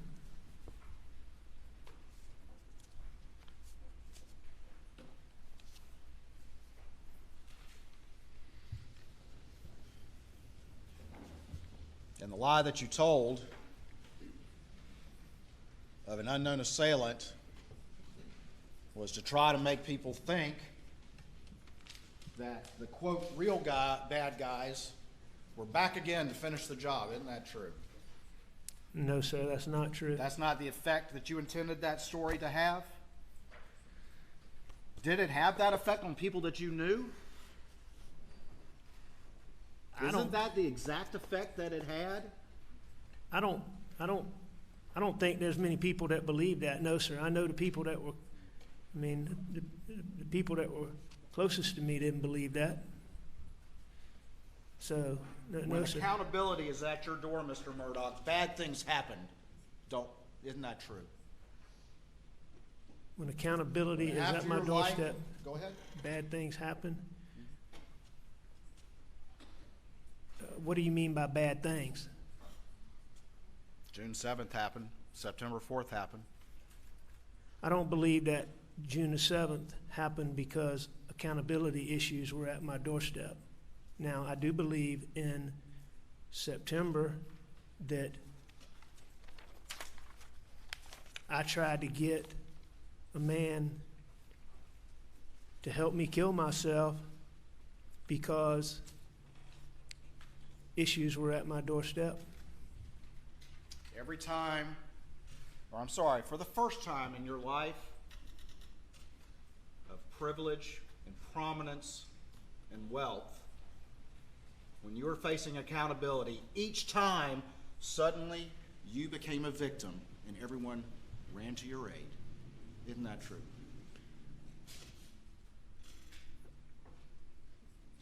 I disagree with that, but I mean, what you're Shame for you're- you is an you're in- extraordinary provocation. Isn't that true, Mr. Murdaugh? Hang on, let me just finish this. You seem to be implying 2 dates, June the 7th and September, and talking about accountability issues. And I mean, to me, those two things are totally different. There were no accountability issues on my doorstep on June the 7th. That's what you say, And in September, not what other people say. I was trying to, well, no, I mean, been a lot of people, well, in September, that wasn't designed to gain me sympathy. That was designed for me not to be here because I didn't want my son to have to deal with the wake of the things that I had done. But that's not the story you told. The story that came out of your mouth right away was the story of you getting attacked by some unknown assailant while you were trying to change a tire in run flats. Well, that's the story that you told. That is the story I told, but that's because the man who shot me did not shoot me that day as I intended.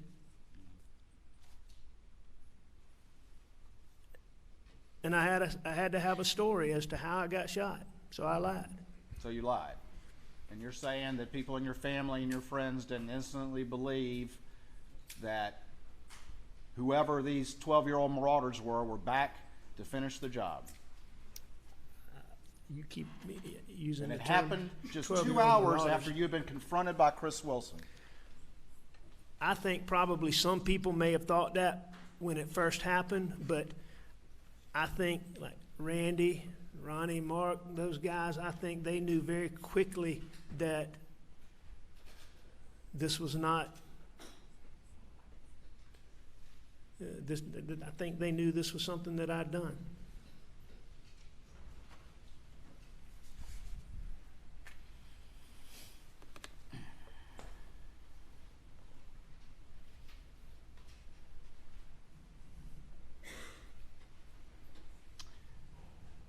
Shame for you, I asked this before, but shame for you is an extraordinary provocation, isn't it, Mr. Murdaugh? Shame for me is an extraordinary provocation.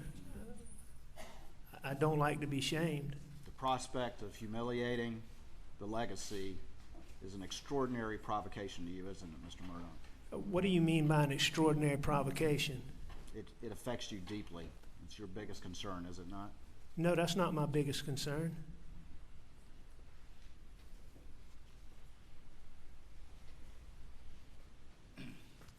You're a middle-aged man like me?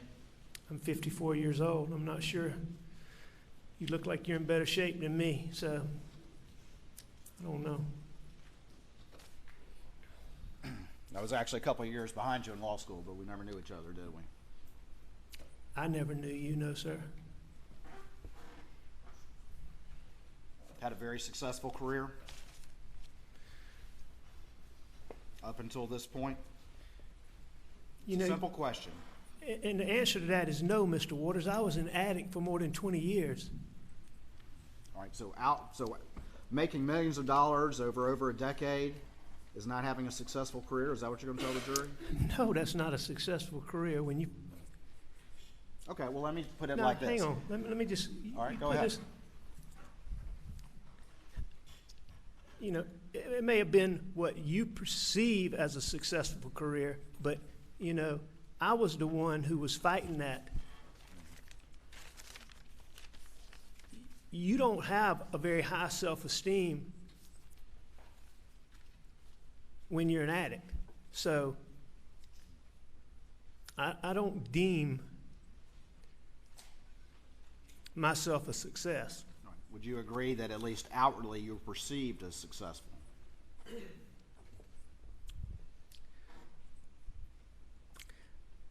I made a bunch of money, if that's what you're wanting to get at. No, I'm actually asking about the perception. You were perceived as a prominent, I tried to be. powerful lawyer. How I was perceived, president I of don't the know. trial I lawyers. sure tried to be.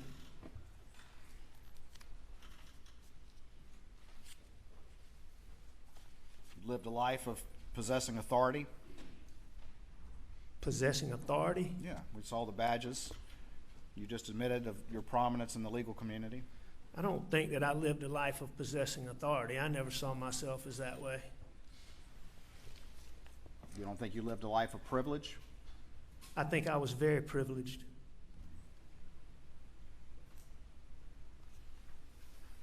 But as we move to June of 2021, you were suffering from a drug addiction. Absolutely. Your father was terminally ill. When? As we move to June of 2021, No, sir. he was very ill. He was very ill. And you were coming to a point of financial crisis.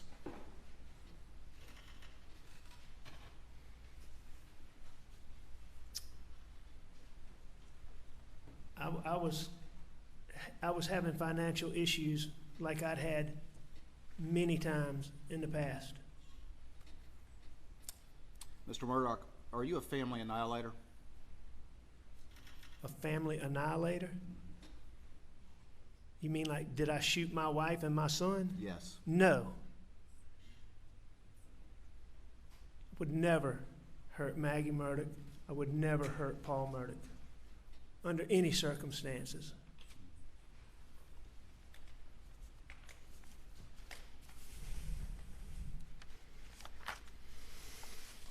Say that.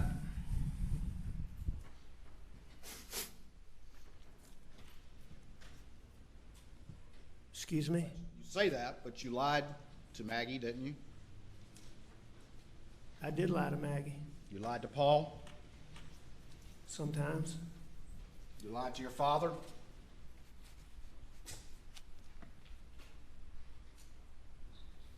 I'm sure I did at some point. Did you tell him all the stuff you'd been up to over the years before he died? No, I didn't tell him. Did you lie to your brothers? About financial things, Yes. I would have lied to Randy at some point, I'm sure. Did you lie to him about the last time you saw your wife and son alive? I did. Did you lie to their wives? I'm sure I did. Did you lie to Marion Proctor? Yes. Did you lie to Bart Proctor? Yes. Did you lie to the Brandstetters? Yes. Did you lie to your best friend Chris Wilson? Probably. Did you lie to your other friend Barrett Bulware when you took his money? No, sir. No. I didn't lie like I told you. I didn't lie directly to him. I lied to him by omission, like we talked about. I mean, I didn't talk to him. I didn't see him at that time. Did you lie to your law partners? I did. Did you lie to him about the kennels? Some of them. Did you lie to Mark Ball? Yeah, based on what Mark said, I believe I did. Did you lie to Ronnie Crosby? According to what he said, I believe I did. Did you lie to Johnny Parker? I don't believe I ever discussed that with Johnny. Did you lie to him about the finances when you borrowed that money in July of 2021? I don't know if I lied to him about. I don't think Johnny asked me. I don't think I had to lie to Johnny about that, so I don't know. Did you lie? Well, you certainly didn't disclose to him the truth when you borrowed that $250,000, did you? I did not tell him what I was going to use it for. I mean, didn't we say before that not telling the whole truth is the same as telling a lie? Sure it is. You don't think that's a lie, though? I'm just saying, Mr. Waters, I'm not taking issue with that, but I don't even know that Johnny and I mean, Johnny had loaned me money numerous times. It wasn't any long sit-down discussion where Johnny wanted to know exactly what I was doing with it. That conversation would have been, I needed it, Johnny was always willing to help me, and that would have been the conversation. So, on that specific event, did I lie to him? I don't know. Yeah, and he ended up being out $477,000, didn't he? He ended up being out a lot of money. And thank you for your qualifications as to that. Did you lie to Lee Cope? I don't know. I don't know if Lee Cope was around when I said that or not. Did you lie to Danny Henderson? I did lie to Danny. Did you lie to Jeannie Seconder? I don't. About finances? Yes, I did. You didn't ever talk to her about the kennels? No, I wouldn't think so. Did you lie to Annette Griswold? I did. Did you lie to Christy Gerald, your other secretary or paralegal? I don't believe she and I discussed. I would have at some point, I'm sure. Did you lie to Michael Gunn? I'm sure I did at some point, but I mean, Michael wasn't involved in any of this, so I don't know that any of this ever came up with Michael. Did you lie to your clients? Did you lie to Pamela Pinckney? I did. Natasha Thomas? I don't know that I dealt with Natasha, but I certainly lied about that. Hakeem Pinckney? Again, I don't know that I talked to Hakeem, but I certainly lied about that. Arthur Badger? I did. The Plyler girls? I'm not sure that I talked specifically to them, but I lied about that. Dion Martin? I lied to Dion. Johnny Bush? Yes. Manuel Cristiani? I didn't have any conversations with him, but I certainly lied about it. Jamie and Risher? Yes. Randy Drawdy? Yes. Jordan Jinks? Yes. Mary Duncan? Yes. Adriana Hay? Yes. Angel Gary? Yes. Christopher Anderson? Yes. Elise Mallory? Yes. Thomas Moore? No. You never lied to him? You just took his money. You never had to actually lie to his face, is what you're saying? He and I never had a conversation, but I did take that. I did take that money. Did you lie to Tony Satterfield just a couple of months before June 7th?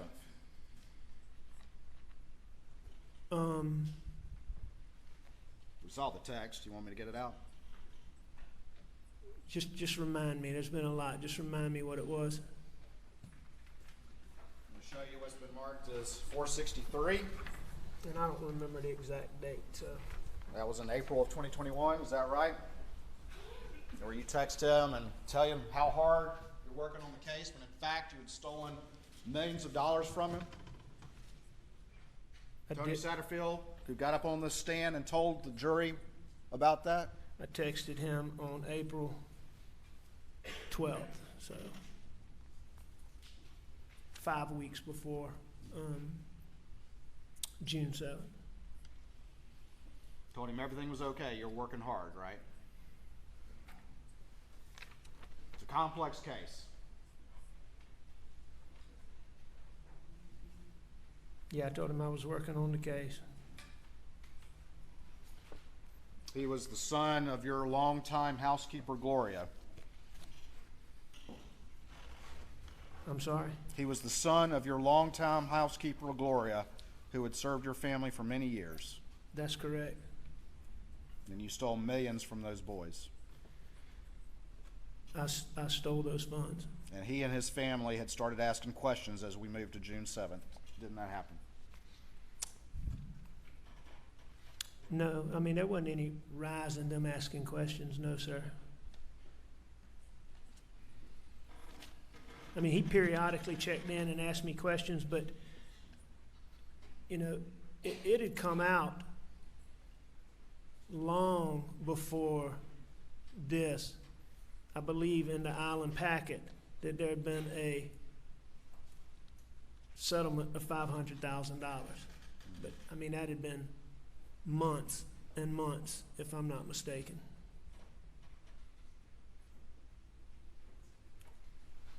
And so I didn't notice any uptick in Tony asking questions, and I don't believe that there was any uptick in Tony asking questions before June the 7th. So you just gratuitously out of the blue decided to lie to him and send that text? Or were there things going on externally that caused you to need to head him off at the pass before further questions started to be asked about money you couldn't pay back at that point in time? Nah, I don't think there was anything. I mean, on April 21st, I don't know what external factors you're talking about. Do you want to explain that one anymore? Explain what? Whatever you want. I just want to answer your questions, Mr. Waters.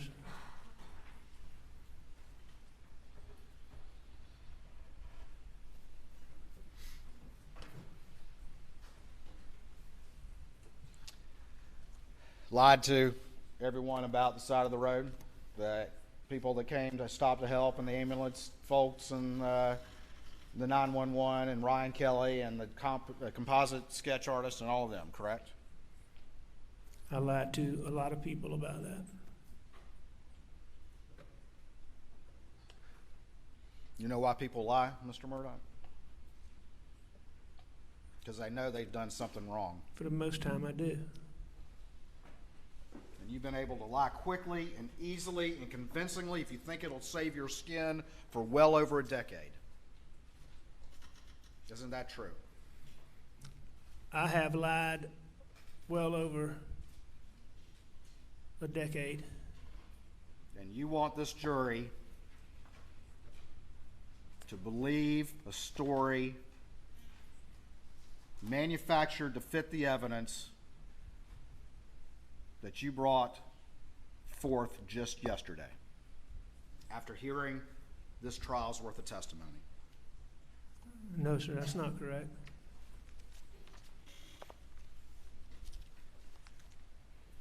Mr. Murdaugh, we went through this for a while, but you remember at the beginning of your testimony, I asked you whether or not you agreed that trying to explain your presence on the kennel video was the most important part of your testimony before this jury. You remember that? And you said, oh, not the most important. I said, was it at least important? Do you recall that from yesterday? Yeah, I recall you asking those questions, yes, sir. And you agree it's important, don't you? I agree that is an important component. But I think there's a lot of important components. And you?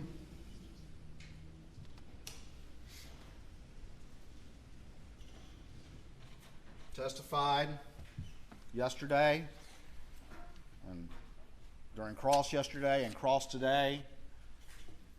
It's kind of evolved on the fact of the factors that led you to decide to lie at some point during that interview with David Owen, correct? I disagree with that. I don't think those factors have evolved. I mean, you've asked some more specific questions, but those factors are still the same factors. You may have asked questions and gained a little more detail, but those factors haven't changed. But it was the dope paranoia. It was the fact that the deputy took your GSR. It was the fact that your law partners and Greg Alexander and the sheriff were telling you you needed to have a lawyer before you talked to police. It was the factor that you got in the car with Dave Owen and thought he was somebody else from some case 10 years ago, correct? That believing David Owens was the person involved in the case that I talked about was one of the factors that caused me to distrust SLED. All right, and then also you said that they started general. asking you about, in that first interview, about your relationship with Maggie and Paul, and that's one thing you mentioned as well, correct? And that was certainly something that contributed to me having paranoid thinking.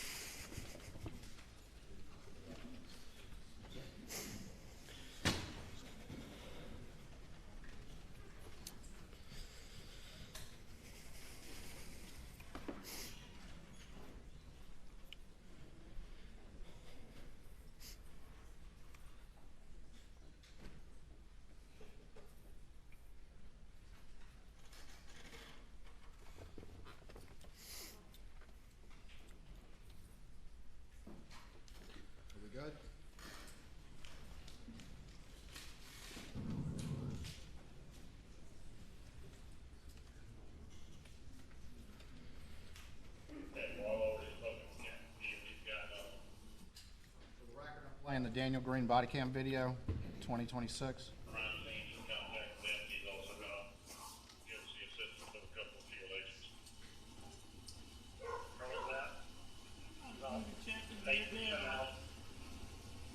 They are dead, aren't they? Yes, sir. That's what it looks like. Where are you now?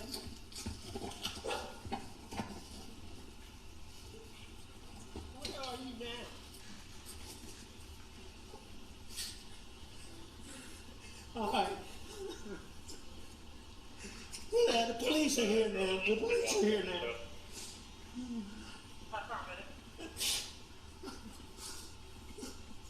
That's my brother. Okay. When was the last time you were here with them? Or talked to them or anything like that?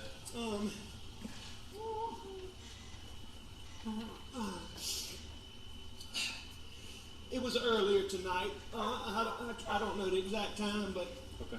I left. I was probably gone an hour and a half from my mom's, and I saw them about 45 minutes before that.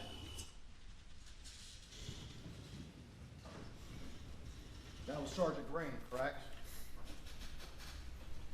Yeah, that was Sergeant Green. And at that point in time, SLED was not there. No one had gotten GSR from you. Your law partners or the Sheriff Hill were not there. That's correct. No one had asked you about your relationships. David Owen was not there. That's correct. But you still told the same lie. And all those reasons that you just gave this jury about the most important part of your testimony was a lie too. Isn't that true, Mr. Murdaugh? I disagree with that. Nothing further.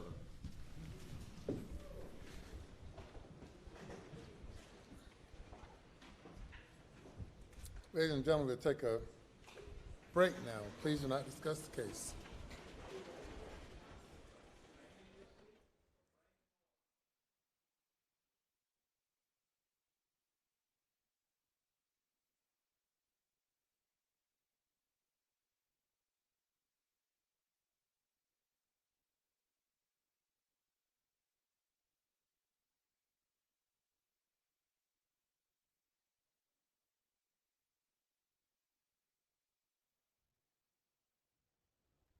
All right, thank you.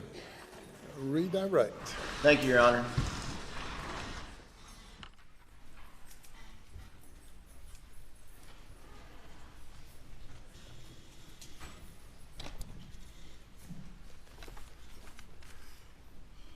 Mr. Murdoch, we spent a long time yesterday and a fair amount of time today talking about financial misdeeds. Yes, sir. Have you been criminally charged for those financial crimes? I have been. And you have pending charges against? I do. You were asked specifically about $792,000 in Ferris fees that you diverted from the law firm. Do you recall that? Yes, sir. And I think you were asked about an accounting or where that money went, and it went out pretty quickly, roughly. Yes, sir. And you recall testimony that over $500,000 went to Curtis Eddie Smith. I do. And what would that have been for? That would have all been for pills. For opioids? Yes, sir. Specifically, all I was taking at that time was oxycodone and OxyContin. And you were an addict, were you not? I am an addict. You are an addict. And did you repeatedly lie to those you love to cover up your addiction? I did. And were you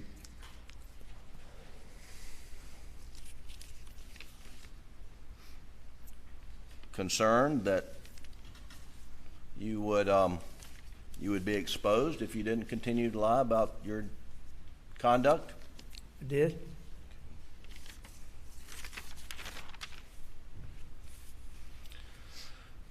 There's some specific things you were asked about, which I'd like to go over. One thing you had referred to a text message that you'd seen later on between Maggie and Blanca. Do you recall that? I do. And it's in the evidence as Defendant's Exhibit 54. And Doug, if you could pull that up, please, sir. And if you could highlight the Blanca text. Is this the text message you're referring to? It is. And and I'll just read it. It says, T.Y., that's thank you. It says, T.Y., I'm waiting at Dr. Alex wants me to come home. I had to leave door open at Edisto, but trust Mexicans to shut a lot for me. His dad is back in the hospital. The last doctor claims not cancer, it pneumonia. And then she has some faces. Alex is about to die. Hope he doesn't go down there to sleep. Alex needs to take care of himself as well. Is that the text message you're referring to? Yes, sir. And did Blanca share this message with you after Maggie was murdered? Blanca ultimately she shared that with me. She first told me that, you know, Maggie was worried about me, how much she loved me, and that she was worried about me, and had texted her. Okay.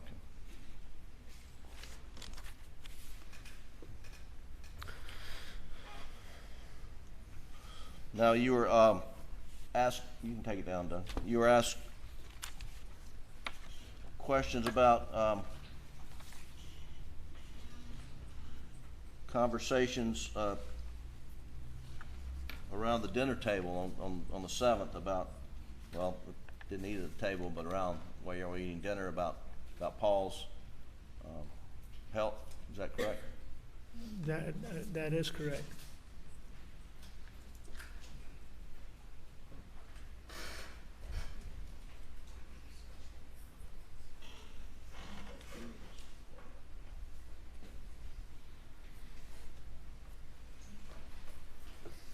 Alec, I'm going to show you two exhibits, Defendants 179 and 180, and ask if you can identify these two.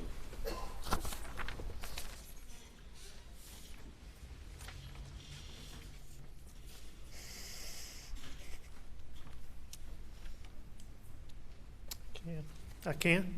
And what are they?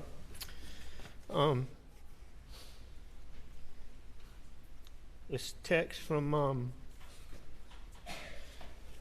let's see, it's a text from Paul to me on May the 30th. And then, and what's 180? Exhibit 180 behind it. That's a picture of Paul's feet. Your Honor, we'd move Defendants Exhibits 179, 180 into evidence at this time without objection, I believe. Without objection, Your Honor. Submitted. Pull up. Do you have 179? Or we've got to put it on. Let me put it on the Elmo, please.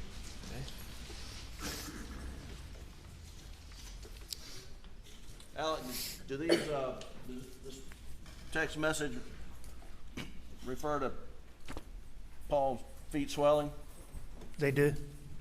So if you'll do, you can pull it up. Like, go up a little more so we can read it. And it says, from Paul, and that phone number, is that your phone number? That is. It's my phone number, 1227. My feet swole up. It has something to do with my blood pressure. Get me an appointment as soon as it's convenient. And what's the date of this? May the 30th. 2021, right? Yes, sir. And if, Doug, if you'll show the picture, I believe this is a blow up of the picture that's in this Exhibit 180. Can you pull out? Is that a picture of that Paul had sent you of his feet swelling up? It is. Is this what y'all discussed, you know, when you're eating dinner? Yes. Okay. Along with many other times. You'd also, you were asked questions about your dad's condition and whether he was terminal or not. Do you remember that? I do remember questions about him. Okay, and gosh, Doug, I think it's the extended timeline, is it states 5:30, is that the right number? States 5:20, Council.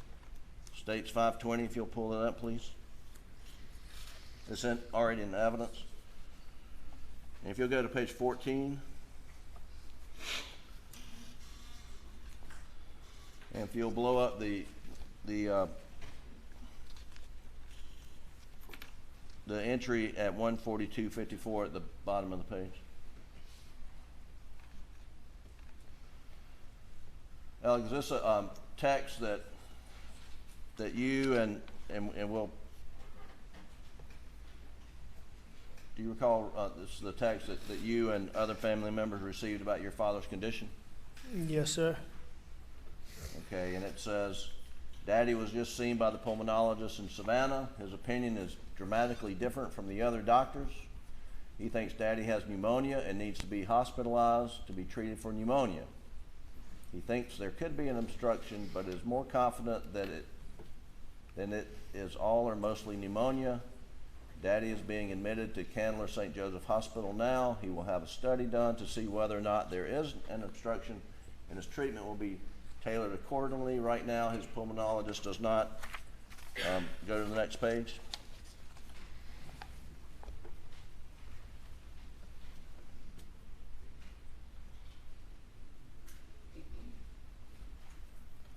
Does not believe that he'll be getting radiation treatment, and in fact, the pulmonologist says that the palliative radiation treatment to try to open the airway is a Hail Mary, in his opinion, would most likely not work. Then it goes on to say, if he is right, and this is pneumonia, is much more treatable and can certainly give the immunotherapy a chance to work. Is that what you're referring to? That's the text I was talking about that came when talking to Jeannie Seconder. Okay. And the and this wasn't a terminal diagnosis on the 7th, was it? Not on the 7th. That was actually a little bit of positive news. Okay. It was short-lived, but it was positive at the time.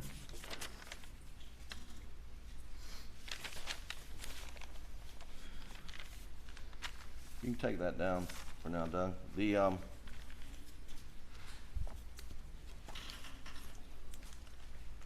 But stay on that exhibit. Alec, you were asking, if you'll go to page 46, please, the same exhibit, 520. Page 46. And if you'll highlight and blow out the 90218, Alex Murdaugh's iPhone shows.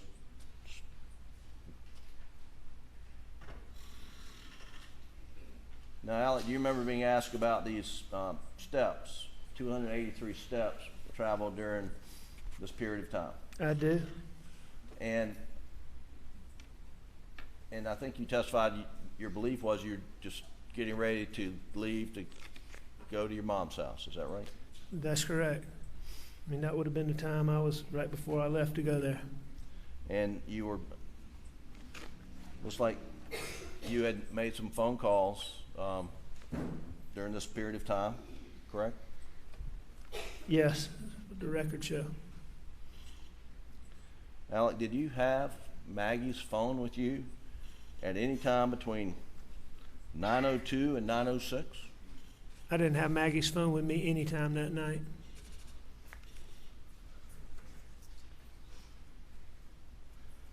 And Doug, if you'll go to page 45, please.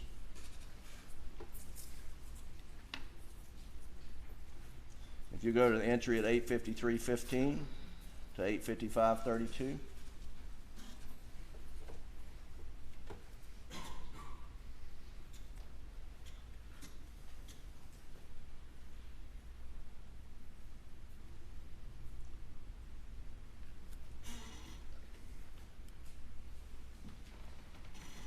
What am I missing? Can you go, you're missing it. Go up one more entry, please. The one that records steps, please. And then take it all the way to the bottom, Doug. Thank you. This is in evidence. And this is Agent Rudowski's timeline. And it says Maggie Murdaugh's phone,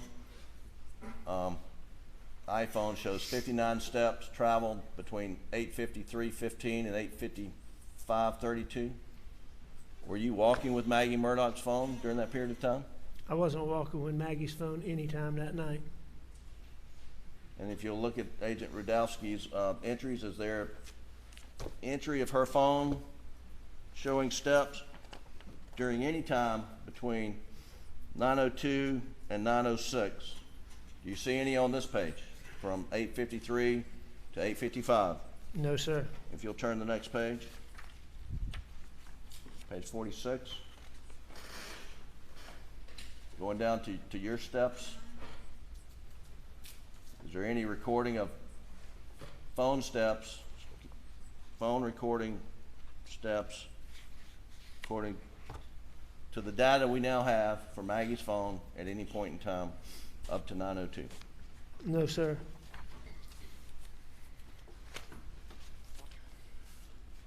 And had you repeatedly asked SLED to get the data from the OnStar, from the cell phones, to evaluate whether your phone and Maggie's phone were ever moving at the same time? You made that multiple requests. I repeatedly asked David Owens about that information. And when you asked that question, were you aware that Maggie's phone had been located, down the road, a mile, or half a mile or more? Is that right? Yeah, I knew where her phone had been located. And why was it important to you to get that information? Because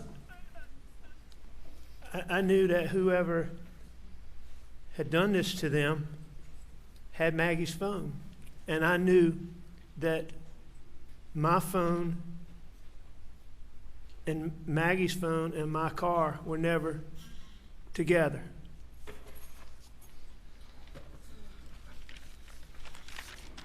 At any point in time. Sure.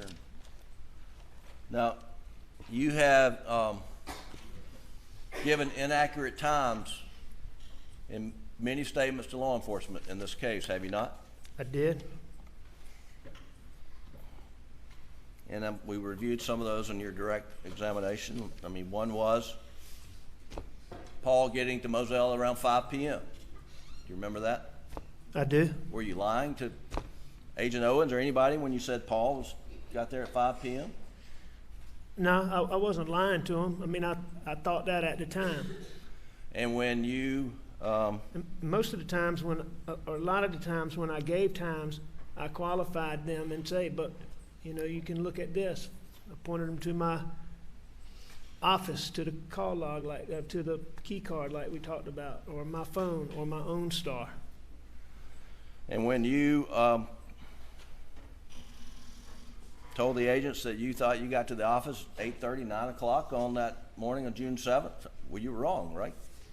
I was wrong. Were you lying? No, I wasn't lying. Okay. And when Deputy Green drove up and you had your first encounter with him, I believe you told him that you had been gone to your mom's house for an hour and a half.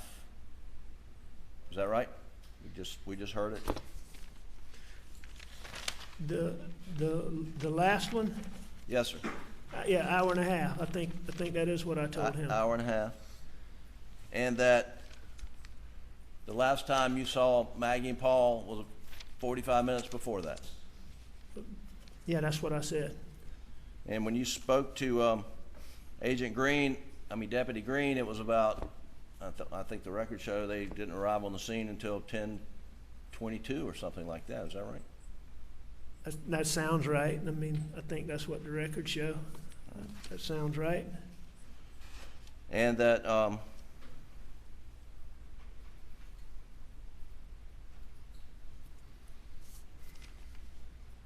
were you lying to Deputy Green when you told him what time, how long you thought you'd been at your mother's and the last time you saw Maggie and Paul? No, sir. I wasn't lying to him. Were you trying to mislead him in any way? No, sir, not when Mr. Green got there. Now, you've admitted in the first few questions that I asked you yesterday and multiple times today that you lied to Agent Owen and Deputy Rutland and Agent Owen and Agent Croft, and on a couple occasions about your whereabouts following dinner, correct? I did lie to them, as we discussed And repeatedly. And you've explained that it was this addiction, opioid-induced paranoia you just couldn't shake. Is that right?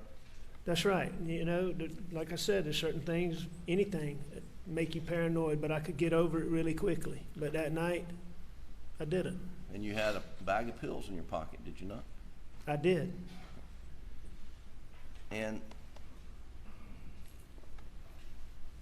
when you got down to the kennels, we're not going to repeat all that, but I mean, did you ever see anybody down there, anybody else? No, there was nobody. There wasn't anybody down there when I was there. And did you believe that the information, whether you were there or not there, would advance their investigation in any way? No, I didn't. I didn't think that. And why didn't you think that? Because they were fine and doing good when I left there. Did on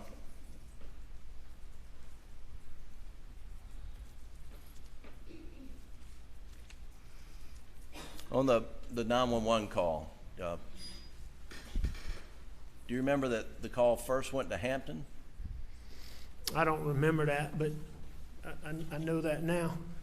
And what we played here in the court in your testimony was the Colleton County handoff. Do you recall that? I do recall that. Okay. I think at some point the part in Hampton might have gotten played too, didn't it? But I know the main part was the Colleton part, but it was like a minute into the call. But initially it went to Hampton, then subsequently it was transferred to Colleton. That's right. And then a minute or so into the Colleton call, you said, "I've been up to it now." You remember that? I do remember saying that. I remember hearing it. I don't remember saying that, but I remember hearing it. Okay. And that's, I mean, that is accurate.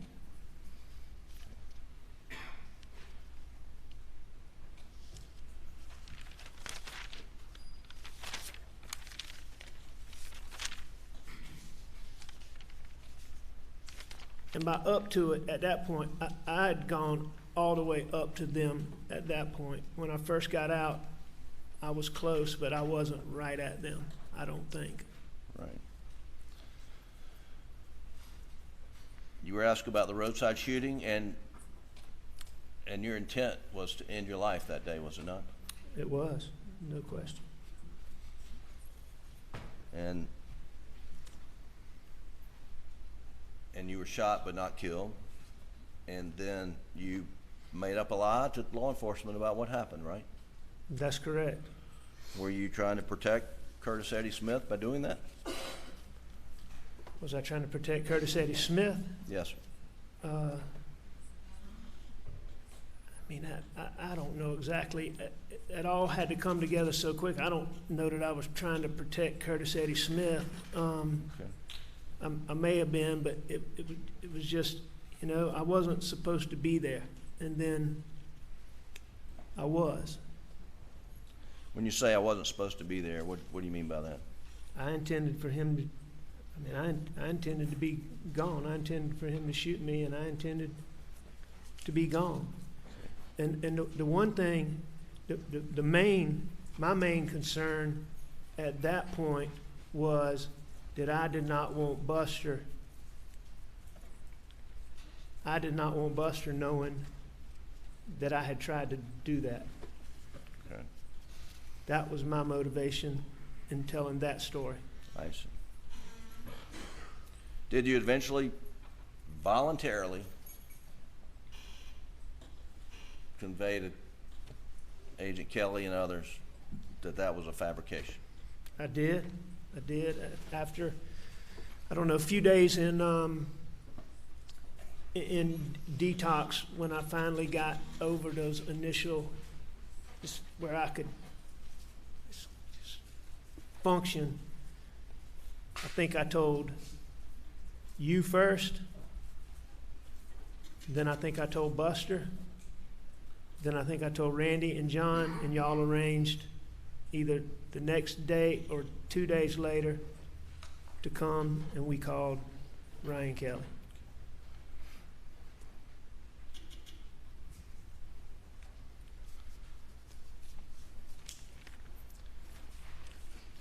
Well, you've lied to your family over many years, have you not? I lied to my family about my addiction. And you hid from them you were stealing client money, did you not? Oh, I never, they didn't know anything about that. And you've lied to your law partners about financial dealings and perhaps your addiction? Yes. And you've lied to law enforcement about not going down to the kennels after dinner, but eating dinner and taking a nap. Did you not? I did.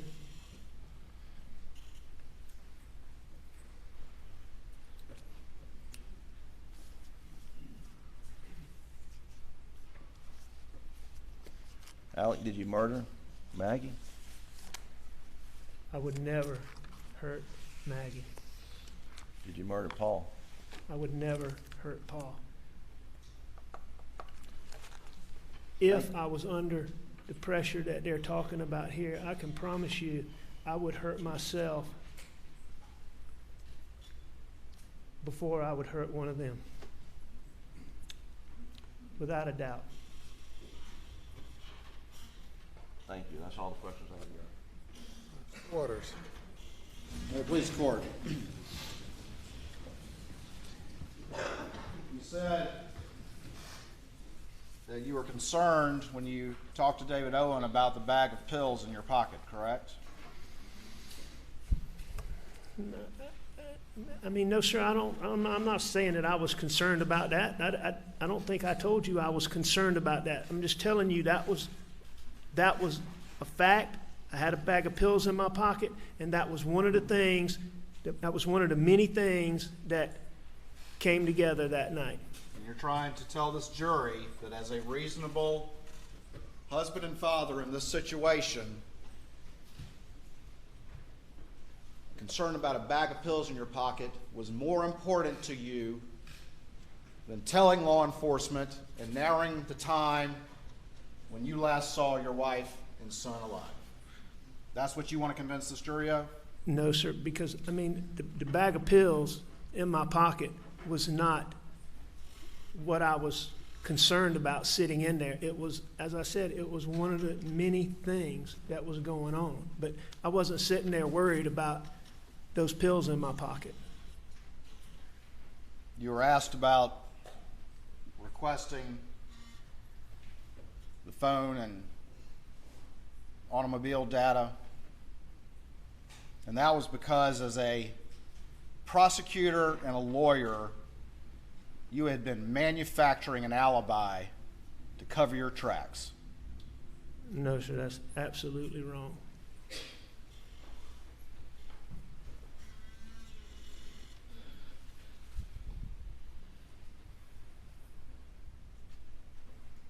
You admit you were wrong about a lot of things in what you told law enforcement about June 7th,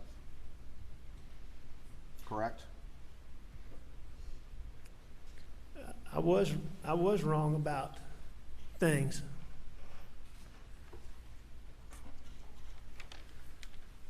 Some things. You were asked whether or not you voluntarily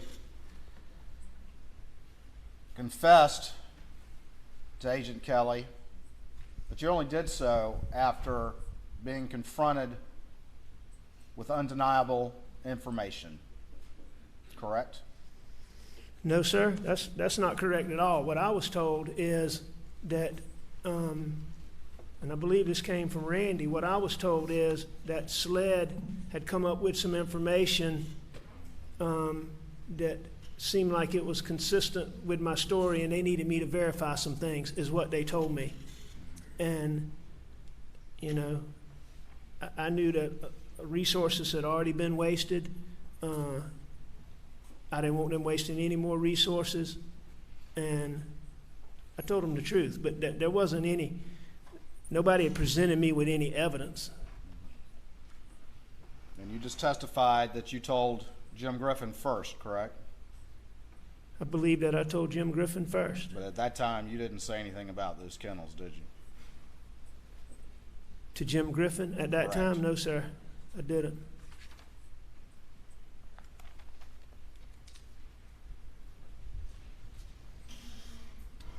When you testified on direct yesterday, and you were asked about leaving the kennels with your new story, in light of the evidence that's been presented in this trial, your words were, "I got out of there," correct? I believe that's what I said, yes, sir. And you also said during your testimony on cross-examination that you hurt the ones you love the most, didn't you? I did say that. Thank you. Nothing further. In saying that, Mr. Waters, I just want to explain that answer.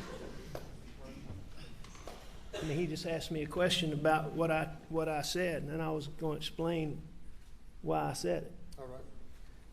As I told you earlier, you're implying to this jury and to me that that was me talking about hurting Maggie and Paul. And that's not what that was. What that was is me saying, I know I hurt my brother, my partners, my clients, many of whom I told you I loved, all of whom I cared for. And that's what that was when I'm talking about how my misdeeds, how I hurt the people worst were the ones I loved the most. I just asked you what you said, correct, Mr. Murdaugh? You did ask me what I said, but in asking me that, you're putting an implication on there that I am explaining. I just asked you what you said. Okay, yes, sir. Thank you. Nothing further. And step down.